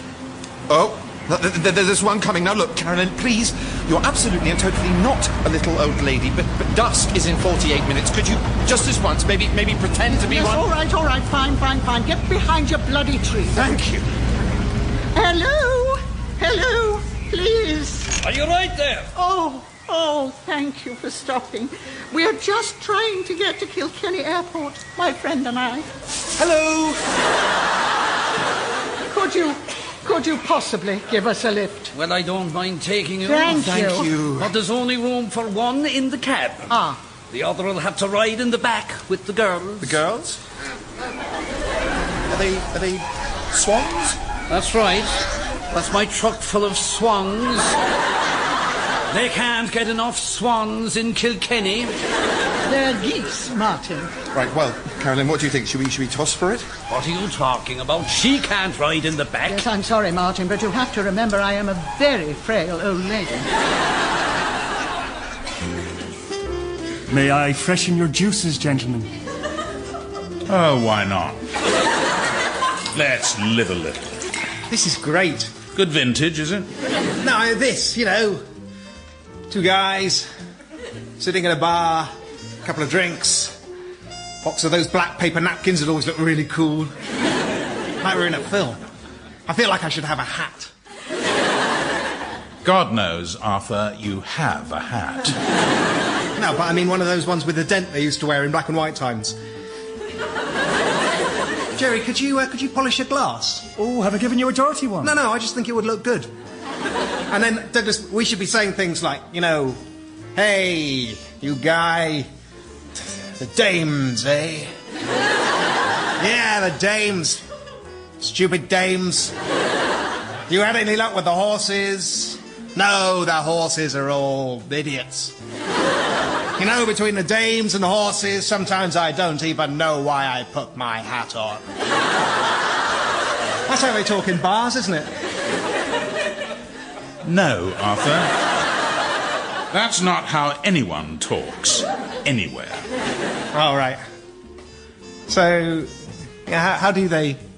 I mean, I've never really been to... what sort of things do they say?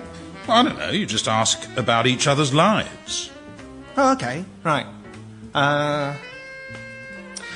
So, do you miss your ex-wife? What? No. You not like that. Sorry. You don't talk about anything. You just, I don't know, you joke, you moan about sport, you tease each other.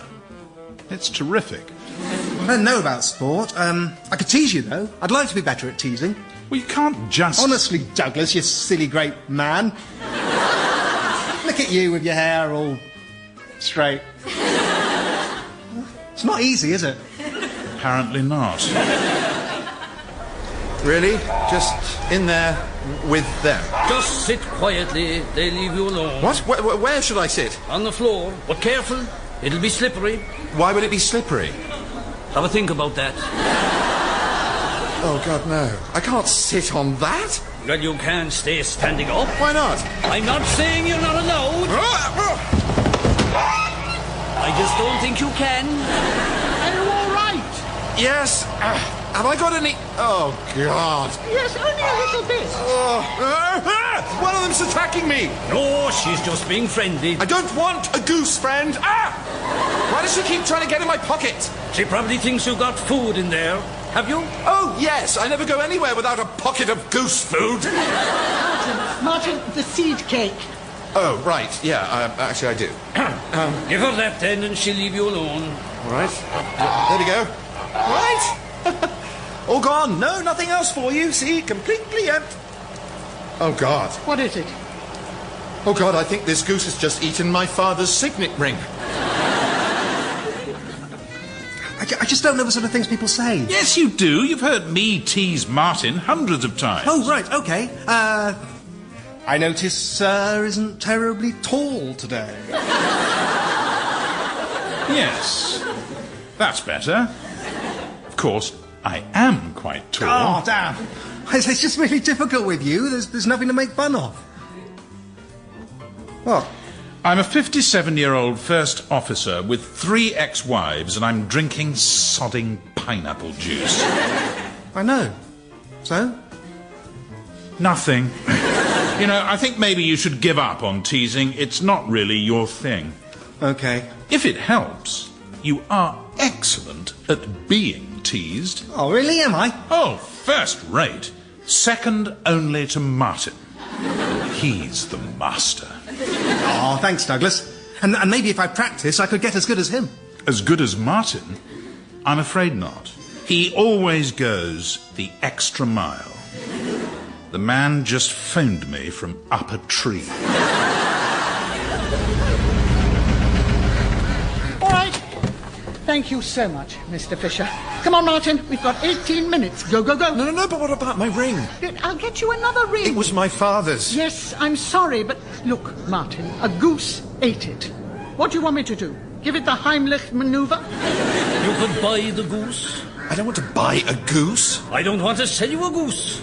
But if you want that ring, you're going to have to take the goose it comes in. Carolyn, can Can I take a goose on Gertie? If it will get you on the plane before dusk, you can take a giant panda. Right, okay, how much is it? Depends. Which one do you want? Which one? Well, the one that let my ring, of course. Ah, with you so far. Which one's that? I don't know. Ah, no. Oh, God. You know, if I were you... Yes? I'd have kept an eye on it. Thank you. Jerry, 2 more pineapple juices over here. Do you not think maybe you've had enough? No, I don't. Only they're quite acidic. You can get yourself a stomach ulcer. Don't worry, Jerry. We can handle our juice. Carolyn. Hey, Mum, where have you been? No time. Get ready for takeoff in 14 minutes. Mum? Hurry! Oh, hey, Skip! Douglas, quick, I need your help. Martin, good Lord, you're soaking wet. Yes, well, it's raining outside. Look. What happened to your uniform? I tore it falling out of a tree. Yes, but what's that all over it? Oh, goose droppings. Is your hand okay? No, a bee stung me. What are you carrying? What does it look like? A stuffed sheep? You see, Arthur? The mask. Douglas, listen. There's a truck full of geese outside, and one of them met my dad's ring, and I don't know which one, and I know there's nothing you could do, but is there anything you can do? Gosh. Well, it's a bit of a tall order, Martin, even for me. You can't do anything. I didn't say that. Jerry. Douglas. This is Martin. Martin is a man who would like to discover which of a truckload of geese has swallowed a valuable ring. Martin, this is Jerry. Jerry is a man who wishes he could get more use out of his metal detecting game. Perhaps you two could have a profitable discussion. Oh, grand. Come on. Where are you all? 12 minutes. Yes, Caroline, but before that, though, I just want to very quickly x-ray all the geese. You want to... No, I'm sorry, Martin. I'm very sorry, but there is no time now. Come on. No, I'm sorry, Caroline. I carried the sheep for you. I climbed the tree. I rode the back of the truck. But now, I have to x-ray these geese. Always the extra mile. That was Cabin Pressure by John Finnemore. Cabin Pressure by John Finnemore, starring Stephanie Cole as Carolyn, Roger Allam as Douglas, Benedict Cumberbatch as Martin, and John Finnemore as Arthur. This week, Vaduz.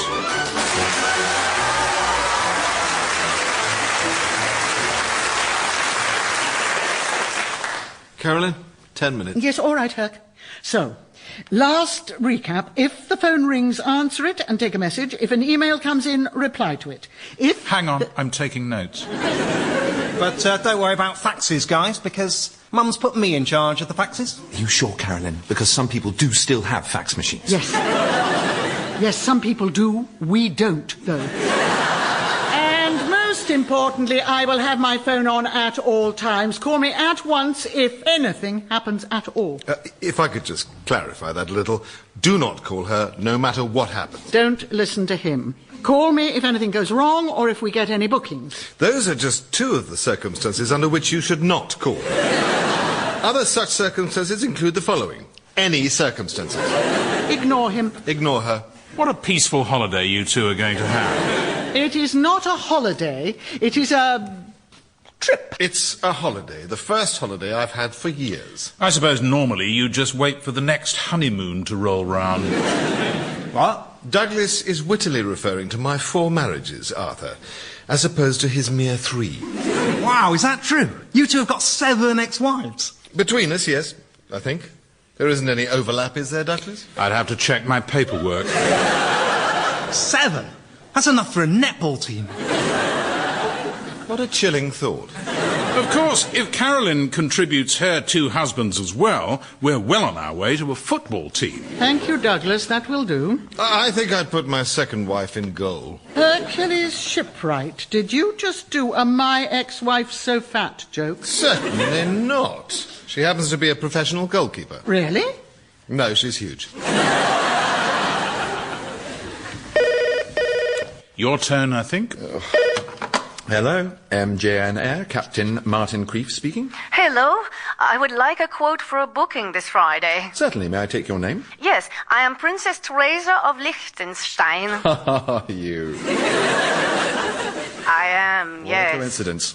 In what way? Oh, it's just that I'm the Lord High Archduke Martin of Creefstonia. Now, what can I do for you? Well... Is it a dragon? What? Do you need rescuing from a dragon? Only I know what you princesses are like. Martin, this is nothing to do with me. No, of course not. No, really. Excuse me, can you wait a minute? My pleasure. It will allow me to catch my breath from all the hilarity. Douglas, this isn't one of your mates. Who is it? The Princess of Liechtenstein. No, the Princess of Liechtenstein is not one of my mates. Right, fine. Then you talk to her. With pleasure.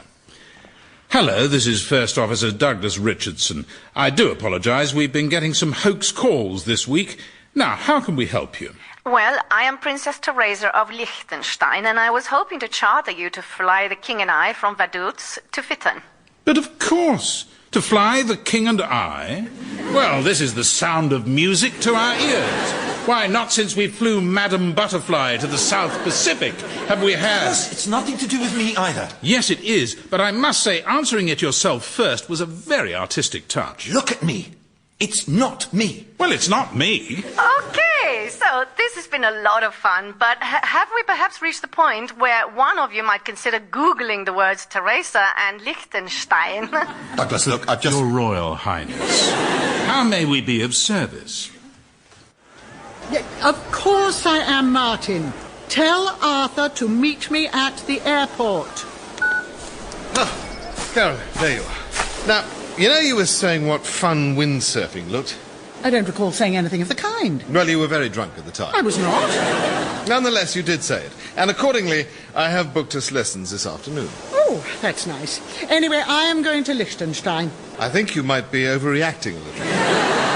Martin just called. He's just had a booking from the King of Liechtenstein. Well, that's obviously Douglas doing a funny voice. You would think so, yes, but apparently not. Well, the boys can cope. What, with a king?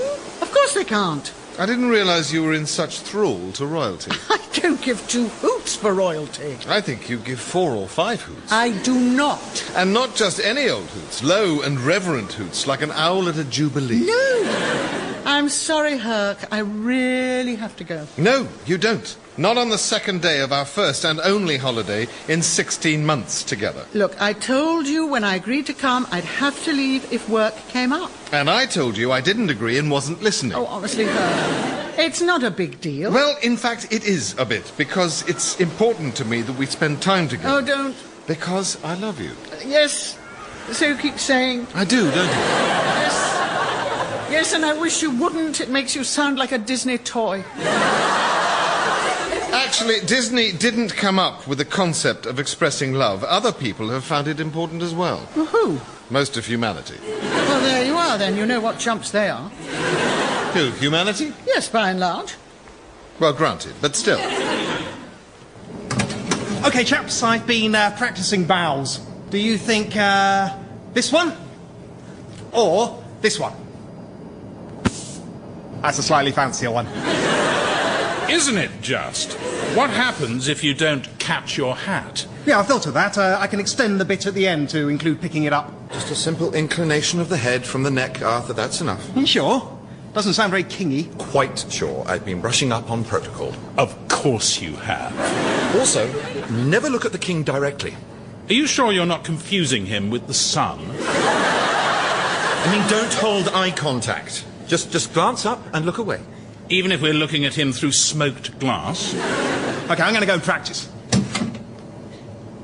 So, Martin, what sort of team would your exes make? What? No team. You know I've never been married. Oh, but what about ex-girlfriend? I'm not telling you that.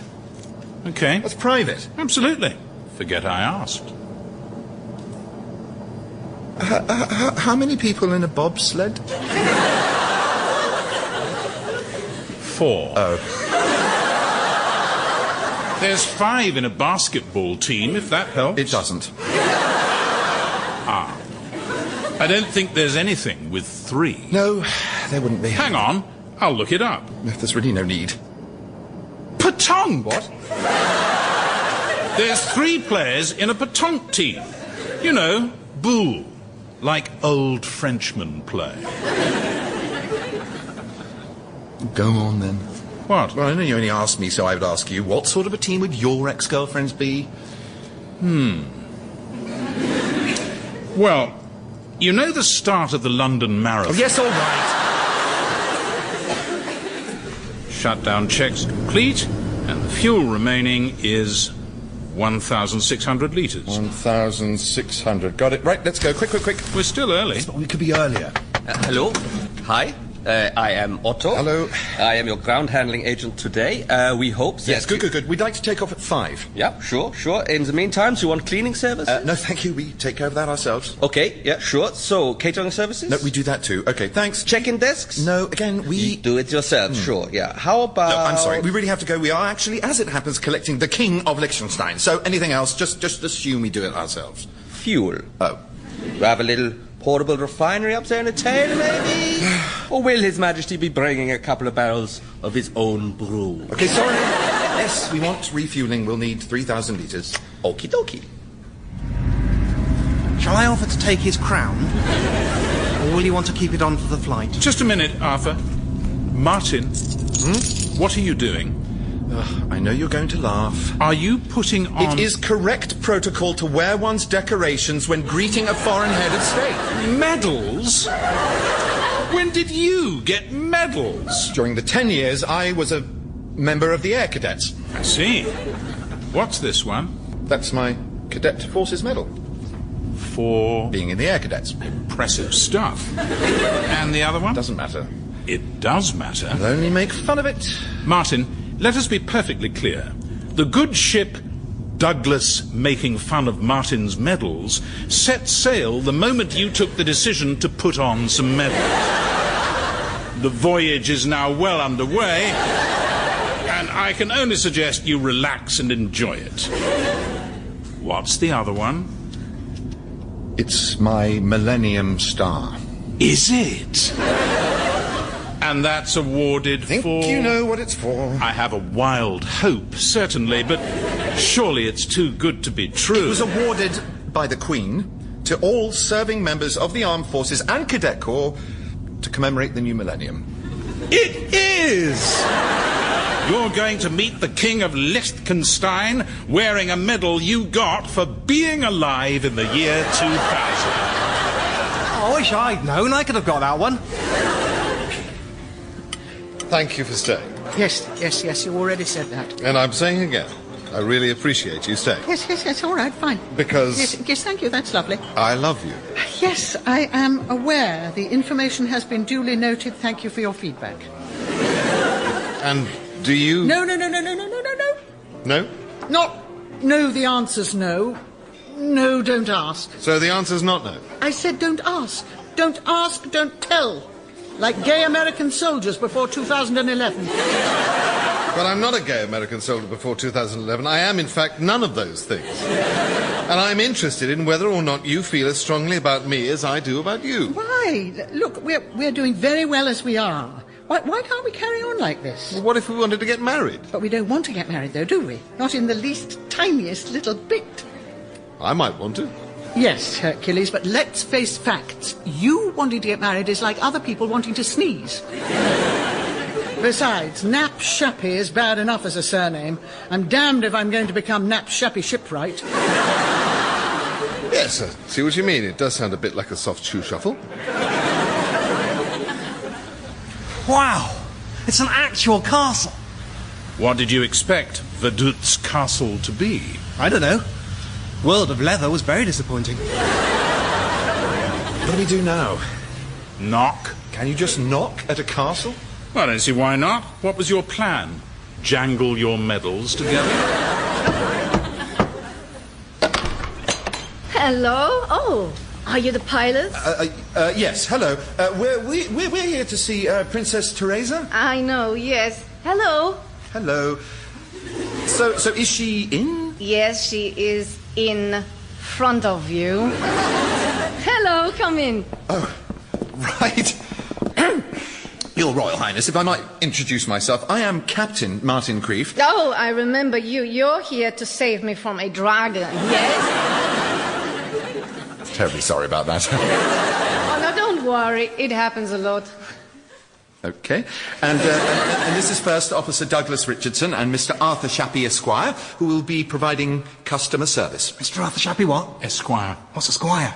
You are. Brilliant. The head of our company, Mrs. Carolyn Knapp Shappy, presents her compliments and her profound apologies not to be here in person, but rest assured she will be waiting to greet you on our arrival in Fitton. Really? Why? Well, you know, to provide an official reception and then to sweep the building for assassins.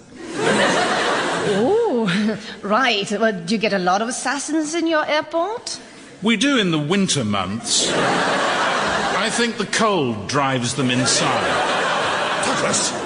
Excuse me, your princess? Teresa is fine. Teresa, when do we get to see the king? Arthur, I'm so sorry. No, it's fine. I'll get him.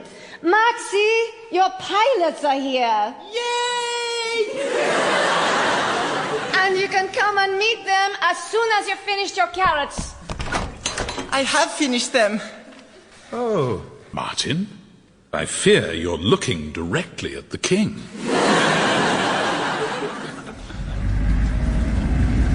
Green truck, that counts double. What? No, that's not how you play. It is in Liechtenstein. No, it's not. It is because I am the king of Liechtenstein, and I say it is. 100 points to me. There aren't any points. There are in Liechtenstein. Stop being horrible. I'm sorry. Maxi is going through a stage where he's very pleased with himself for being accidentally born king. They all go through it. For my father, it lasted 60 years.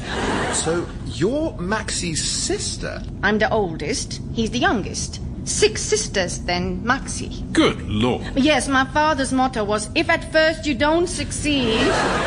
And what takes His Majesty to Fitton? He's going back to school. Oh, lucky you. I really miss going to school. Then you're stupid. I hate school. No, you don't. You just hate all the other boys. No, they hate me. They won't call me by my proper title. Children can be so cruel. I suppose you must stick out a bit, being royal. Not at this school. He shares a desk with the Sheikh of Qatar. Yes, but he's only a prince. I outrank him. Maxie, I keep telling you, people don't make friends by telling other people how much they outrank them. That's true, actually. Yes, Captain Creef, as you can see, is a grizzled veteran of the Air Cadets. Oh my, yes. What are these? Oh, those are just my decorations. Oh, you come with decorations. Like a little Christmas tree.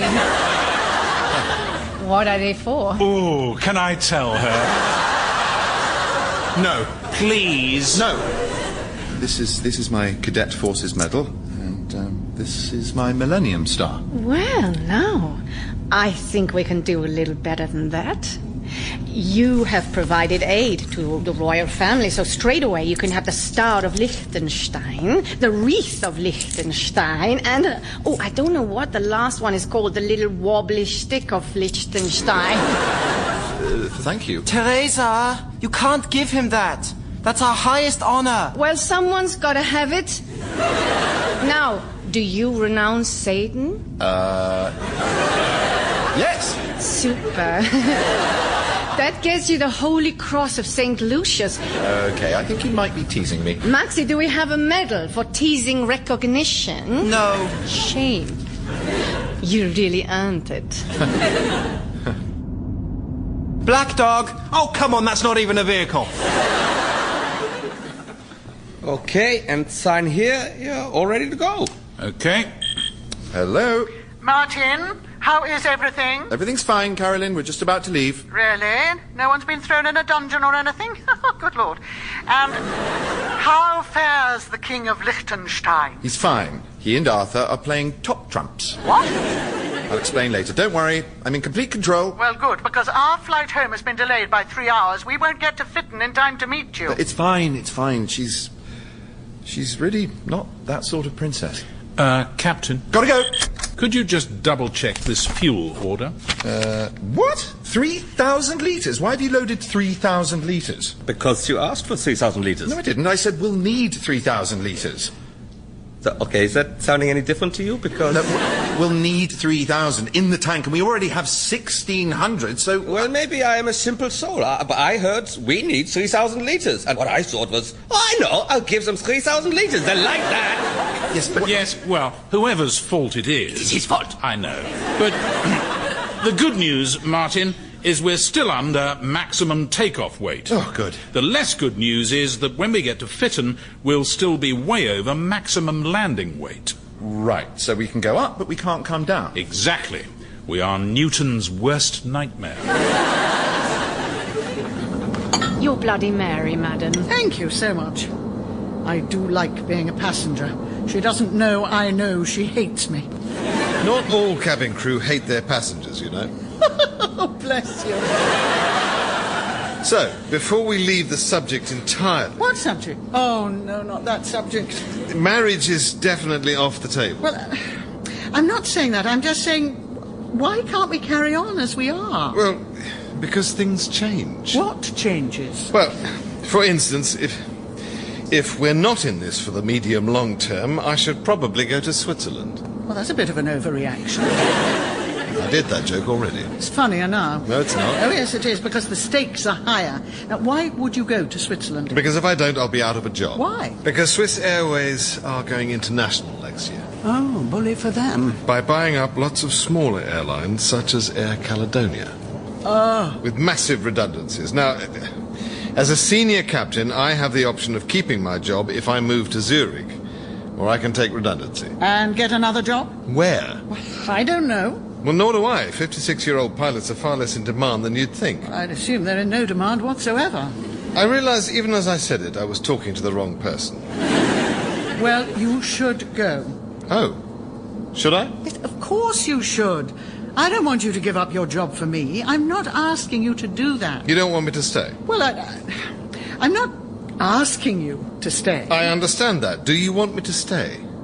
I don't want you not to stay. I will stay if you want me to. I don't want to be the reason you stay. Yes, that's noted. The thing is, though, you would, as it happens, be the reason I stay if I stay. How do you feel about that? I don't know. Don't you? That's okay. Mull it over, though.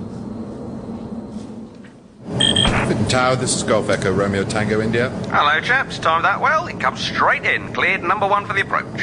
Yes. Actually, Carl, we'd like to hold before landing. You want me to put you in the hold? Yes, we do. After all the belly aching you normally give me? Even after that. Why? We just do. All right, then. Golf Tango India. Once round the holding pattern. Enjoy the view. No, we need to hold for... about 20 circuits. 20? Yes, is that all right with you? That's fine with me. You aren't half going to get dizzy, though. Enter the hold at Arden, maintain flight level 70, and advise when you've had enough and want to go on the Dodgems instead. OK, I've got Harald V of Norway, and I pick stateliness. 7 out of 10. Bad luck. I got me again. Oh. Hello. Everything all right back here? Hi, Skip. Yeah, Maxie and me have invented European monarch top trumps. But he scores 10 out of 10 for everything. What about size of kingdom? It's not a category. Yeah, I said we should have that. Well, anyway, I just wanted to explain. Teresa, you may have noticed we're going round in circles, and... Yes. Are you burning off fuel to reduce your landing weight? Yes. How did you know? Oh, how much extra did you load? Well, about 1,600 litres. Goodness. Wow, Skip.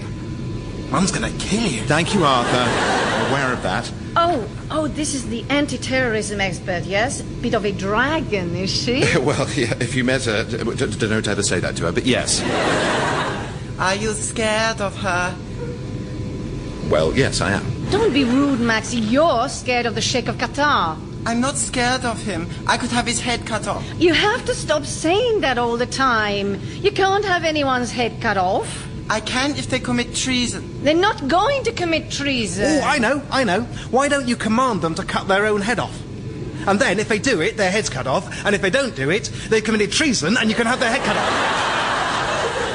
Yeah. Thank you, Arthur, but the last thing Maxie needs is a henchman. Maxie, can I give you some advice? You? But you're a commoner. Yeah, even so, when the Sheikh of Qatar is giving you a hard time, don't tell him you're going to cut his head off. Even if you can, which you can't. It just makes you look like, well, it makes you look like a man with a medal for being alive in the year 2000. Hello, Golf Tango India. How's life on the Magic Roundabout? Hello, Carl. It's ever so restful watching you, you know. Round and round and round, like one of those mobiles you hang on a cot. Tower, please confine... Anyway, silly question, I know, because obviously you live in the air now, but do you fancy coming in? No thanks, Carl. We'll have another 5 laps worth, please. Fair enough. Why stop just when you're beginning to enjoy yourself? Remain in the holding pattern and scream if you want to go faster. Thank you, Tower. Excuse me? Oh, hello. Hello. I just wanted to say thank you, Martin, for talking to Maxie. Oh, you're welcome.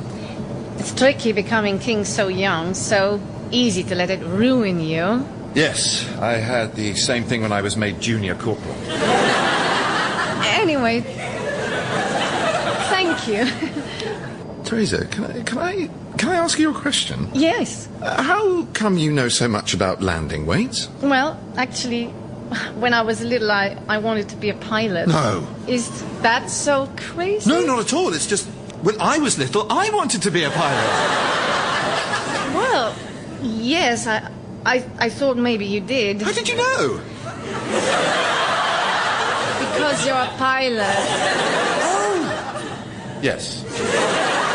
Yes, I am. You're doing the thing you always wanted to do. You're very lucky. I suppose I am. Just, no one's ever called me lucky before. And this, I'm afraid, may illustrate why not. Hello? Martin, what the hell is going on? I thought you were delayed. We were delayed by 3 hours, and yet here you still are, flying round and round in circles like a moth round a light bulb. So what, as I believe I asked before, the hell, and this had better be really good, is going on? Right, look, the thing is... Martin, let me talk to her. Thank you, but it's... I will talk to her. Okay. Hello? What? Who are you? I am Her Serene Highness Princess Teresa Gustava Bonaventura of Liechtenstein, Countess of Sponheim, and Protector Extraordinary of the cantons of Nîmes. Who are you? Call me Carolyn. Are you in charge? What is the meaning of this intolerable delay? I am so sorry, Your Highness. I'm just interrogating the captain, and when I find out, I assure you... The captain? What has it to do with the captain? Well, he's the one flying the plane. Of course he is, around and around in circles. Exactly, and when I found out why... On my command. On your... Sorry? While we wait and we wait and we wait for you to arrive. For me? Why? To receive us, of course. We are the King and Princess of Liechtenstein. Do you think we simply land in any old airport without reception, without having it swept for assassins? Oh, I do apologize. Assassins? Yes! Now sweep for those assassins. And once you are sure there aren't any, you may call us back. I think I can be fairly sure even now. Call us back! Yes, Your Highness. Wow. That was amazing. I thought you said you weren't that sort of princess. No, but my mother is. That was basically her. Thank you so much. You saved my life. Yes, well, always useful to have a princess around to rescue you from dragons. Honestly, I don't know how I can thank you. Well, think of something. Okay. I'm waiting. Okay. I am thinking of something. Yes? But I don't know if it's the same thing you're thinking of. No. Well, you won't know until you try, will you? Okay. Well... Would you like to go to Duxford Air Museum with me? Okay, so it's not what I was thinking of. God, I'm so sorry. I should never No, have asked but this. it's not bad. We can go tomorrow. Really? Sure. Teresa! See you later. Well, Did she just... oh, yes. Congratulations, Martin. You've got yourself a bobsled. That was Cabin Pressure by John Finnemore. Cabin Pressure by John Finnemore, starring Stephanie Cole as Carolyn, Roger Allam as Douglas, Benedict Cumberbatch as Martin, and John Finnemore as Arthur. This week, Wokingham.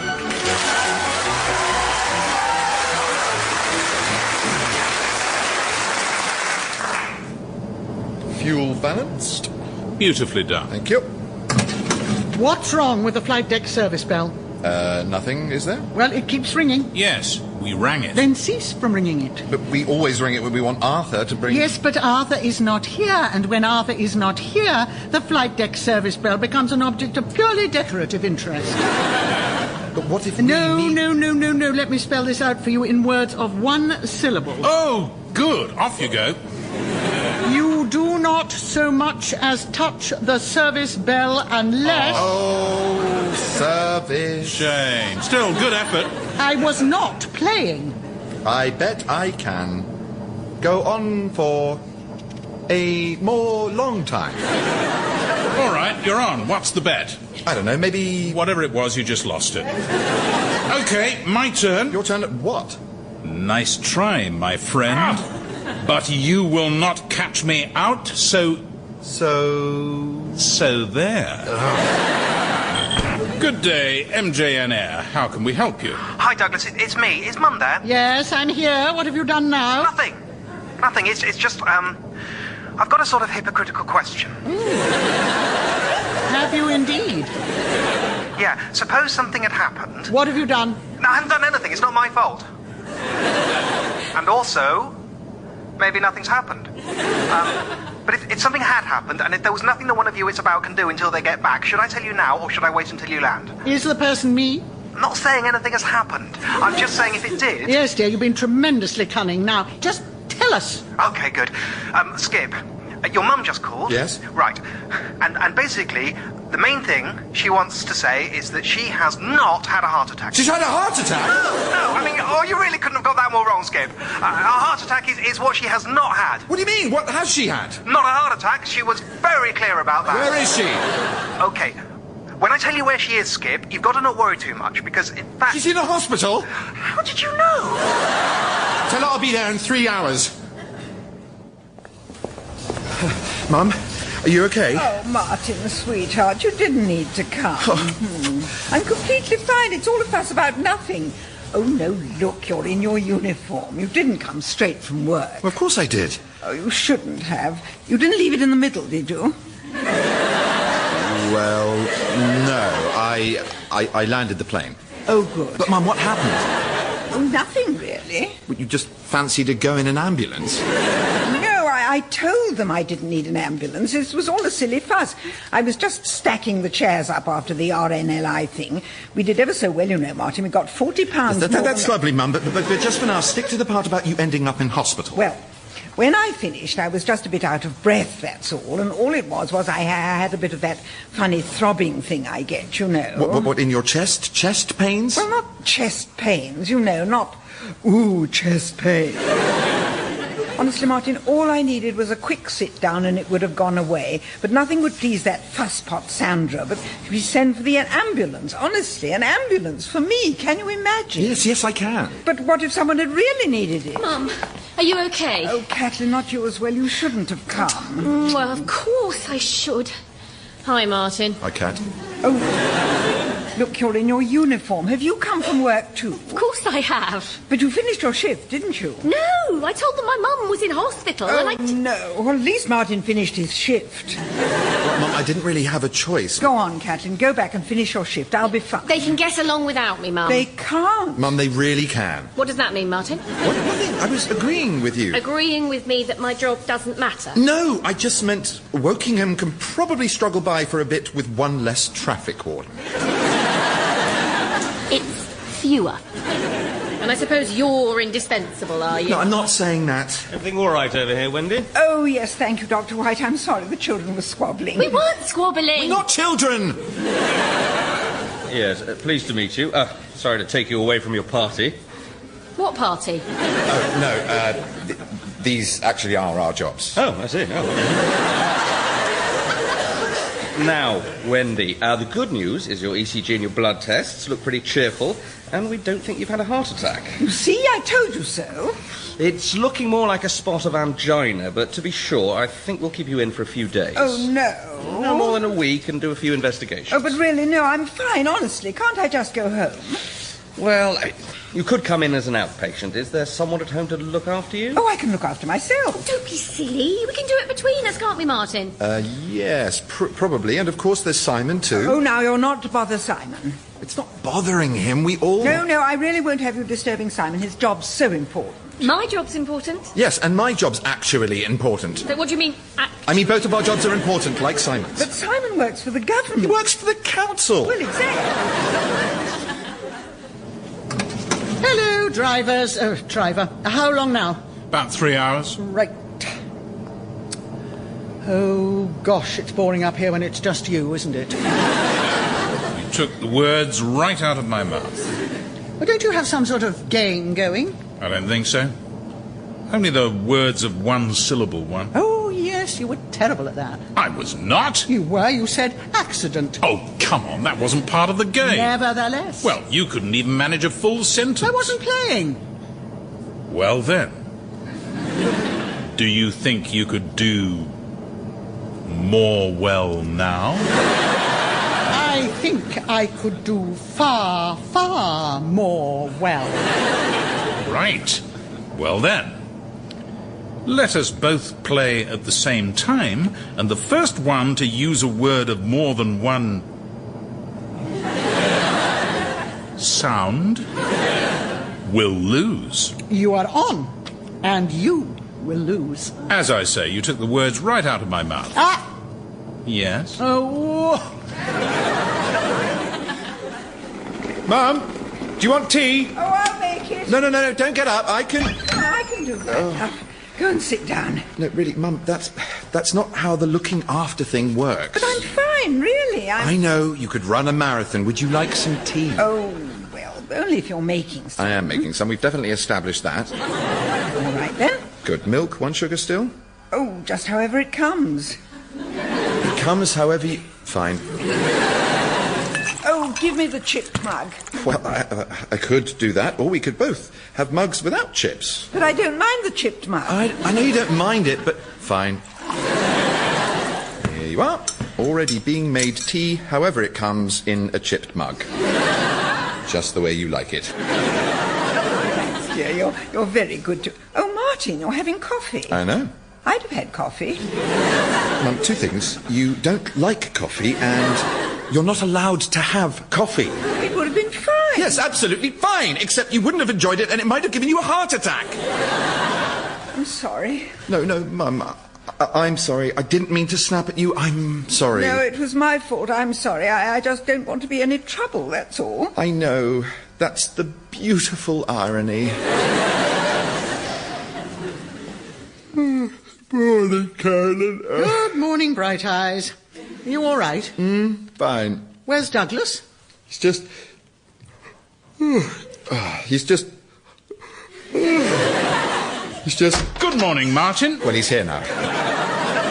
Oh, and good day to you. Good day to you, too. What's going on? That damn game where speech must be kept down to words of one sound. You're not still playing that. 2 days now. It turns out we're both quite good. Well, I can't brief like this. Fine. Brief him. I'll go and do the man looks at plane bit. Oh, thank heavens. So, Martin, here's... Martin?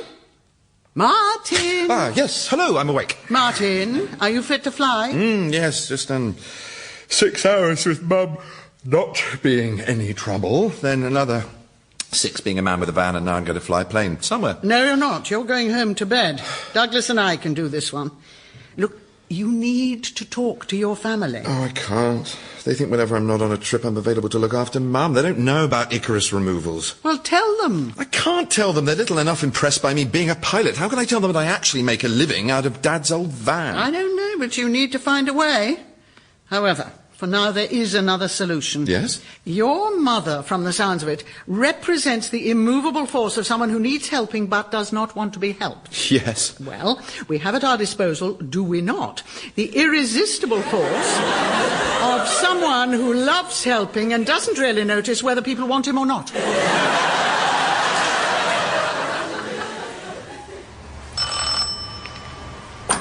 Hello? Hello? Are you Mrs. Skip? No, I'm sorry, you've got the wrong... Oh, sorry, I mean Mrs. Creef. Hello, I'm Arthur.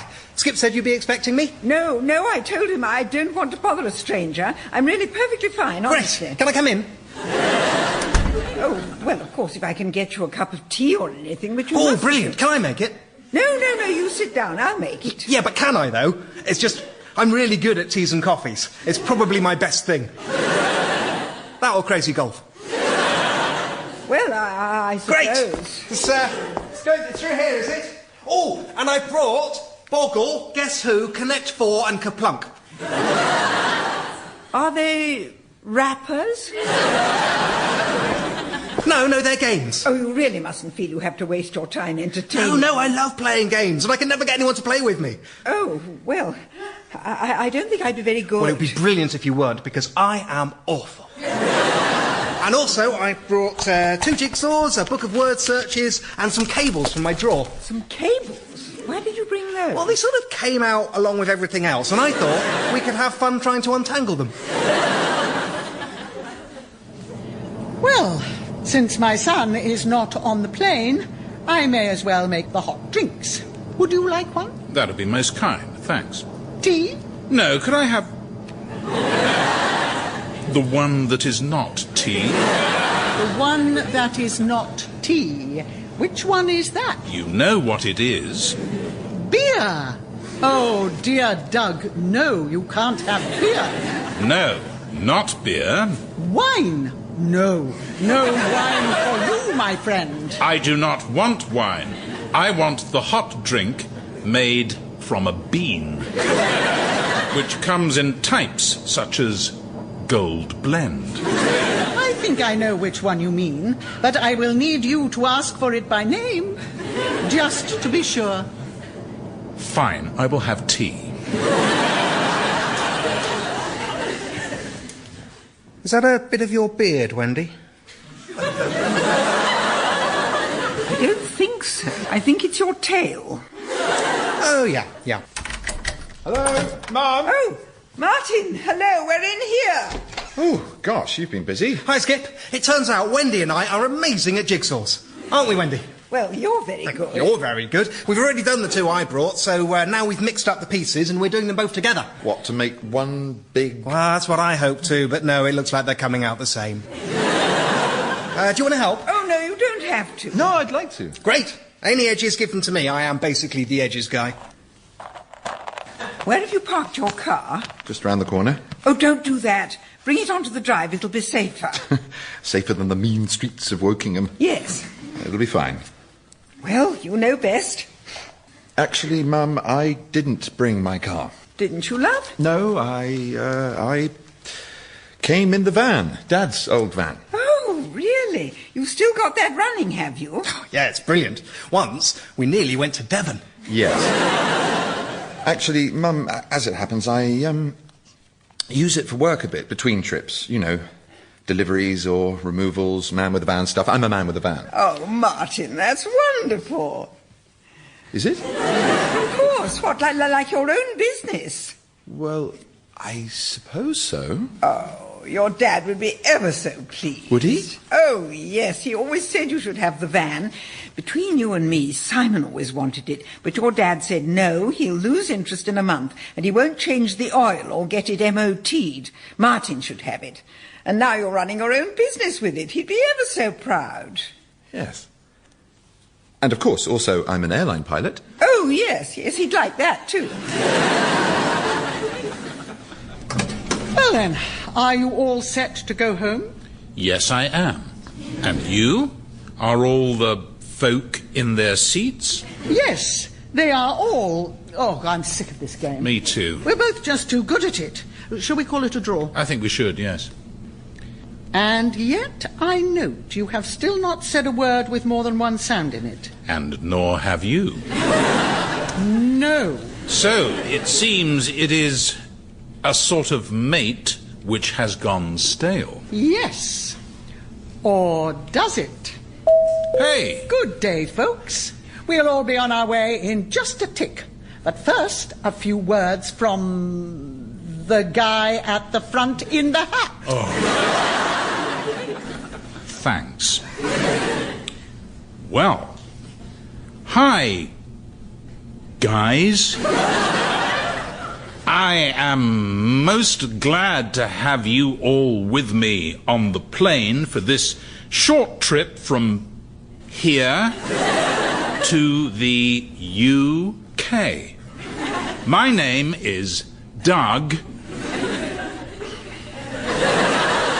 Smith, and I am the one who will fly you this day.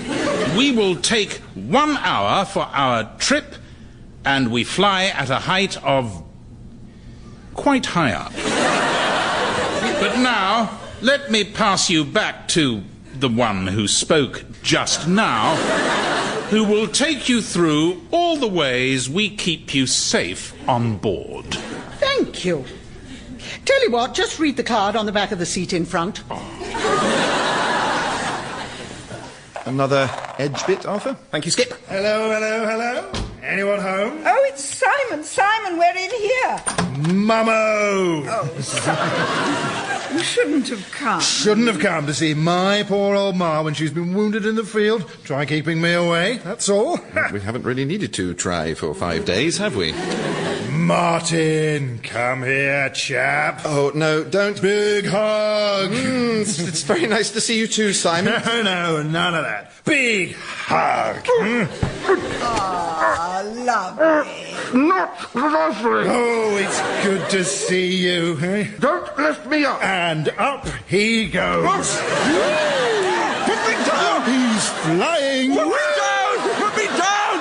Oh, it's lovely to see you two having fun. Now then, Mummo, why didn't you tell me you were poorly? Well, I told you. Oh, I know how busy you are. Not too busy for you. Can't have you languishing here with no one to look after you, can we? Not no one. No, Martin's been very good. Is that so? Well, good on you, chap, eh? Thank you, Simon. No, wait, Now then, Mummo, first thing tomorrow, I'm getting my doctor to take a look at you. Oh, there's no need. Your doctor? What doctor do you have? Good old Doc Smiley, of course. What, Nathan Smiley from school? That's right. Remember him, do you? Of course I remember him. He threw my briefcase on the science block. And he's a podiatrist. And a bloody good one. You don't know anything about angina. Martin, perhaps we should let Simon do what he thinks best. Well, probably the best plan, chap, but well done for sticking to your guns. Shows a good spirit, eh? Keep it up. Thank you, Simon. No! Can't you just stand up to him? I try, but he just sort of steamrollers over me with his voice and his moustache. With his moustache? Really hard to argue with someone with a moustache that bushy. I reckon I could have a crack at it. I'm sure you could, you or Carolyn, but I'm afraid I'm not you or Carolyn, I'm me. True, but you know me and Carolyn. So? Well, we're driving to Stansted on Sunday, aren't we? Perhaps we ought to call in on the way and wish your mother well. The whole crew, in our uniforms. Oh, yes! Fantastic! Hi, Wendy, it's me. Hello, Arthur. And this is Mum. Hello. Mum, this is Martin's mum. Martin's mum, this is my mum. That's quite fun to say. And this is Martin, who you already know. Oh, Martin, look at you in your uniform. Aren't you smart? Look at your hat. Quite a sight, isn't it? Carolyn. Catelyn, let me take your coat. Oh, thank you. And your hat, Martin? No, it's all right. Why, aren't you stopping? Yes, but isn't Simon here yet? Yes, he's just through there. Why won't you take your hat off? Simon! Hello, chap. Aren't you coming through? Yes, unless you want to come out here and... Well, no point if you're coming through, is there now? No, fine. Go on then, take the hat. Oh, thank you. Right, all right. What's the big hold-up out here, then? Huh? Oh, Simon! Give it back, give it back! Give what back? My hat, give me back my hat! Party! Simon, hello, sorry to be dressed like this. We're on our way to work. That's my hat Caitlin's got. Good Lord, is it? Anyway, hug? No, I'll crease my uniform, my captain's uniform. Oh, I don't think so. Looks pretty polyester-tastic to me. Come here! Don't lift me, please, don't lift me! And up we go! Have I got the right house? He's flying! Yes, I think I have. Oh, come on in. The boys are just playing. So I see. Oh, there you go. Right. So, this is Wendy, Caitlin and Simon, and this is Douglas, my first officer. Lovely to meet you. First officer? Is that like the captain's captain? Not quite, in fact. I'm the captain. You know I'm the captain. Well, yes, but you're not his captain, surely. Yes, I am. Aren't I, Douglas? Tell them. Oh, yes, do. Oh, yes. He is my... That is who he is. Oh, and is he good? Oh, yes. He is most good. Great. Thanks, Douglas. Terrific. Well, shall we go on through? After you, Mrs. Knapshappy. Oh, please, call me Yes? Ka. Ka? Yes, Ka. Short for... Yes? Fun, short for fun. Oh, no. You're not still... What? All is well. OK, can I see you both in the kitchen, please?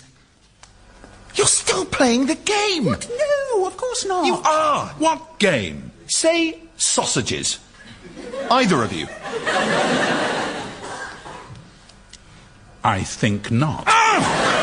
You said you'd help me. That was the whole point. For once, I was going to look good in front of my brother, and now you're too busy playing your stupid game. Well, we can do both. No, you can't. You sound like a couple of broken speaking spells. That is a touch harsh. Stop it! OK, look, I'm declaring an amnesty while you're in this house. The game's on hold, OK? Suits me. And me. Good. Thank you. Right then, shall we go back in? Yes, let's. Wait a minute. Say sausages. You first. No, you. Oh, for heaven's sakes, all together, after 3. 1, 2, 3... Seriously, 1, 2, 3... Sausages! Thank you. Oh, that's a relief. Anti-disestablishmentarianism. Excellent. Shall we recombine with the familial gathering in the vestibule? Is everything okay?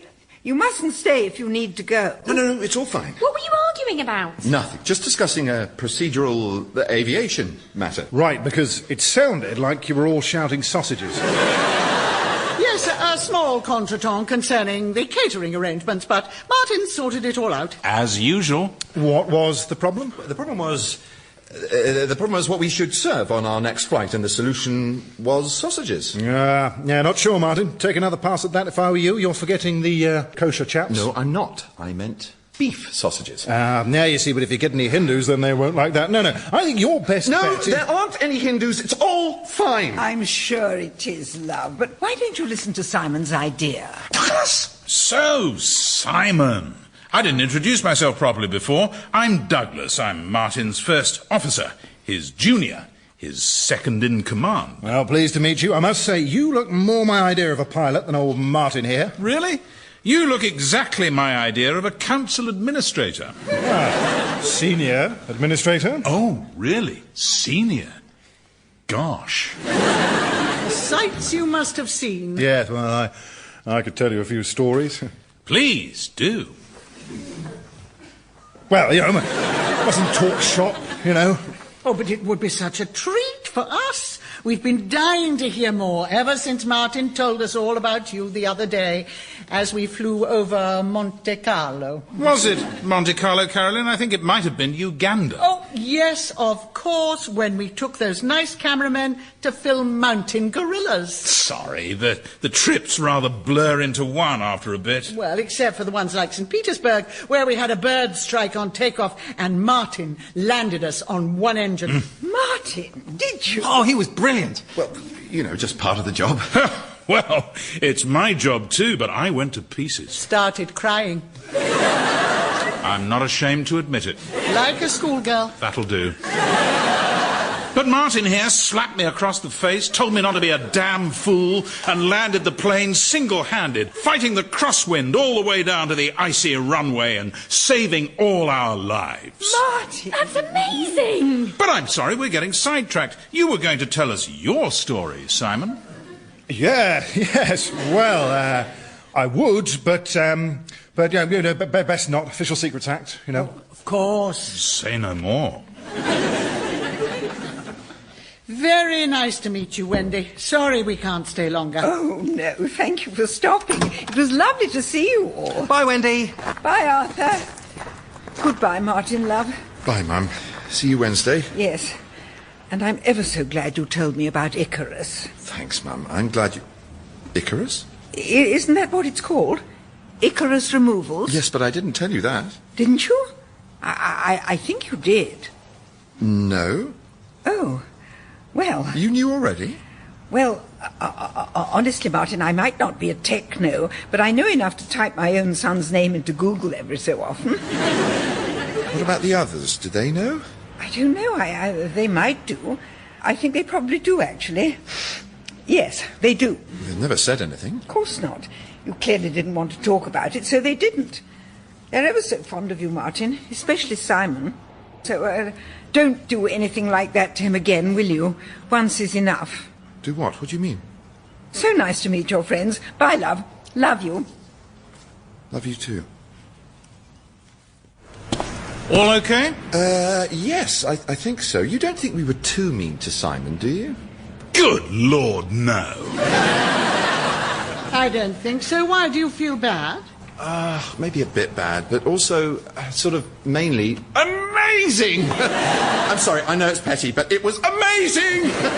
Thank you so much. Oh, not at all. I know what it's like. Well, you've met Ruth. She still makes me feel like a 5-year-old. You know, I think I could handle him if it weren't for that moustache. I do think you set too much store by moustaches. Aha! Moustaches. What? 3 syllables. I win. But we're not playing. We're on a truce. No, we're not. While we're in this house, that was the truce. But you've used lots of long words since we left. Have I? What? When I told you how Ruth can make me feel 5 years old? No, that was a trap. Straight into which you blundered, First Officer Heffalump. Okay, my turn now. I didn't get a proper go on playing. Well, hang on. I haven't had a go at all. You want to go, Arthur? Of course I do. All right, then. Your time starts now. Brilliant. Short but sweet. That was Cabin Pressure by John Finnemore. Cabin Pressure by John Finnemore, starring Stephanie Cole as Carolyn, Roger Allam as Douglas, Benedict Cumberbatch as Martin, and John Finnemore as Arthur. This week, Xinzhou!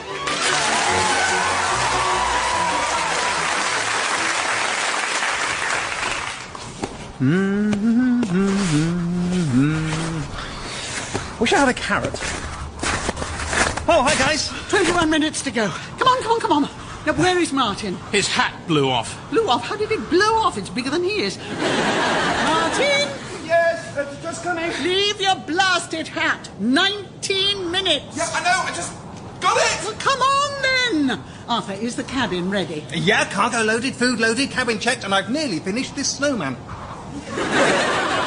Why are you building a snowman? It's snowy. Here I am. At last. Can't you get a chin strap for that thing? Don't give him ideas. All right, everyone in. Right, 18 minutes to dusk. Martin, come on, in. Yes, but I'm just... This is not the time or the place to admire the beauty of China in the snow. To be fair, it is the place. Douglas, A, shut up. B, go and talk to the tower. But having carried out A, how can I... No. Right, Martin, do the walk around. I was about to do the walk around and you said in. And now I'm saying out. Go. Right, Arthur, get ready for takeoff. Okay. Ready. Good. So, given that I am ready, and Skip will be a few minutes doing the walk round, can I very quickly finish my snowman? No! Oh! Xinzhou Tower, this is Golf Echo Romeo Tango India. Request start for Fitton. Roger, Golf Tango India, clear to start. Be advised, airfield closes at dusk. Thank you, Tower. We know. The scheme we've come up with, and I think you'll admire its simplicity, is to take off before that. Golf Tango India, please repeat. Roger, clear to start. Ooh. Good heavens, it's Frosty, the snow pilot. Okay. I've done the walk around, but... Well, all's going smoothly in here. Oh, except another bit's fallen off Gertie. Oh, God, which one? The APU startups failed. Oh, no. Luckily, its final act before it expired was to start up the APU. So, firstly, it died doing what it loved. And secondly, we're still good to go. Good. Now, come and look at the snow. I can see it from here, Martin. It's lovely. Sit down. Let's go. No, I'm worried about it. Oh, Martin, no, please. You'll waste more time arguing about it than looking at it. Right. Fine.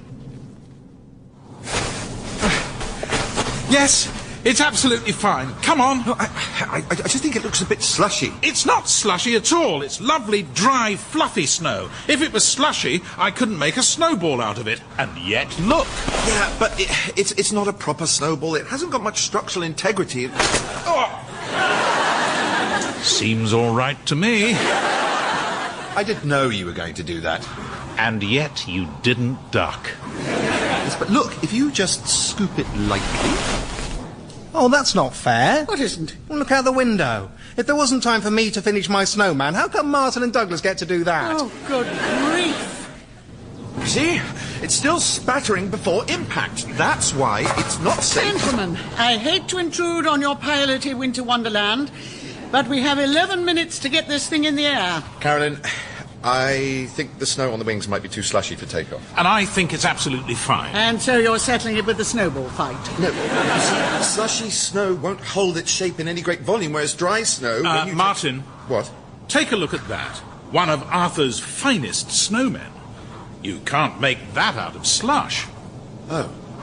Oh, well, it must be fine then. Yep, so everyone back on, we're flying tonight. Arthur? Yeah?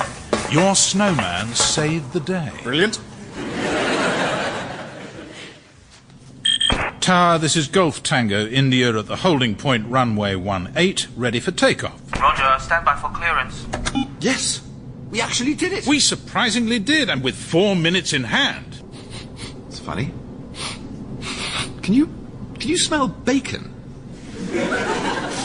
No? Really? I could definitely smell bacon.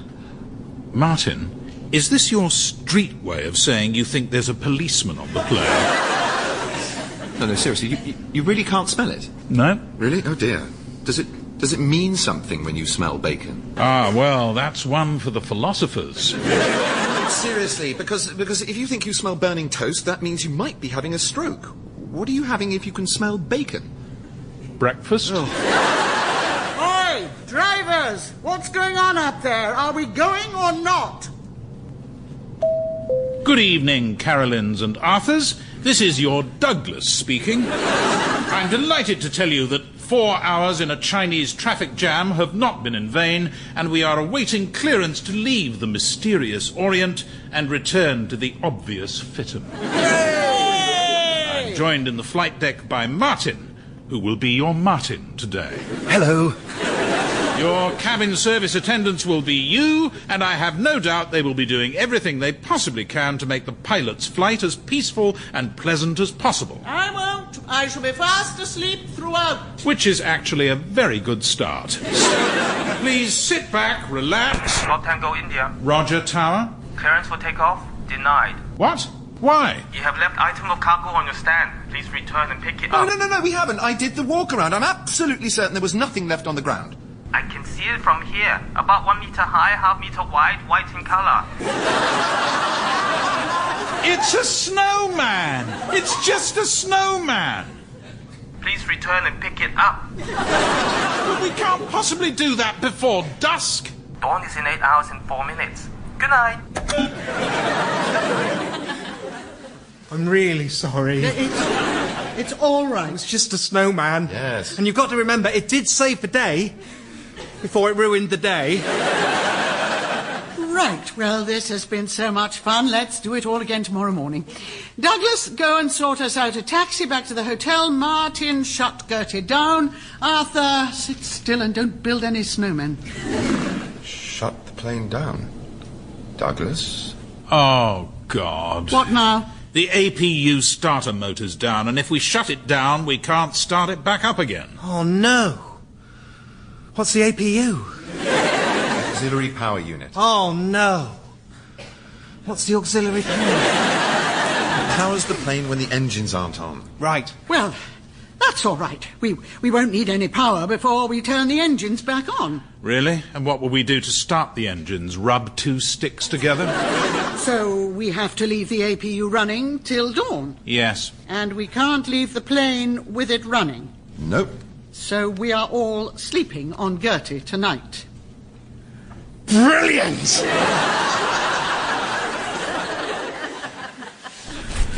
Okay, so I've put 3 of the seats back as far as they'll go, and I've got all the blankets out of the emergency kit. How cosy. And who's sleeping in the aisle? Me. It looked more fun. Well, much as I adore a slumber party, I think I'll just sit in the flight deck and read, actually.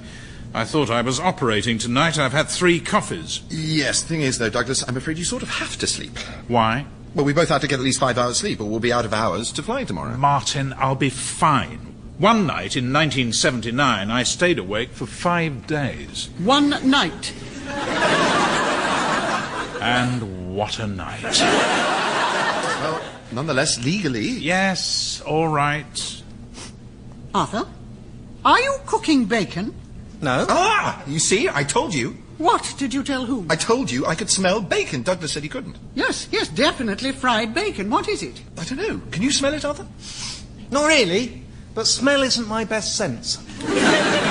Dare one ask what is your best sense, Arthur? Oh, touch, definitely. We had this game in science once where you had to work out what things were by feeling them in a bag, and I got nearly all of them. Even grapes. Got any bacon? I really fancy some now. No, but I could go and do the dinners. Oh, yes, I'm ravenous. Me too. What are we having? 2 chicken, 2 lamb. Oh, great. Quick as you can, then. Righto. Damn. What? Oh, nothing. I just realised I'm not going to be back in time for Tosca. Oh, dear. That won't go down well with Herc the Burke. Do you mind not calling him that? I'm sorry. Hercules the Bercules? Anyway, I wasn't going with him. He's in Zurich. I didn't know Air Cal flew to Zurich. They don't. He's house hunting. Is he? Yes, he might move there. Might he? Yes, if he wants to. And might you go with him? Of course not. Why ever would I? Well, you have been going out for a year and a half. 16 months. And we haven't been going out. We've just been often in the same place. How romantic. So why might he move to Zurich? Well, now look, this is secret, all right? Swiss Airways are launching internationally, and they've taken over Air Caledonia. So Herc either has to move to Zurich or take early retirement. Swiss Airways is going international? Yes, although that wasn't really the focus of my story. Oh, sorry, it's just... they'll be recruiting then, will they? Ah, I see, yes. Yes, and you should apply. Oh, should he? Yes, of course he should. I keep telling him he should be looking for other jobs. Do you indeed? Yes. I'm fed up with not being able to pay him. He needs to spread his wings. Even as we fold ours. Do you not think I should apply then, Douglas? Oh, I wouldn't say that. You could. I mean, why not? You never know. But they're a prestigious airline. Right. I mean, by all means, throw your hat into the ring. I just wonder if there might be a less intimidating ring to aim for. First time. Mum? Yes? Quick question. You know those small chickens you get where everyone has one each? Yes. What are they called? Poussin. Oh. Not baby chickens? No. Oh. Chaps, you know how we were talking about mistakes? What have you done? And how they happen to all of us, and it's just one of those things. What have you done? Should have made it clearer. When I was ordering the catering, there was one called Baby Chicken, and I thought they'd be those little ones, and I love those because you feel like a giant. But it didn't mean that. It meant these. So, the catering you have laid on, Arthur, for 4 people trapped in a plane overnight, is 2 jars of chicken-flavoured baby food. No, that's not all. There's 2 lamb-flavoured ones as well. What did you think baby lamb was? Well, all lambs are baby lambs. And what about breakfast? I didn't order breakfast. Why not?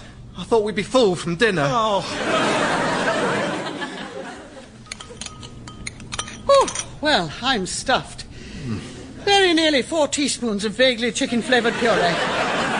Oh, I couldn't eat another thing. Are you sure you're not going to have yours, Douglas? I've rarely been surer about anything. I quite like mine. I might get it again. It's nice not having to bother with chewing. All right, well, we have feasted. Now let us slumber. Shall I turn out the light? Yes. Yep. No, this is ridiculous. I'm not in the least tired. Nevertheless. Arthur, say something. Oh, okay. What shall I say? Well, anything, just so I know where you are and I don't tread on you getting back to my seat. Oh, right. Here I am, don't tread on me. Here I am, don't tread on me. Here I am, don't tread on me. Here I am, don't tread on me. Yes, all right, you're safe. Good night, all. Good night. Good night.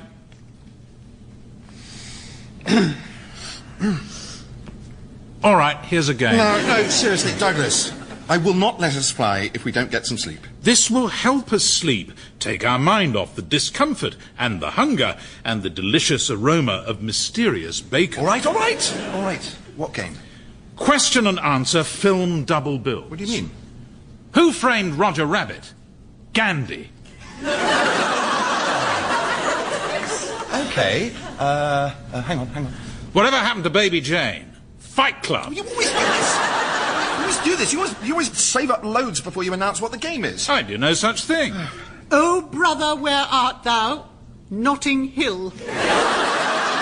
Oh, hello. I thought you were asleep. I am asleep. Okay. How green was my valley? Yes? 7. 7? Your valley was 7 green. Yes. Out of 10. I think the scale is implicit. Fair enough. Okay. Who shot... I don't think this is the sort of game that makes you sleepy. All right. You suggest one, then. All right. How about Fizz Buzz? Brilliant. Oh, do you know Fizz Buzz? No, but I love the name. Well, you count round the circle, but for any number that's a multiple of 3, you say fizz, and any number that's a multiple of 5, you say buzz. It's more mathsy than the name makes it sound. So it's quite sort of hypnotic. Let's just try one. All right. 1, 2, 3. Well, that was unexpected. No, Arthur, any multiple of 3, you say fizz. I know, but 3 isn't a multiple of 3. It's just 3. It's 1 3. 1 time... Look, just trust me, okay? Okay. 1, 2... Fizz. 4. Buzz. Fizz. 5. No, listen...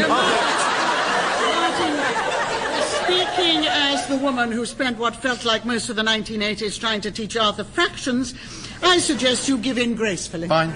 No, Skip, it's a good game. It's just a bit overcomplicated. I know. How about if it's instead of odd numbers, you say fizz, and instead of even numbers, you say buzz? Arthur, that would just be... It does sound quite soporific, though. Fizz. Buzz. 1, 2, fizz. Buzz. Fizz. Buzz. 1, 2, 3, 4, 5, 6. Fizz. Buzz. Fizz. Wow, Gertie's playing. What's happening? Is that the APU warning? I'll go and see. Ow! Oh, sorry, Arthur. I'll come too. Here I am, don't tread on me. Here I am, don't tread on me. Here I am. Yes, it's the APU. Oh, what's up with it now? Isn't it enough we're babysitting the damn thing? Well, it says, it's overheating. Of course it is. Dear old Gertie, cover her in snow and she gets a hot flush. Ooh. Cover her in snow. If the snow is blowing horizontally, which it is, it might be blocking up the inlet. Okay, ready. Good luck, Skip. Thanks. What's he going to do? The captain is a man of immense mechanical aptitude, and it is accordingly his plan to fine-tune the running of the AP unit by finding a hole at the back of the plane and waggling a stick in it. Will that work? Oh, yes. Done it. Well done, Skip. Give me a hand with my coat, Arthur. But it's gathering up in there pretty fast. I tried rigging up a sort of cover for it, but there's nothing to fix it to, so it just keeps blowing off. Ooh, it's that bacon smell again. It must be you, Martin. It was fine until you took your coat off. I do not smell of bacon. Oh, you do a bit, Skip. I still can't smell anything. Perhaps it's one of those shared delusions. Hang on. It is me. It's my shirt. My shirt smells of fried bacon. Oh, yeah. Wow, that's brilliant. You could market those. I really don't think he could. I'd buy one. But how can my shirt smell of bacon? Have you changed your detergent recently? Not to bacon. Have you rubbed any bacon on your shirt? No! Not near any bacon. Douglas, you're very quiet. Yes, well, I have nothing to say. It's baffling. I'm baffled. It's you, isn't it? You made my shirt all bacony. I assure you, I haven't touched your shirt. Scout's honour. All right, enough of this. It's 1 o'clock. You've got 6 hours left to get 5 hours sleep, so get cracking. Have you ever thought of recording a relaxation tape? Oh, can we play more Fizz Buzz? No, we cannot. Ready, lights out. Here I am, don't tread on me. Here I am, don't tread on me. Here I am. I have to say, Carolyn, it did seem to work last time. But it's ironic. It's just fizz and buzz. Arthur, you're safe. Okay. But we can make it more complicated. Like, I know, instead of the numbers thing, it's, if someone says fizz, you have to say buzz. That's you making it more complicated. Let's just try it. All right, fizz. Buzz. It's quite a short game, isn't it? Yeah, okay, might need another rule. How about if someone says buzz, you have to say something? Like what? Have a banana. No, something sensible. Yes. Heaven forfend the game should be contaminated by silliness. I can't think of anything else. Well, I'm not saying have a banana. It's not have a banana, it's have a banana, like the song. What song? The Have a Banana song. I don't really know it, except for one bit. Let's all go down the Strand. You're right, Douglas. That's the song. That's where you say, have a banana. But you didn't say buzz. But you just made that up. Well, I mean, the whole thing's made up, Douglas. It's not like it's the law. Fine. Let's all go down the Strand, Buzz. Have a banana. Can I just clarify the rules? Oh, goody. If someone says fizz, buzz, you have to say buzz. Have a banana. And if someone says buzz, have a banana. You say have a banana. Right, yeah. So I'll start. Fizz. Buzz. Carolyn, care to do the honours? No, I'm not saying it. Go on, Mum, try it. It's really fun to say. No. Fine. Have a banana. Still not a long one. Well, what about if there was some sort of external cue, like, well, if someone says your name, you have to say fizz. Oh, that's brilliant, Skip. Fizz. Buzz. Have a banana. It works. Skip, you're a genius. Fizz. Buzz. Have a banana. How did you think of it, Skip? Arthur, will you stop saying Skip? Fizz. Buzz. Have a banana. Stop, all of you. Sorry, Mum. Sorry. All right, enough. 2 of us have to sleep, and all of us need to. So, no more games, no more chat. We're just going to lie here quietly until we drift off gently to sleep. Have a banana.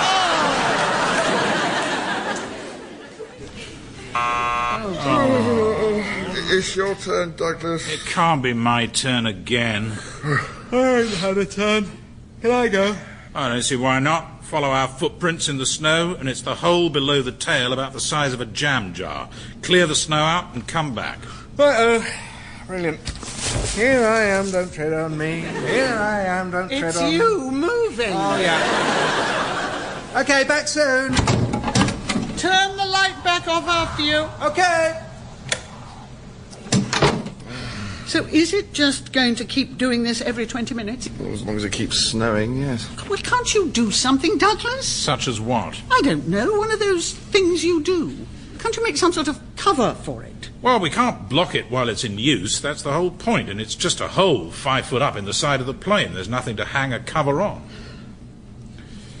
Who's afraid of Virginia Woolf? Spider-Man. Good.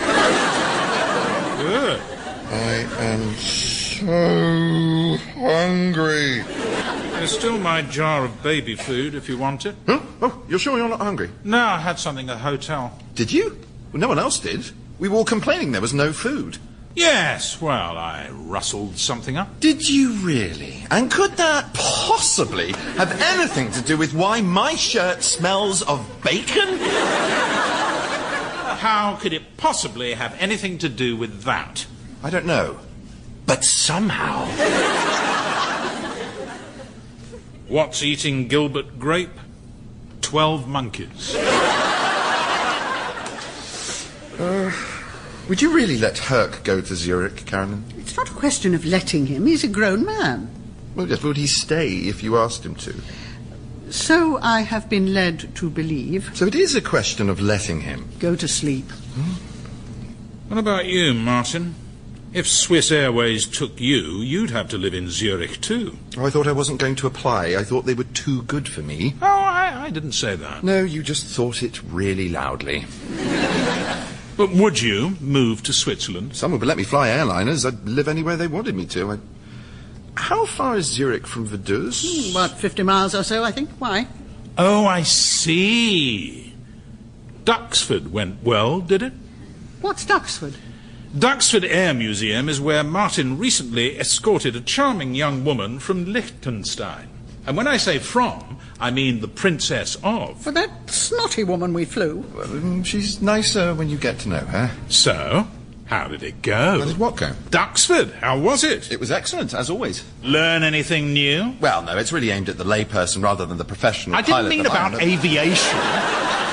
Douglas? Oh, keep your hair on. I'm not asking for the gory details. But did you get on? Yes, we did. She was nice. It was a nice day. It was nice to be with her. She was very nice. Ah, love. It brings out the poet in us all. Not in love. So, are you seeing her again? Might be next week. Ooh, the difficult second date. Well, third, actually. Oh, really? When was the second? Well, you know when we had that day off in Delhi, she happened to be in Agra. Really? What for? The King of Sweden's birthday in the grounds of the Taj Mahal, so we went to that. I see.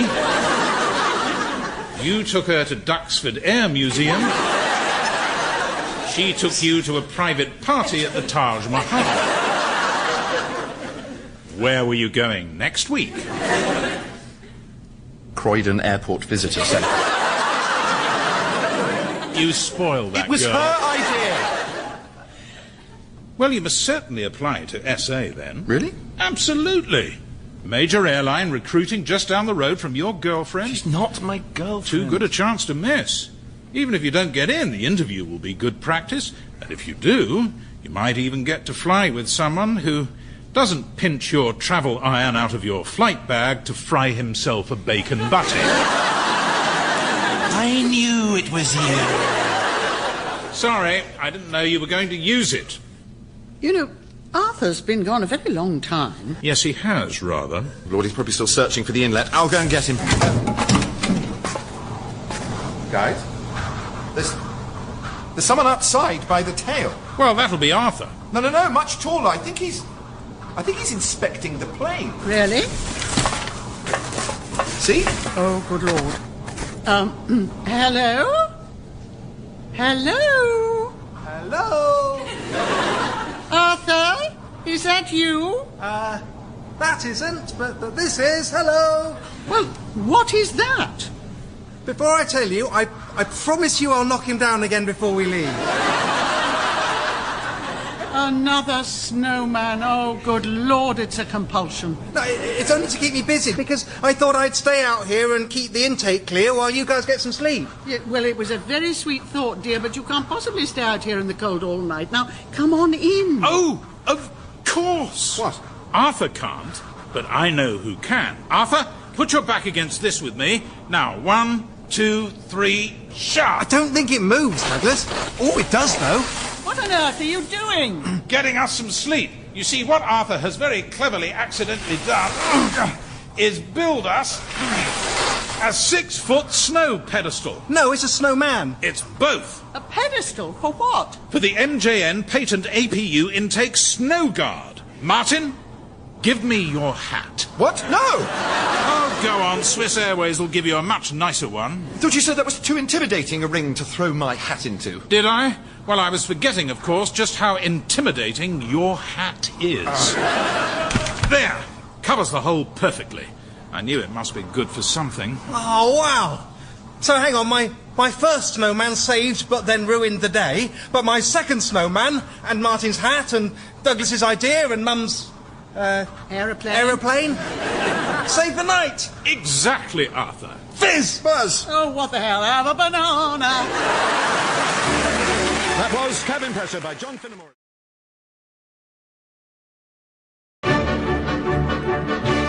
Cabin Pressure by John Finnemore, starring Stephanie Cole as Carolyn, Roger Allam as Douglas, Benedict Cumberbatch as Martin, and John Finnemore as Arthur. This week, Yverdon-les-Bains.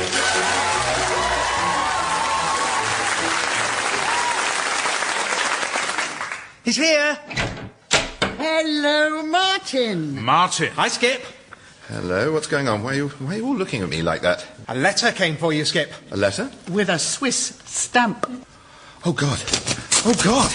We're hoping Heidi's finally replied to your fan mail. Okay. Head of Personnel, Swiss Airways, Yverdon-les-Bains. Dear Mr. Kroof. Good start.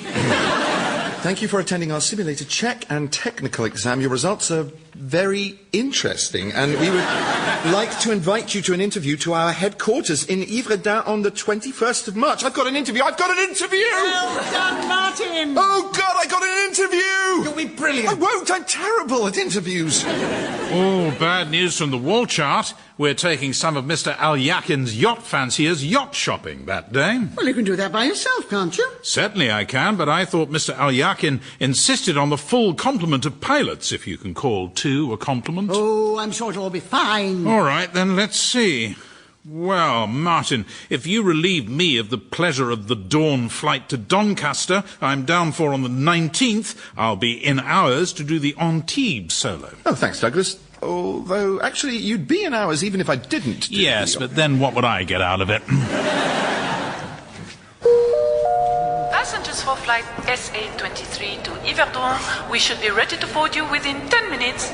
Right. Anyone got any more practice questions? What's been your best crash? Anyone apart from Arthur? Oh, here's an old one.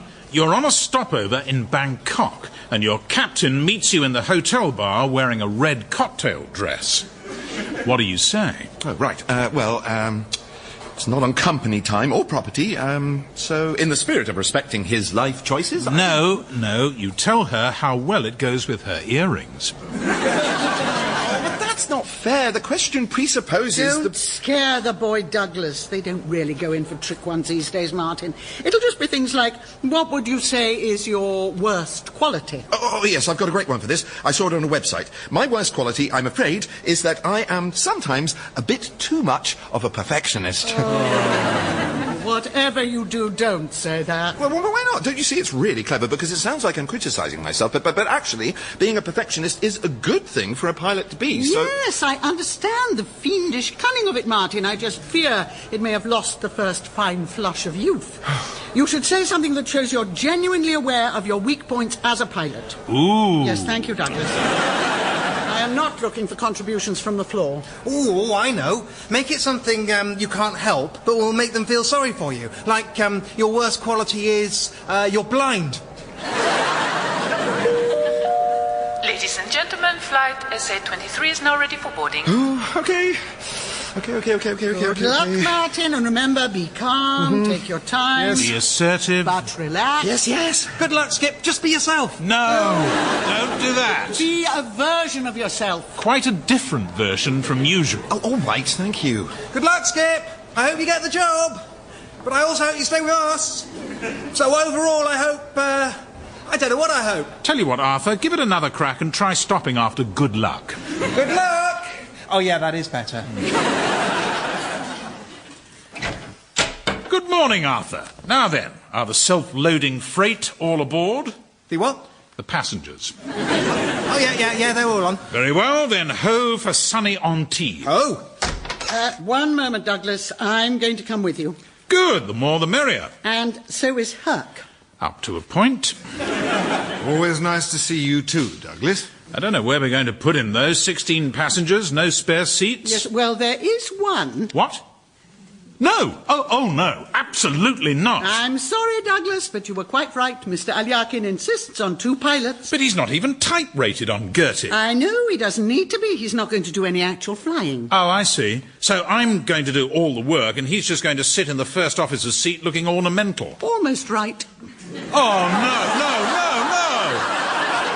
I'm sorry, Douglas, but I am a captain. You're not my captain. No, but your captain will be busy trying to persuade my new firm to let him be my first officer. So I suppose in a way that makes me your captain's captain. No, it doesn't. Besides, I only have a captain's uniform.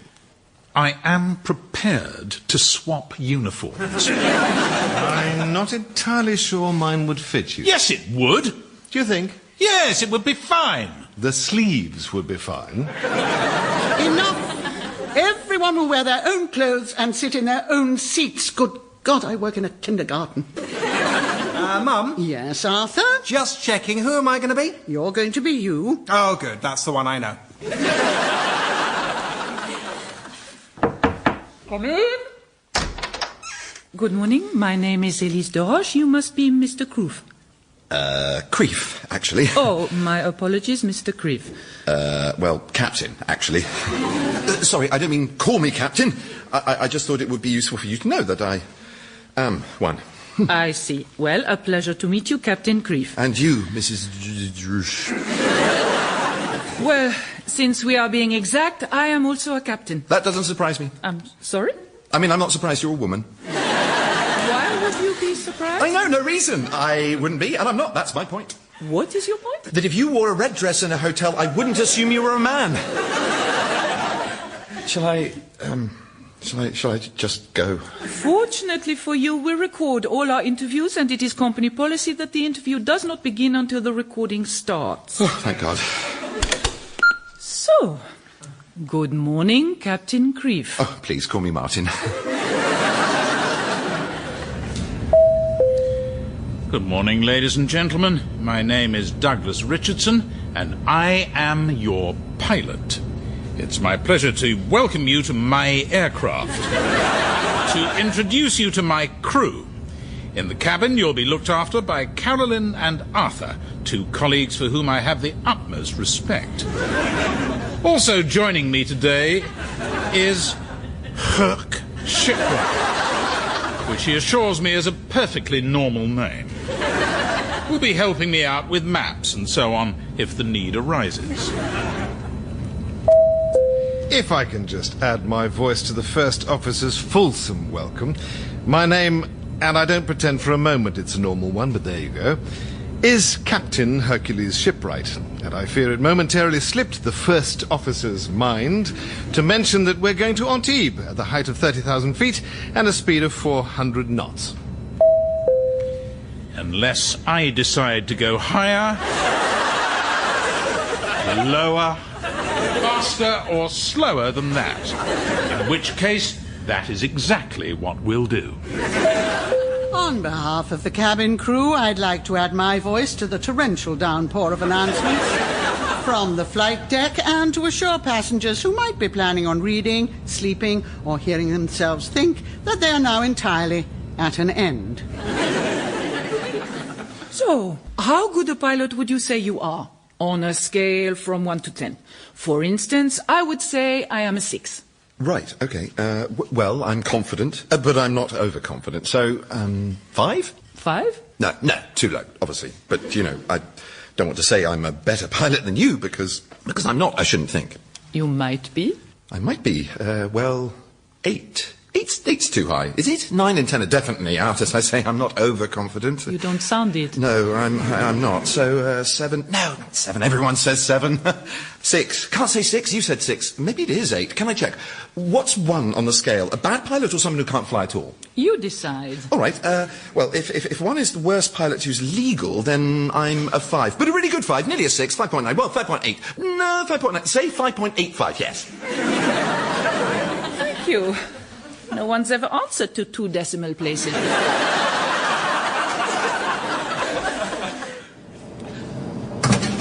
Cheese tray, Douglas? Thank you, Arthur. I believe I will take the Roquefort and the Emmental, and the Brie. Do help yourself to the others, Herc. Really? Either of them? Be my guest, because you are. Well, thank you. But actually, I'm a vegetarian. Well, fine. Feel free to nibble wanly on a cracker. I think not. And fruit tray for her. Thank you, Arthur. Fruit tray? Yeah, Herc's vegetarian, you see, Douglas, so he has a fruit tray. I want a fruit tray. I'm sorry, I only ordered one for Herc. You're welcome to an apple, Douglas, if you have room after all that cheese. Keep your apple. Oh, I'll have it. You can have something more interesting if you like, Arthur. There's guava, mango, dragon fruit. Wow, dragon fruit. Help yourself. Thanks, Herc. So, what do you think? Yeah, it's quite nice. It's not really what I was expecting. I thought it'd be a bit more, I don't know. Dragony? Yeah, maybe. It's all right, though. I quite like what it does to your lips. Your lips? Yeah, you know, the way it makes them glow all sort of tangly and funny. That is quite dragony, I suppose. Arthur, are you... It's a bit like that thing you get when you eat strawberries, which is good, because no one will let me eat strawberries anymore. Oh, no. All right, Arthur, keep calm and breathe regularly. I am calm. Shouldn't I be calm? Carolyn, strawberry drill in the flight deck. For goodness sake. No, I don't need the strawberry drill. Douglas, this is serious. He needs urgent medical attention. All right, Buzz Lightyear, keep your helmet on. We do this about twice a year. All he needs... Arthur, come here. No, I'm fine. Good. Now stay still. I don't need it. It's fine. It's going down all over. Ow! Good boy. Now, what is it you didn't know had strawberries in it this time? Because if it's strawberry mousse again, I swear I'm for the honest. I haven't heard of strawberry. It was a dragon fruit. A what? A dragon fruit. What? Fruit? Fruit. Dragon fruit. Grapefruit. Dragon fruit. Kiwi fruit. Dragon fruit.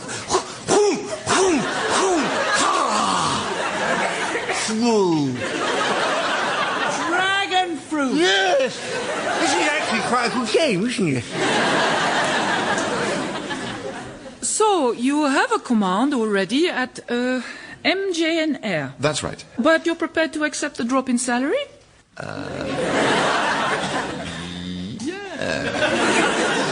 Because you are aware that our starting salary for first officers is only in sterling £22,000. Yes, well, I will make that sacrifice. Hi, Elise, do you mind if I... Oh, my God. Of course. Hi, good to meet you. I'm Oscar Bieder. I know. I'm the CEO. I know. Call me Oscar. I'll try. So, guys, ignore me. I'm just sitting in. You won't know I'm here. Right. Though I say that, I'm a pretty chatty guy, so maybe you will. Can I just ask, did you always sit on all the interviews? No. Right, just some of them? No, I never do. All right, shall we return to the interview? Sure. Does anyone want muffins? I can get some muffins sent out. No? Okay, carry on. All right, Elephant Man. How are you feeling? Oh, much better. The only thing is my lips are still a bit numb. Yeah, all right, then. I suppose I'll have to feed the animals myself. Oh, no, let me do it. I'm fine, honestly. Offer me dinner. Good evening, sir. Would you like to take the telly? Or the Wokingham. I can't say the B. Wokingham. Oh, all right, it'll do. Go on, off you go. Thanks, Jan. Good evening, sir. Would you care for the tagliatelle? I don't eat pasta. Oh, dear. Well, isn't there an alternative? Yes. Well, what is it? The tagliatelle is very nice. I don't want the tagliatelle. What is the alternative? Bruce Bourguignon. What? Oh, you know, Bruce. Like beef, like from a cow. Bourguignon. Like, I don't know what that means. But no, this. Oh, stew. Oh, that's what I said it was, but none says we have to call it Bruce Bourguignon. So, let's talk about your results so far. Yes. Well, firstly, you'll be pleased to know your references from your current airline are excellent. Oh, are they? Indeed. Positively glowing report from your CEO and another from your chief pilot. Oh, that's very... From who? Your chief pilot, Mr. Richardson. He is most complimentary. Myself apart, there is no one at MJN whose abilities as a pilot I rate higher. How kind. And we also request your CEO to select at random a member of the cabin crew to fill out a questionnaire, rating you on various attributes from poor to very good. In your case, the respondent drew in and ticked an additional box at the end of each line labeled brilliant. Gosh, I wonder who that was. You sounded great. So, we invited you to take a sim check and a technical exam. Yes? Yes. Your results are rather curious reading. In your simulator exam, you were rated adequate. Oh, good. No, adequate. But in your technical knowledge exam, yes? You got 99%. Oh, good. That is good, isn't it? Yes. Kind of amazing, actually, because the test is designed to return scores of between 40 and 60%. No one's ever got more than 84%. Really? 99%. So I got a question wrong. Yes. Which one? What increase in landing distance is required for a flap 30 landing with auto spoilers inoperable? 730 feet. That's the right answer, yes. You put 130. I don't think I did.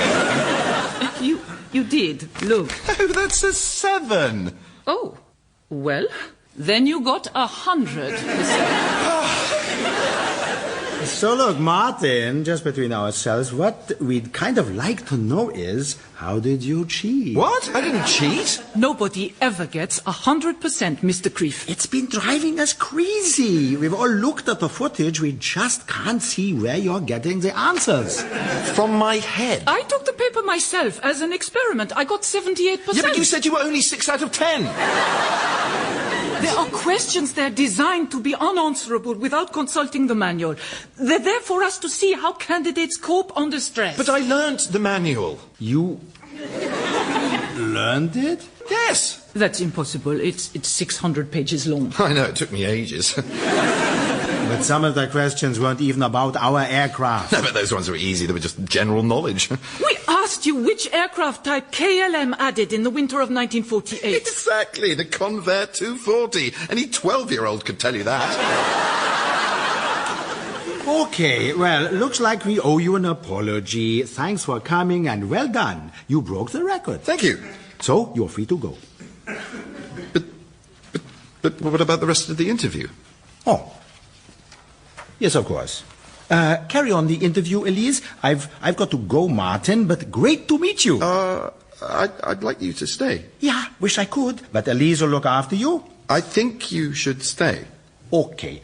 The thing is, I like to keep things sort of casual, but I am the CEO of a kind of pretty huge company. I get a bit busy. Yes, I know, but I think you put aside more time than this to deal with the cheating thing. And since you asked me to give up a day to come to Switzerland to interview for a job you had no intention of giving me, I would like you to give me 10 minutes to try to change your mind. Ute, can we get some muffins up here?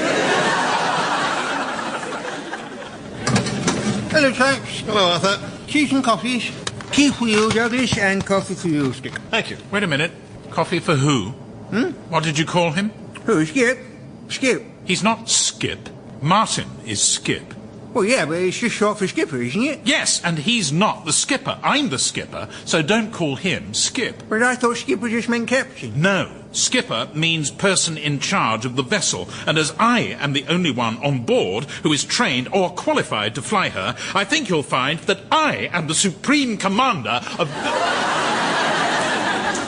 You're right, Commander. What have I become? All right, let's talk about your experiences as a pilot. Can you think of a time when you were in conflict with someone professionally? Oh, God, yes. Really? I mean, like hundreds. Wow, you're a bit fighty, huh? Wouldn't have guessed it. No, I mean, you know, professional disagreements which are then discussed and resolved professionally. Okay, show me. Suppose you're all ready to take off. Suddenly you realize, oh no, you've left your license at home. What do you do? Oh, that's easy. Yes? That wouldn't happen. Okay, but if it did? But it wouldn't. Now, my license is in a special inside pocket of my flight bag. I never take it out except at customs, and I check it's there on leaving my home, on getting into my car, on leaving my car, on entering the terminal, on leaving the terminal, and on entering the aircraft. Why do you do that if you never take it out? So that I can never leave it at home. Okay, but say this time somehow you have. How? Somehow. For the sake of argument. All right. What would you do? Well, I would immediately inform the captain what had happened, apologise profusely, explain how literally impossible it is that this has happened. But that it has happened? But that, for the sake of argument, it has happened, and then I would go home and get it. Okay, great. So Elise is your captain. Tell her. Okay. Captain Elise, I'm very sorry, but I have, for the sake of argument, left my license at home. You fool! Never mind. We'll go without it. Obviously, we can't do that, Captain, because it would be illegal. Nonsense. The flight is within Europe. Your airline ID will do. Yes, but I'm afraid I left that behind as well. No, you didn't, or you wouldn't have been allowed to board the plane. Well, I must have done, because I keep my ID card in the same pocket. Well, for the sake of argument, you didn't. Fine. Very strange argument.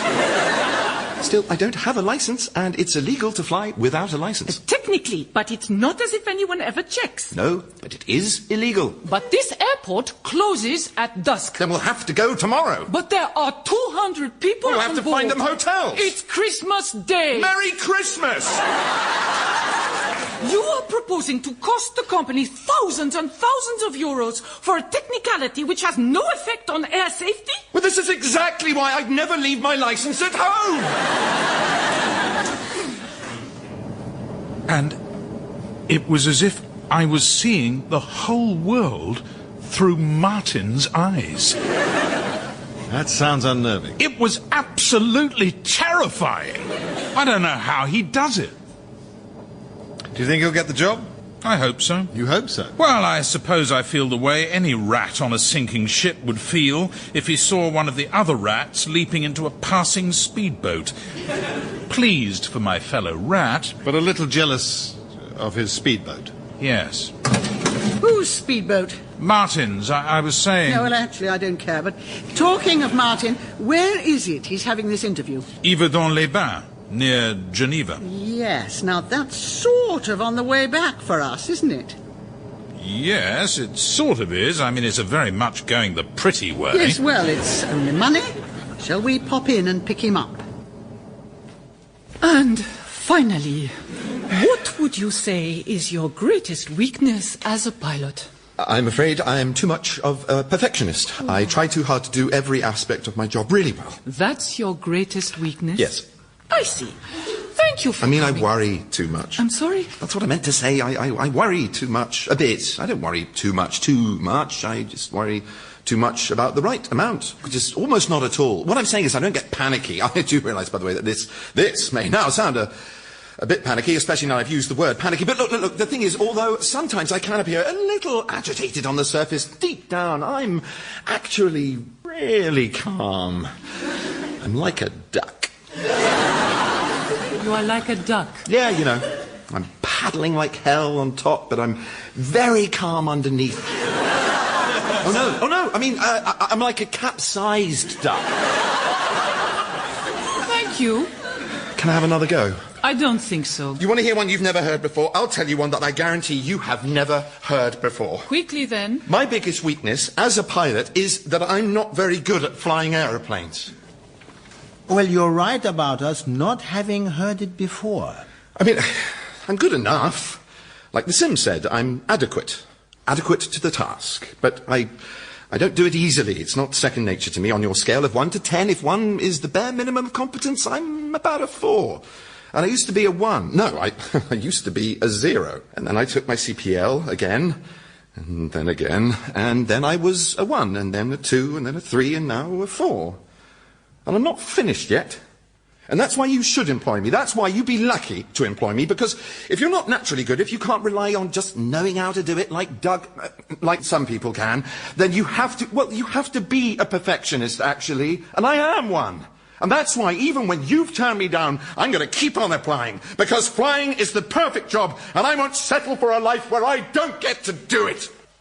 Well, thank you for seeing us, Mr. Creef. We'll let you know as soon as we can. Oh, can't we just tell him now? We can, but it seems a little cruel. You can start in June. What? What?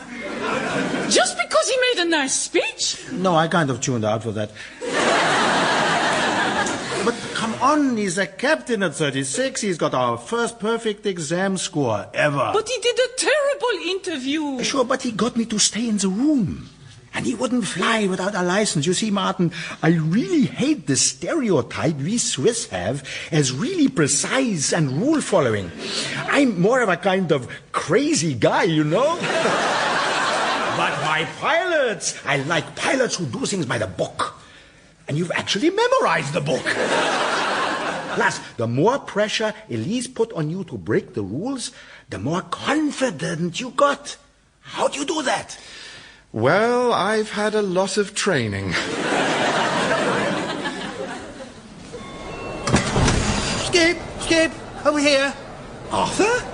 What are you doing We've here? come to pick you up. The others are just coming. They didn't want to run. I mean, how did it go? Well, are you all right? Oh, yeah, I'm fine. I had a dragon fruit and I still can't speak properly. Everything sounds like I'm really posh. and a little bit drunk. What? It doesn't matter. How about you? How did it go? I got it. Oh! They offered me the job right there and then. I could start in 3 months. Wow, Skip! That's absolutely, just what you wanted. Just what I wanted, yes. Yeah, exactly. It's brilliant. But it's not brilliant for anyone else, is it? Oh, don't say that, Skip. The Swiss guys will get used to you. Yes, thank you, Arthur. I didn't mean them. I meant you. MJN. Oh, we'll be all right. We'll find stuff to do. I was thinking I could be a hotel guy. You know, the ones with those huge bird cages for suitcases? I love those things. Well, I could just turn it down and... What do I need £22,000 a year for? Well, loads of stuff, Skip. Yeah, Arthur, I know. Well, look, to be honest with you, Skip, I wouldn't worry about it. Once Mum hears you've got an offer, you won't really have a choice. She'll make sure you go. Yes, but I might have been joking. A what? I might have been joking about getting an offer. Oh, right. I don't get it. Were you joking? I don't know. Ah, they're in here. Hi, Carolyn, Douglas. Well? Hi, Herc. Never mind that. How did it go? I was just telling Arthur about it. Yeah, well, I didn't completely understand. Well, then, tell us, did you get in? They're going to let me know. That was Cabin Pressure by John Finnemore.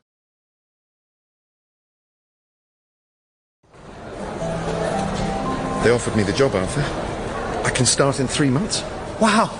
Skip, that's absolutely just what you wanted. Great. Yeah, but it's not great for anyone else, though, is it? You, or Carolyn, or Douglas if I go and MJN folds. Oh, we'll be all right. We'll find stuff to do. Or I just might have been joking about getting an offer. Oh, right. I don't get it. Were you joking? Ah, they're in here. Martin. Well?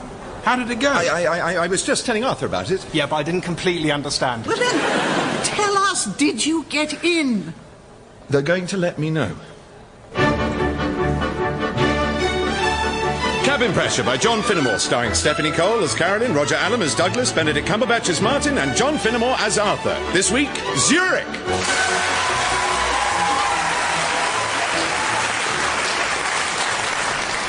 Yes, obviously they're going to let you know. But how do you think it went? Parts of it went well, good, but other parts, not so well. It's as if we were there. Skip, sorry, I'm still confused. When you said... So overall, who knows what they thought? No one. Famously inscrutable, the Swiss, aren't they?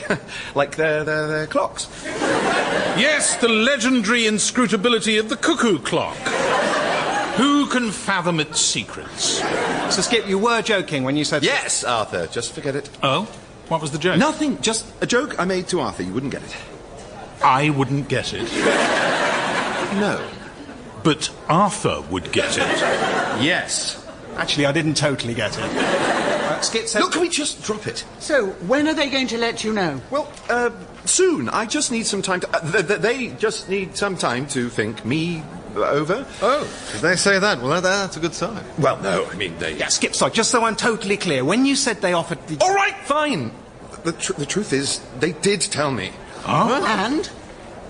They said no. Oh, fine. No. Oh, well, then they're idiots. It's their loss. So MGN can carry on just as before. Well, yes, but... Oh, I'm so sorry, Martin. There'll be other chances. Oh, now I get the joke. Arthur? Because just now Skip told me they did offer him the job, but the joke was actually they didn't. It's quite a sad joke. Martin. What's going on, Martin?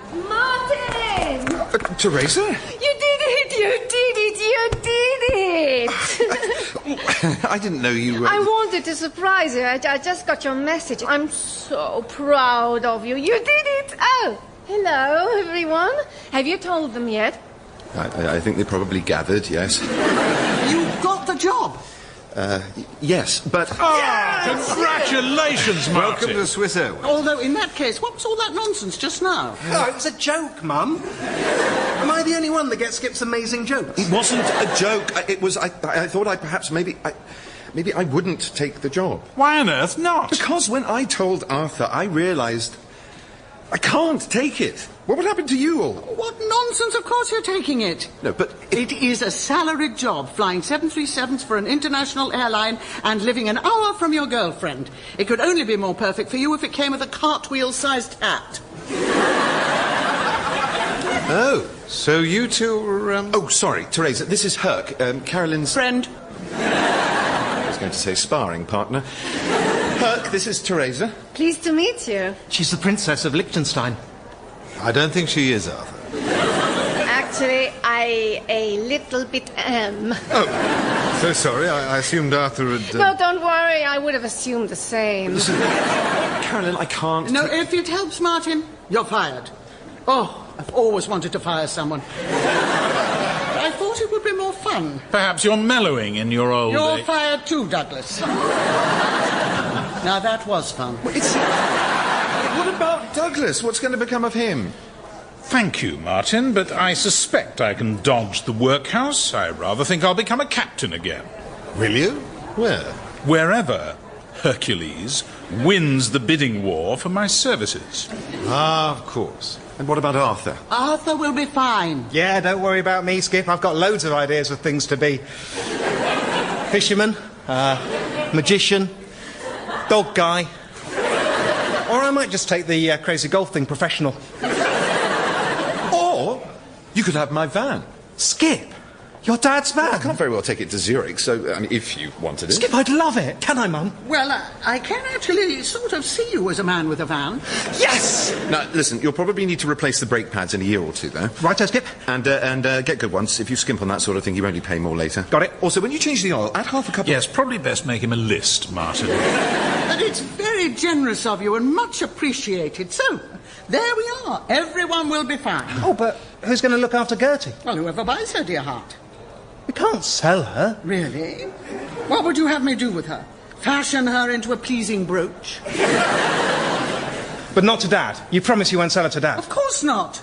My awful ex, Teresa. Used to own Gertie. Keeps trying to buy her back. Or steal her back like he did in St. Petersburg. Oh, was that the time Martin landed with one engine? That's right. Yes, he's often told me that story. Not that often. Quite often. Happy endings all round. Martin gets his dream job and MJN bows out on its own terms in a blaze of glory. Hurrah! Doesn't feel like a happy ending. It is a happy ending, just not a fairy tale ending. We can't expect that. Real happy endings are never simple. Yes, they are. Like in Finding Nemo, when they find Nemo. Or in Casablanca, when the woman gets a go on the plane. That's not... I suppose maybe the Jungle Book, when you're meant to be happy that Mowgli goes off with the boring girl to the human village instead of hanging out with Baloo and Bagheera. That's a kind of sad happy ending. Yes, exactly. Exactly? I've no idea, but if it helps him...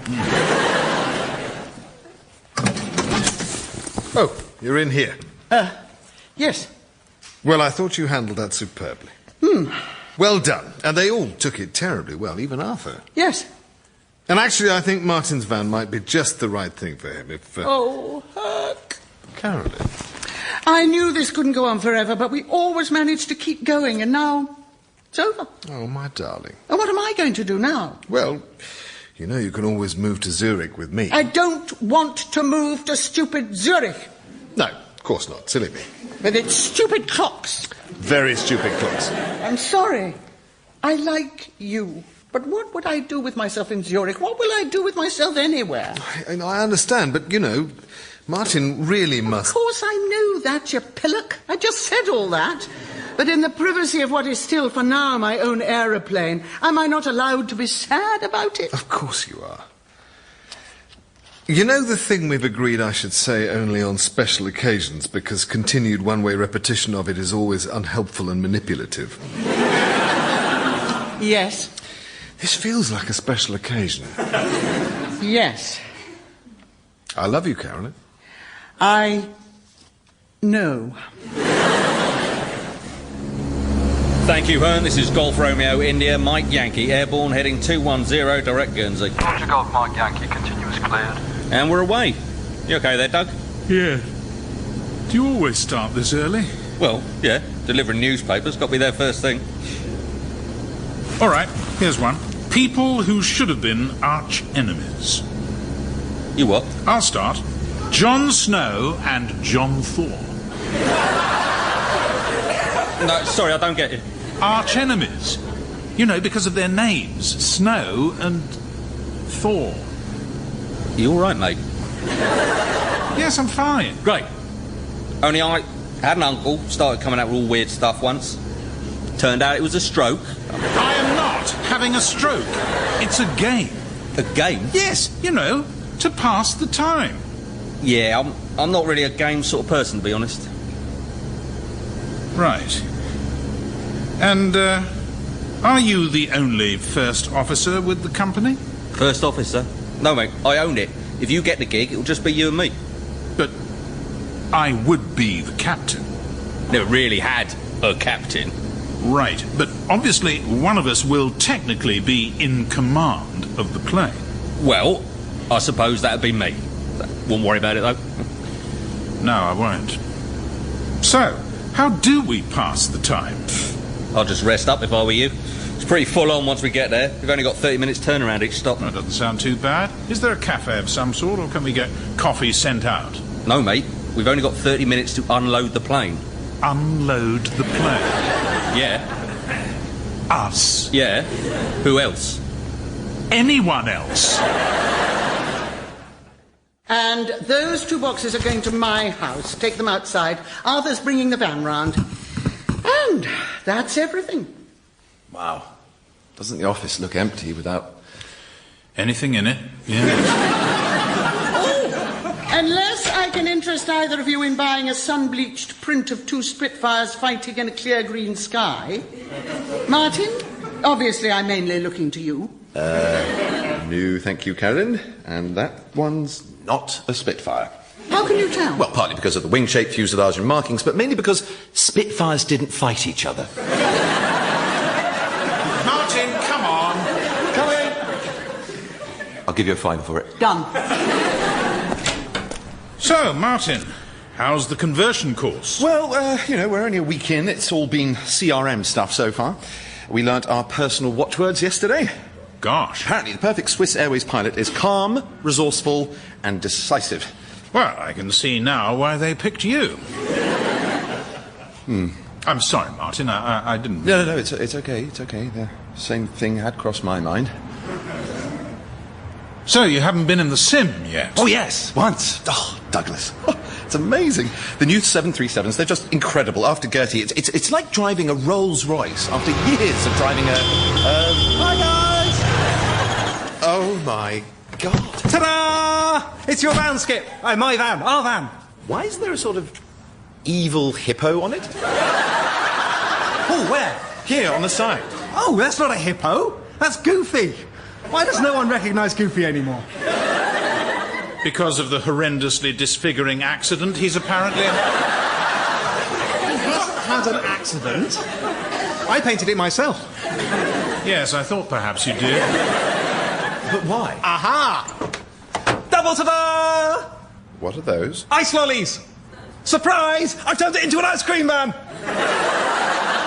Arthur, you can't do that. I did, though. But it's a transit van. It's for light removal. I know, Skip, but I thought, what do people like even more than moving house? Ice cream! So, how did you turn it into an ice cream van? Pretty easy, actually. I bought 10 boxes of lollies and an ice cream guy hat, and I painted Goofy on it. Arthur, these are all Calippos. Yeah, they're my favourites. Why have you only got strawberry flavour? Oh, that's me being clever. I'm not allowed strawberry, so I won't be tempted to eat them. Come on, get in. No, but Arthur, you can't just sell ice creams from any old van. You need a licence, a pitch, a freezer. No, I bought some cool bags. I think they're basically the same thing. Oh, and Skip, look what else I bought. Arthur, what did you do that for? See? I've had the brake pads replaced, like you said. I said in a year or two. Yeah, and I did it straight away. And I got the most expensive ones they had. Did you? Yeah, carbon fibre. They didn't want to sell them to me, but I insisted because you told me not to skimp. How much did you... £2,000! Which is great because that's exactly what I had in the bank. You spent all your money on brake pads. Well, yeah, but it's okay. It's an investment. Arthur, the whole van's only worth about 500 quid. Not anymore, Skip. It's now worth 2,500. So, what you essentially have now, Arthur, is some extremely expensive brake pads, which, for convenience, you keep wrapped up in a cheap van. Oh, and then there's the best thing.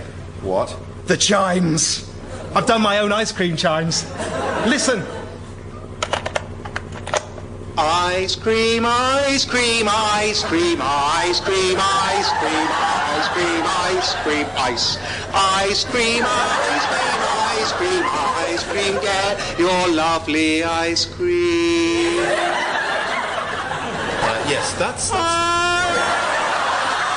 cream, ice cream, Yes, I think that'll do. There's loads more. Precisely. Oh, she's just like I remember her. Thank you so much for coming over for this, Teresa. Of course. I wouldn't miss Gertie's last flight. No. It'll be all right, Martin. Will it, though?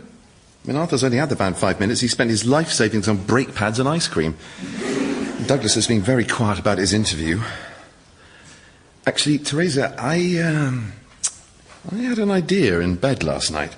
I remember. No? Oh, no. I didn't mean that. I'm sorry, Martin. I'm sorry. I just love how quickly I can make your ears turn red. Thank you. Anyway, look, it's probably a stupid idea, but you know how you're the Princess of Liechtenstein? That rings a bell, yes. Well, it just occurred to me, I don't think Liechtenstein has a national airline, does it? No, we don't. You know, funded by the nation. Only Liechtenstein being such a small nation, it could be quite a small airline. You know what else Liechtenstein doesn't have? What? An airport. No, that's true. Martin, trust me. You're going to do great at Swiss Airways. You just need to find your feet. What? No. I'm just thinking of the others. I know. Thank you, fit and approach. Golf Tango India Airborne, climbing to 4,000 feet. Oh, we'll miss you, Gertie. Carl, please. Roger, Golf Tango India.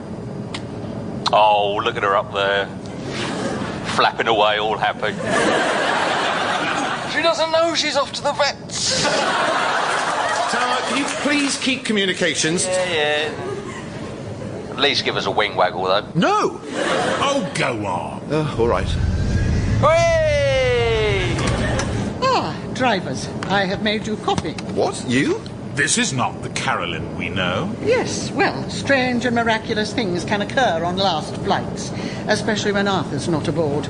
Oh, and Martin, do try particularly hard not to bend her on landing, won't you? The irony would be too much for me.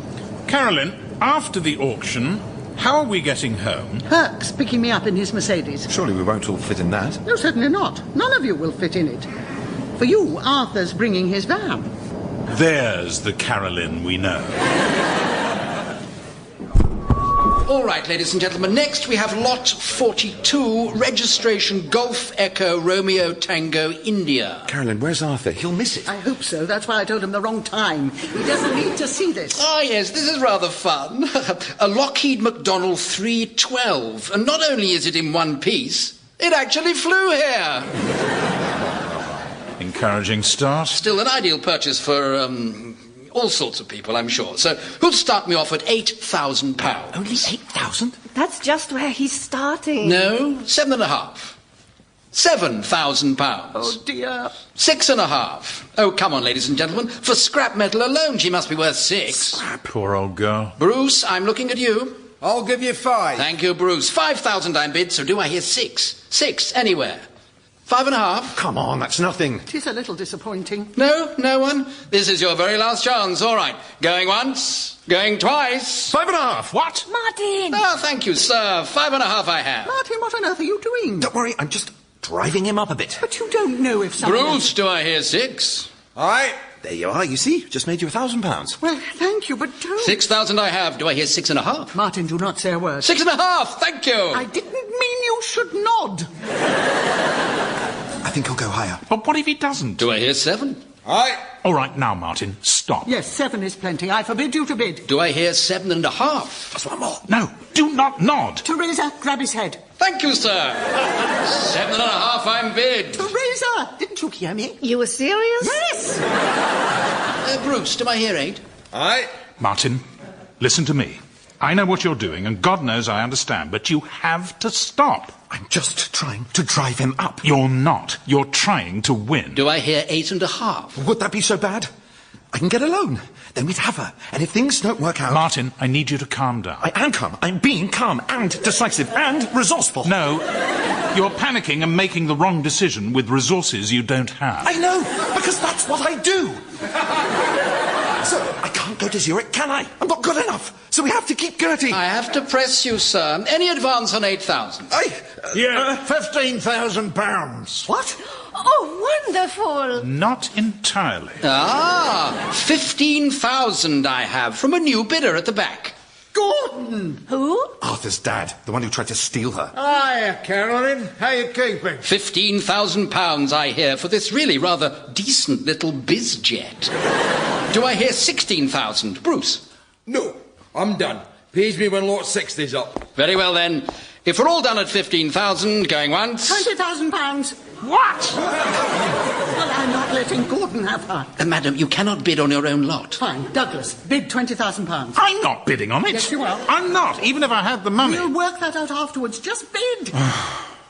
£20,000. Aha, £20,000 I have from the man standing next to, but I'm sure utterly unconnected with the owner. Do I hear 30? 30 I have. 40. Well? Carry on, we'll have it annulled afterwards. I'm not sure you can do that. Just bid. 40. 40,000. Do I hear 50? 50,000 pounds I am bid for this often underrated gem of an aircraft. Carolyn, wait. 50,000? That's ridiculous. He doesn't care about the money. He just wants to get back at me. Yes, but you do care about the money. Not that much. 60. Madam. Oh, right, Douglas. No, Carolyn, listen. He's up to something. Either he's trying... Fine, Martin. Yes? Say 60. 60? To the man, you idiot. Oh, sorry. 60. Aha! £60,000 from another new... Oh, no, my mistake. From an old friend. Welcome back to the fray, sir. 70. Do I hear 80? Excuse me, guys. Have I missed anything? Oh, this and that. Go ahead, Martin. 80,000. Oh, wow, what's Skip buying? Gertie. Oh, good. Although, couldn't we just have given Not him... now, Arthur. I'm thinking. We're not really buying it, Arthur. We're trying to stop your father from buying it. Dad, what? Here? Is he here? Do I hear 90? 90,000. Oh, Dad! Here, he can't buy Gertie. He mustn't. He can't have her. Objection, my lord!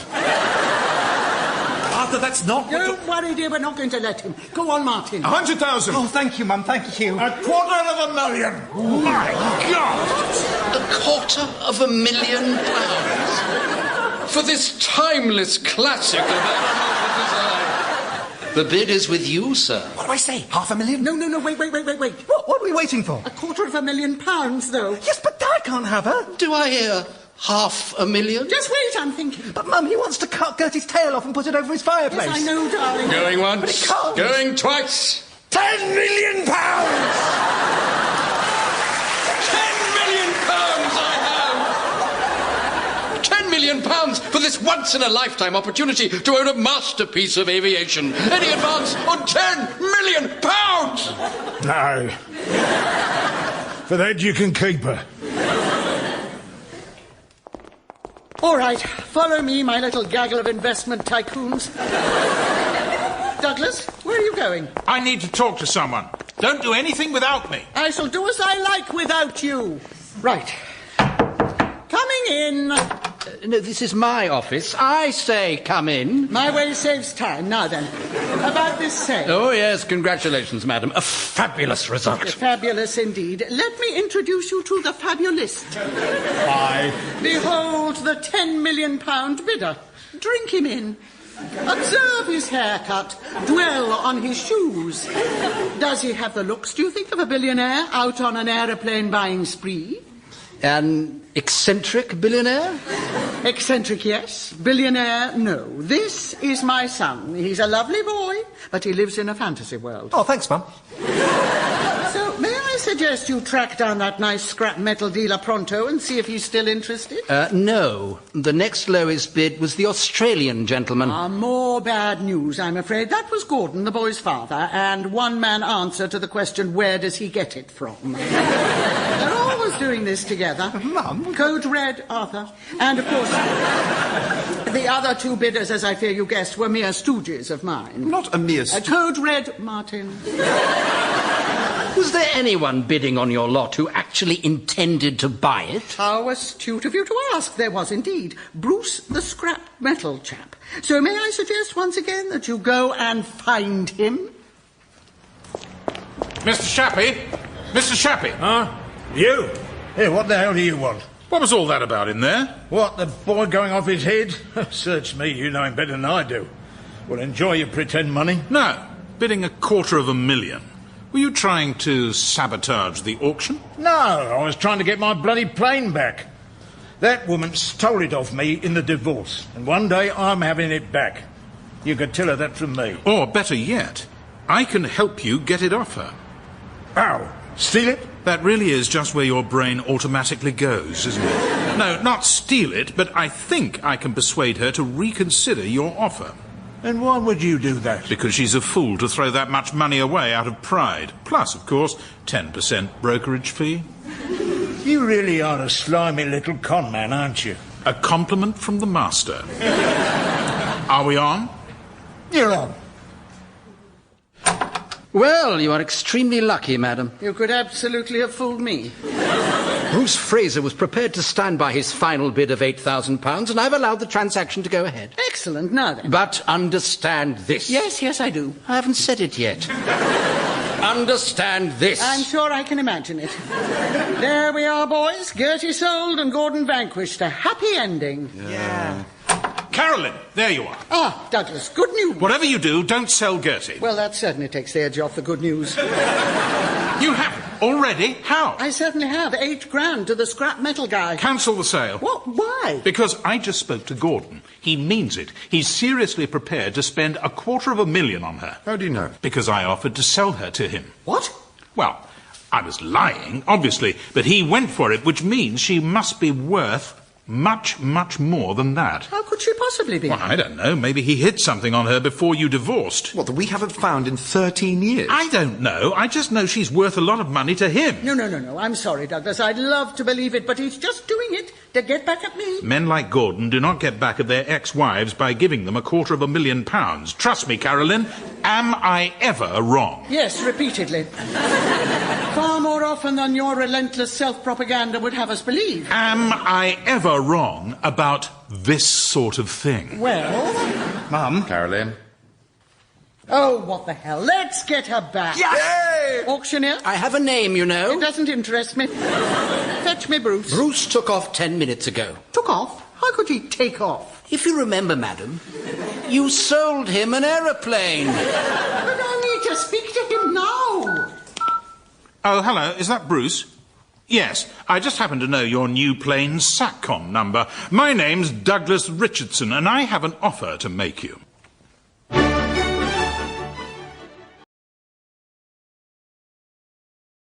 Hi, Tiffy, it's me. Look, I'm really sorry, but I might be a bit late to watch you do your horse dressing. Dressage, yeah. No, I'd love to. It's just that I have to drive an ice cream van full of pilots to a scrapyard. No, literally. Oh, well, it's a long story. Oh, would you? Great. Well, it started when Skip... you remember Skip? Martin? One of my pilots? The captain? No, the other one. Well, they both have hats, but... Yeah, that's him. Anyway, Skip got offered this great job at Swiss Airways, but he explained to us he wasn't going to take it so MJN could stay together. Except then Mum explained to him that actually he was going to take it, and you can't expect a fairy tale ending, but that we'd all be fine, even me. And that was when Skip gave me his van, and I bought some amazing brake pads and 1,000 ice lollies and painted Goofy on it, and now I'm an ice cream man guy. But that's not the main thing. The main thing is that then we had to sell Gertie. So we took her to auction, but no one would buy her except a scrap metal guy. Except then my dad, who used to own her, turned up and bid £250,000. Well, yeah, kind of great. Only I sort of maybe thought it would be a good idea if he didn't buy her, so I bid £10 million. No, you're quite right, I don't. No, Mum spotted that as well. Yeah, but luckily, she persuaded the scrap metal guy to buy Gertie after all. Except then, Douglas came back from talking to Dad and said it was really important we buy her back again. So we're doing that now. Douglas is phoning the scrap metal guy, and then I'm going to drive him, Martin and Teresa to rescue Gertie before Dad gets her. Teresa? She's the Princess of Liechtenstein. Nope, still literally. Oh, well, that's a long story as well. You see, it began when Mum and Herc... Yeah, no, good point, Tiffy. I've probably told you enough. OK, he'll take 12,000 for cash. 12,000? He only... Speculate to accumulate, Carolyn. But we'll have to meet him at his airfield. When's Herc getting here? Half an hour. OK, then you wait for him here, Carolyn. We'll have to go in... Oh, no. In what? OK, guys, get in. Oh, the Nachtzehrer. The what? Oh, yeah, that's the monster that eats children from the old folk tale. Why is it on your van? It's Goofy! All right, come on, get in. Hang on, there's only room for 3. Martin, you'll have to get in the back. I can't ride in the back. What? Because you're the captain? No, because I get travel sick if I can't see out. You ride in the back. I'm not riding in the back, I'm masterminding a plan. You could do that from the back. No, I can't. Yes, you can. I'll go in the back, sounds fun. You're driving. Would it help you boys if I rode in the back? Well, I mean, if you really don't mind. It's terribly good of you. For sure. OK, Arthur. First we need to go to my bank. Douglas, wait. You really think Gertie's valuable? I'm sure of it. But how can she be? If there was anything hidden on her, we'd have found it long ago. Not necessarily. It might be really tiny. Diamonds, for instance. Yes, Teresa? But you said in St. Petersburg that time Gordon and his engineers had Gertie all to themselves for hours and hours. If it was something small, why didn't he take it then? Actually hadn't thought of that. So it can't be anything small, or he'd have taken it, and it can't be anything big, or we'd have found it. What if it's something so big you can't see it? Like? The Great Wall of China. The Great Wall of China. You know, famously, the Great Wall of China is so big you can only see it from space. No, Arthur. What you've done there, Arthur, is you've taken a fact that's famously wrong, and you've got it wrong. All right. And yet, in doing so, you haven't made it right. Yellow car. Impressive, even for you. You mean you can't see it from space? No, but you can see it from the ground. It's thousands of miles long. Then why can't you see it from space? Because it's only a few feet wide. Huh? Look, it's very big along, but very small across, so... Arthur, there's the bank. Oh! Sorry, Teresa. Your brake pads, are you all right? Yes, fine. Right, I'll be as quick as I can. Wait here. Oh, I know. Maybe the fuel tank is full of fine wines. The fuel tank is full of fuel. Oh, hello. Is this your van, sir? Yeah. Isn't it great? Is there a problem, officer? I hope not. But when 3 men in a van emergency brake in front of a bank, and one runs in while the others wait... Yes. No, I'm so sorry. And when the van has some sort of demon... It's not a demon, it's Goofy! I see. Would you mind telling me what you've got in the back, sir? Oh, yeah, of course. Arthur? 1,000 strawberry lollies and the Princess of Liechtenstein. All right, everybody out.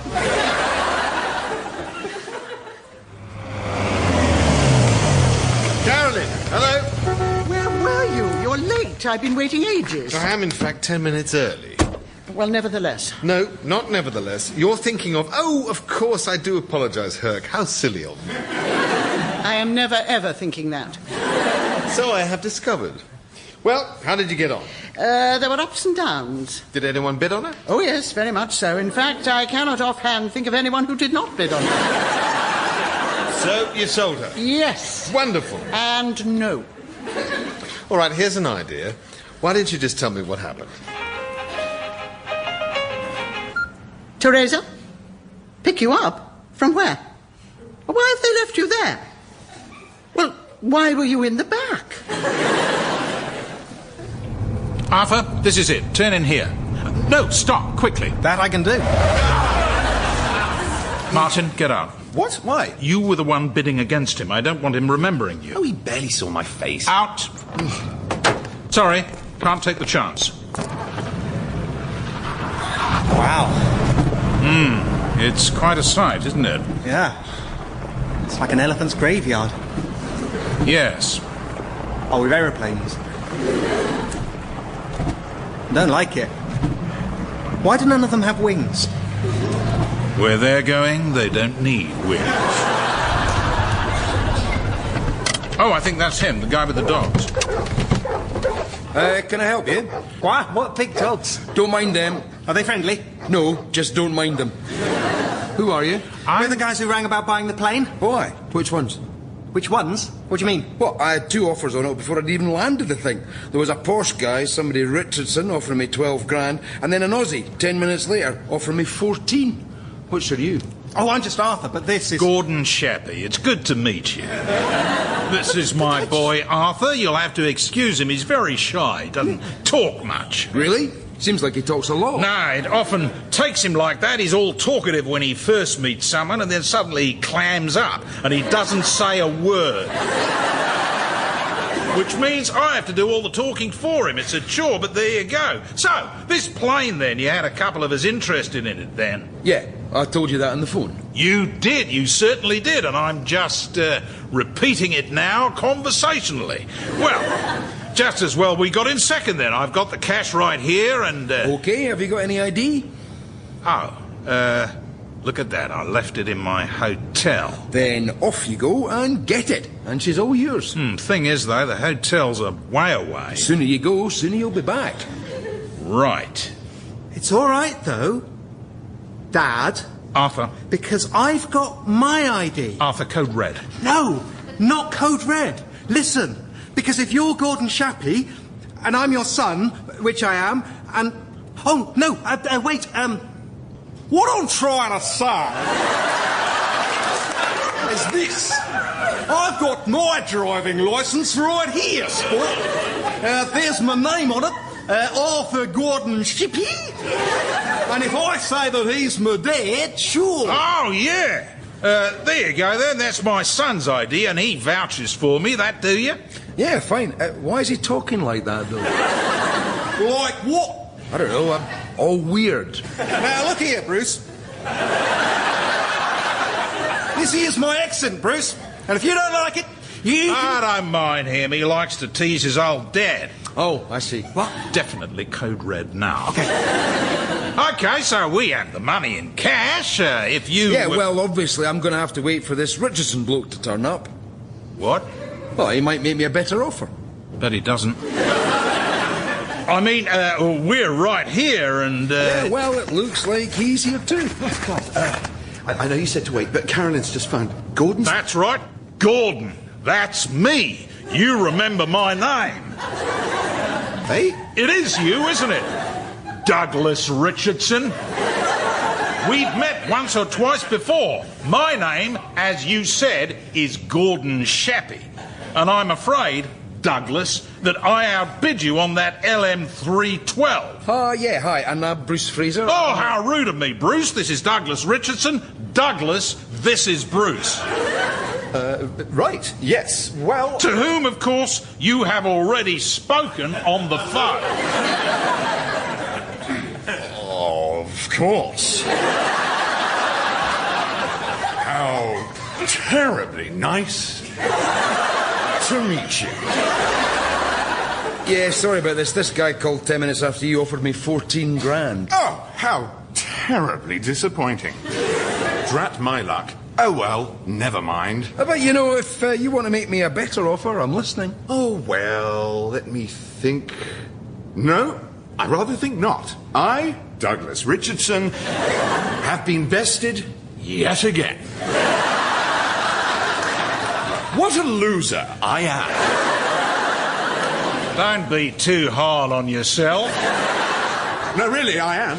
I'm an absolute... Anyway, I suppose we should get moving, just in case someone else turns up and tries to buy her. God, yeah. So, here we are, £12,000. No, that's what he offered. You offered 14. Ah, yes, but, you know, for cash... No, it's 14,000 or this guy can have it. Right. Mr. Richardson, I don't suppose you could lend me £2,000. As your business rival, I think that would be a trifle eccentric of me, don't you? OK, then I'll just nip back into town and get the rest of the cash. I'd be surprised if you had time, though. Do you, Mr. Shappy? Then what do you suggest, Mr. Richardson? Oh, well, it's none of my business, obviously. But since you ask, I suppose you could always throw in your van. Your van? My van? No. Your van, this one here. Ah, well, if you're sure. Nothing to do with me. Yeah, well, sorry, but there's no way that van's worth 2,000 quid. Nice goofy, though. Thank you. Are you sure, though? Even to a parts and spares man, because those look to me like brand new, top-of-the-range carbon fibre brake pads. Bloody hell, they are. Why have you put those in an old banger like this? My son thought it would be an investment, and so, to be fair, it was. You're very quiet. I was just taking in the plan. I am right in thinking it's entirely based on finding buried treasure. I'm not missing a subtlety. I know how it sounds, but Douglas was very convincing. Yeah, all right. Supposing he's right, and there is a fortune on Gertie somewhere, what will you do with it? Well, restart MJN, of course. Of course. I'm sorry, Herc, but I really don't want to move to Zurich, and I can hardly ask you to move back to Britain. Why not? Well, why would you? And don't say because I love you. I won't say it, but I shall think it really quite loudly. Herc. Why do you hate me saying it so much? I don't hate it so much anymore, but... Well, you do say it easily, Herc. To each of your 4 previous wives, for instance, and Lord knows how many girlfriends. What's different this time? Well, for instance, The colour of your hair. My what? Your hair is white. It is. Would you care to guess how many of my 4 wives, and as you are right to imagine countless girlfriends, have had white hair? I'll give you a clue. It's none. A preponderance of brunettes, some blondes, the odd redhead, but you are absolutely the first whitehead. What a novel way you've chosen to end our relationship. My point is that you are not remotely my type. And you're right, you are not the first woman I've loved, but you are, to my complete surprise, and frankly at first dismay, the first woman I've ever fallen in love with. You know, like a teenager. It was on our second date, Rigoletto. It wasn't the look of pure rapture on your face, it was the look of bored contempt you assumed when you saw me looking. Oh, Herc. But I didn't decide to marry you until the day you flew to Ireland to buy me a stuffed sheep. Just because you knew how much I would detest it. No one decides to marry me. I decide to marry them. Of course. And do you so decide? After takeoff checks complete. Thank you, Captain. Arthur, you can talk again. It was so amazing! You were amazing, Douglas, and then you were amazing, Skip. And then I was... You too, Arthur. Don't forget the thing with the ID. You were amazing. I know, I was just being modest. And my Australian accent saved the day.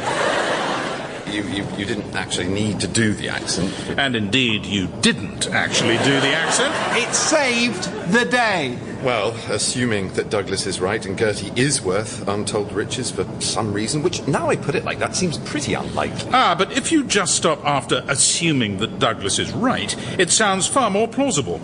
As soon as we land in Fitton, we'll search every inch of her. Oh, I'll start now. Don't worry, Skip. Douglas always saves us. Like remembering the brake pads. That was me. Well, yeah, but you were being Douglas. See ya. That's true, actually, Martin. That was very quick thinking. It was pretty good, wasn't it? Absolutely. You were calm, decisive, resourceful. Yes, I suppose I was. It was easier somehow when I was pretending to be you. Well, there's nothing to stop you doing that, you know? I don't have a copyright on this shtick. Well, I do in this flight deck, but I'm prepared to license it for use in other countries. Switzerland, for instance. Yes, but I can hardly spend the rest of my career pretending to be you. Well, technically, you'd be pretending to be Rory. Who's Rory? Old EOAC captain I flew with when I started out. That's where I got it from. You mean you've just been imitating Rory all this time? No, only the first couple of years. Then it just becomes part of who you are. That's why you have to pick your model carefully. You, of course, have picked terribly well. Fit and approach. Yeah. Continue transmission. Guess who? Hey! Gertie! Back so from the vet. With a waggly tail and a cold, wet nose. Both those things are really bad for an aeroplane. Still, we work with what we're given. Hi, Douglas. Any luck? No. Whatever it is, it's definitely not in the cabin. Oh. Ooh, have you looked under the seats? Yes, Arthur. What about the overhead lockers? I've looked everywhere I can think of, Arthur. Shall we just assume that includes everywhere you can think of? Righto. Well, I've checked the hold, the undercarriage, the wiring channels, the avionics bay, the tanks, the engines, nothing. Well, it's got to be somewhere. Oh, that'll be Mum and Herc. Hi, guys. Look, we got her back and... Oh! Hello, Arthur. Oh, right, Dad. Here. OK, hi. I'll go and get the others. No need for that. No, of course not. Silly, stupid, sorry. I tell you what, shall I just get them anyway? No, can't we just have a nice little chat, father and son? Well, I suppose we could. We just never have. No. Now, listen, Arthur. I just wanted to make sure you understood what your mum did for you at the auction today. Yes, she stopped you from getting Gertie. Yeah, that's right. She turned down £250,000 for your sake. Now, she's in debt, her business just folded, but she turned down all that money to please you. Do you really think that's fair? I didn't... I'd hate it if later on she started resenting you for it. Douglas says you've hidden something valuable on Gertie. Oh, dear, oh, dear. Now, listen, son. Douglas is a cheap swindler, so he assumes everybody else is. Now, there's nothing hidden on her. She's not valuable? Not at all.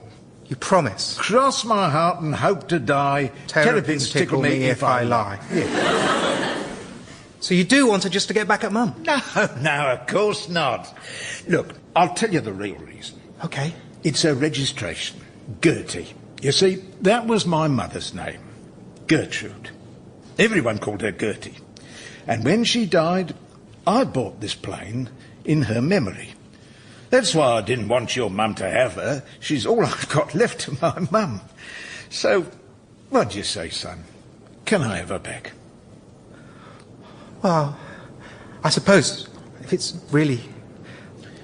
Wait a minute. Your mum's name was Maud. Yeah, damn it, I forgot you'd met her. She was my gran! Douglas! No, don't do that. You said you weren't lying! You said terrapins tickle me! What is it, Arthur? Not you again. There's definitely something hidden on Gertie. No, you don't know. Yes, I do. You said there wasn't and you were lying. And now Douglas is going to do something clever and find it. Yes, thank you for the build-up, Arthur. But I'm not sure. Oh, come on, Douglas, just find it! Did you hide something on the plane? No. Or too fast. You did, didn't you? No, I'm not a smuggler. That's true. So why else might you hide something? What was going on back then? You were getting divorced, of course. Oh, or did you suspect you were going to get divorced? No. Because if you did, then suppose you could make your plane a lot more valuable than it looked. Then, come the divorce, you could let Carolyn take the house and the car, and indeed the son, so long as you got the plane. No, if I'd done that, even you clowns would have found it by now. Not if it was too small for us to find. Well, then I'd have taken it in St. Petersburg. Yes, so it must be something that's somehow big and small at the same time. What's big and small at the same time? The Great Wall of China. Oh, of course. Oh, finally, about time. Thank you, Arthur. Look.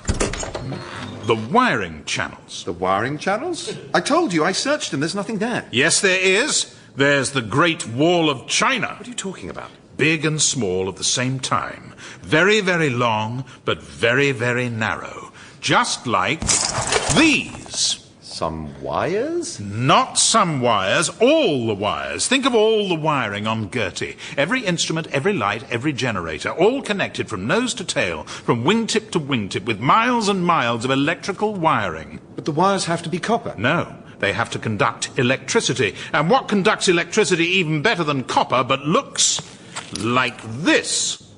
Gold. Oh, spit. We're back at last. Gordon, what's going on? Hi, Mum. Teresa. Dad dropped in. He's off now, probably. Oh, and you said we couldn't expect a fairy tale ending? Yes. It turns out Gertie's partly made of gold. Is she indeed? Oh, hi, Carolyn. Yes. It turns out that just as Arthur kept his expensive brake pads wrapped up in a cheap van, his father kept his hoard of gold looped up and down a cheap aeroplane. But Douglas, gold's much heavier than copper. Indeed. Yes. So, if you replaced all the copper with gold, surely the aircraft would become sluggish. True. Unresponsive. Doubtless. I mean, just generally very difficult to fly. Oh, my God!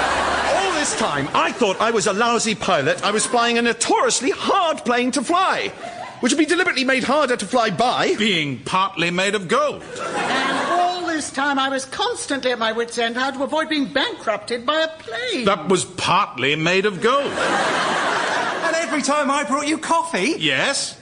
There was gold in the plane! Yes!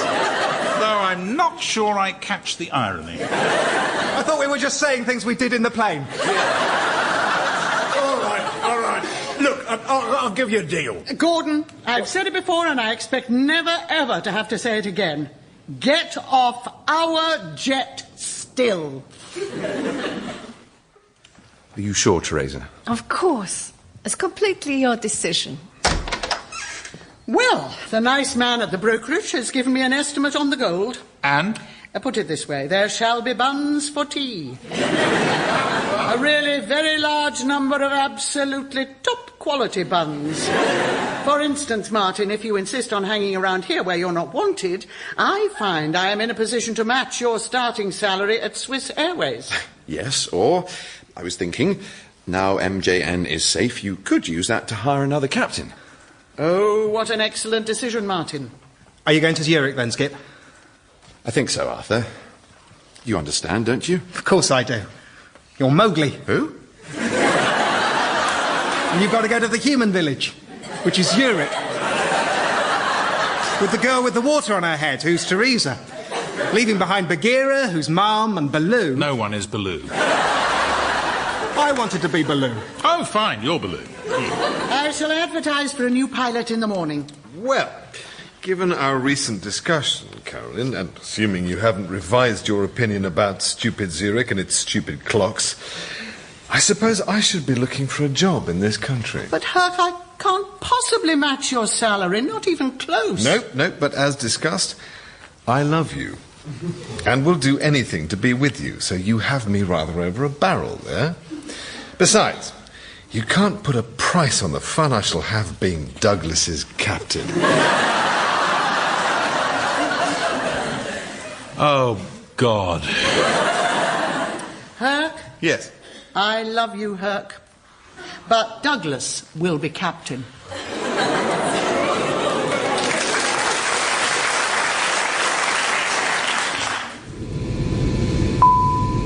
Good evening, ladies and gentlemen. My name is First Officer Martin Creef, and it is my very great pleasure, on behalf of Captain Loutre and myself, to welcome you aboard this short Swiss Airways flight from Lyon to Zurich.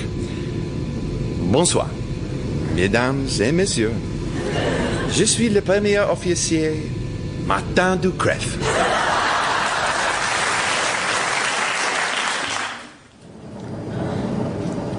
Okay. People who ought to have been arch enemies. Ah, Donna Summer and Anna Wintour. Very good. Vivian Westwood and Clint Eastwood. Drivers, now look, Arthur made them, but he's busy in the galley. This does not count as me bringing you coffee. Thank you, Mrs. Ship. Don't you dare. Wayne Sleep and Rick Wakeman. Yes. What's this? Arch enemies. Oh, Ruby Wax and John Wayne. Excellent. Naturally. Colombo Centre, good evening. This is Golf Tango India from OJS Air, joining you flight level 310, destination Addis Ababa. Roger, Golf Tango India. Maintain 310, turn right heading 270. Oh, rats. What? Well, look. Flying due west at 7 p.m. we'll have the sun in our eyes the whole way. I hate flying into the sunset. Oh, dear. Long trip, too. Tell you what, I know another game that's rather fun on passenger flights. What you do is get a piece of fruit or something from the... Then you take turns hiding... Yes, I believe I know that one, actually. Shall we do that, then? Let's pass the time. Why not? Arthur? Yes, Skip? The lemon is in play. Brilliant! That was Cabin Pressure by John Finnemore. It starred Stephanie Cole as Carolyn, Roger Allam as Douglas, Benedict Cumberbatch as Martin, and John Finnemore as Arthur. It also starred Anthony Head as Herc, Timothy West as Gordon Chappie, Matilda Ziegler as Princess Theresa, Jonathan Kidd as the auctioneer, Gordon Kennedy as Bruce, and Dan Tetzel as Rick and Carl. The show's aviation consultant was David Finnemore. The producer was David Tyler. The programme was a positive production for the BBC.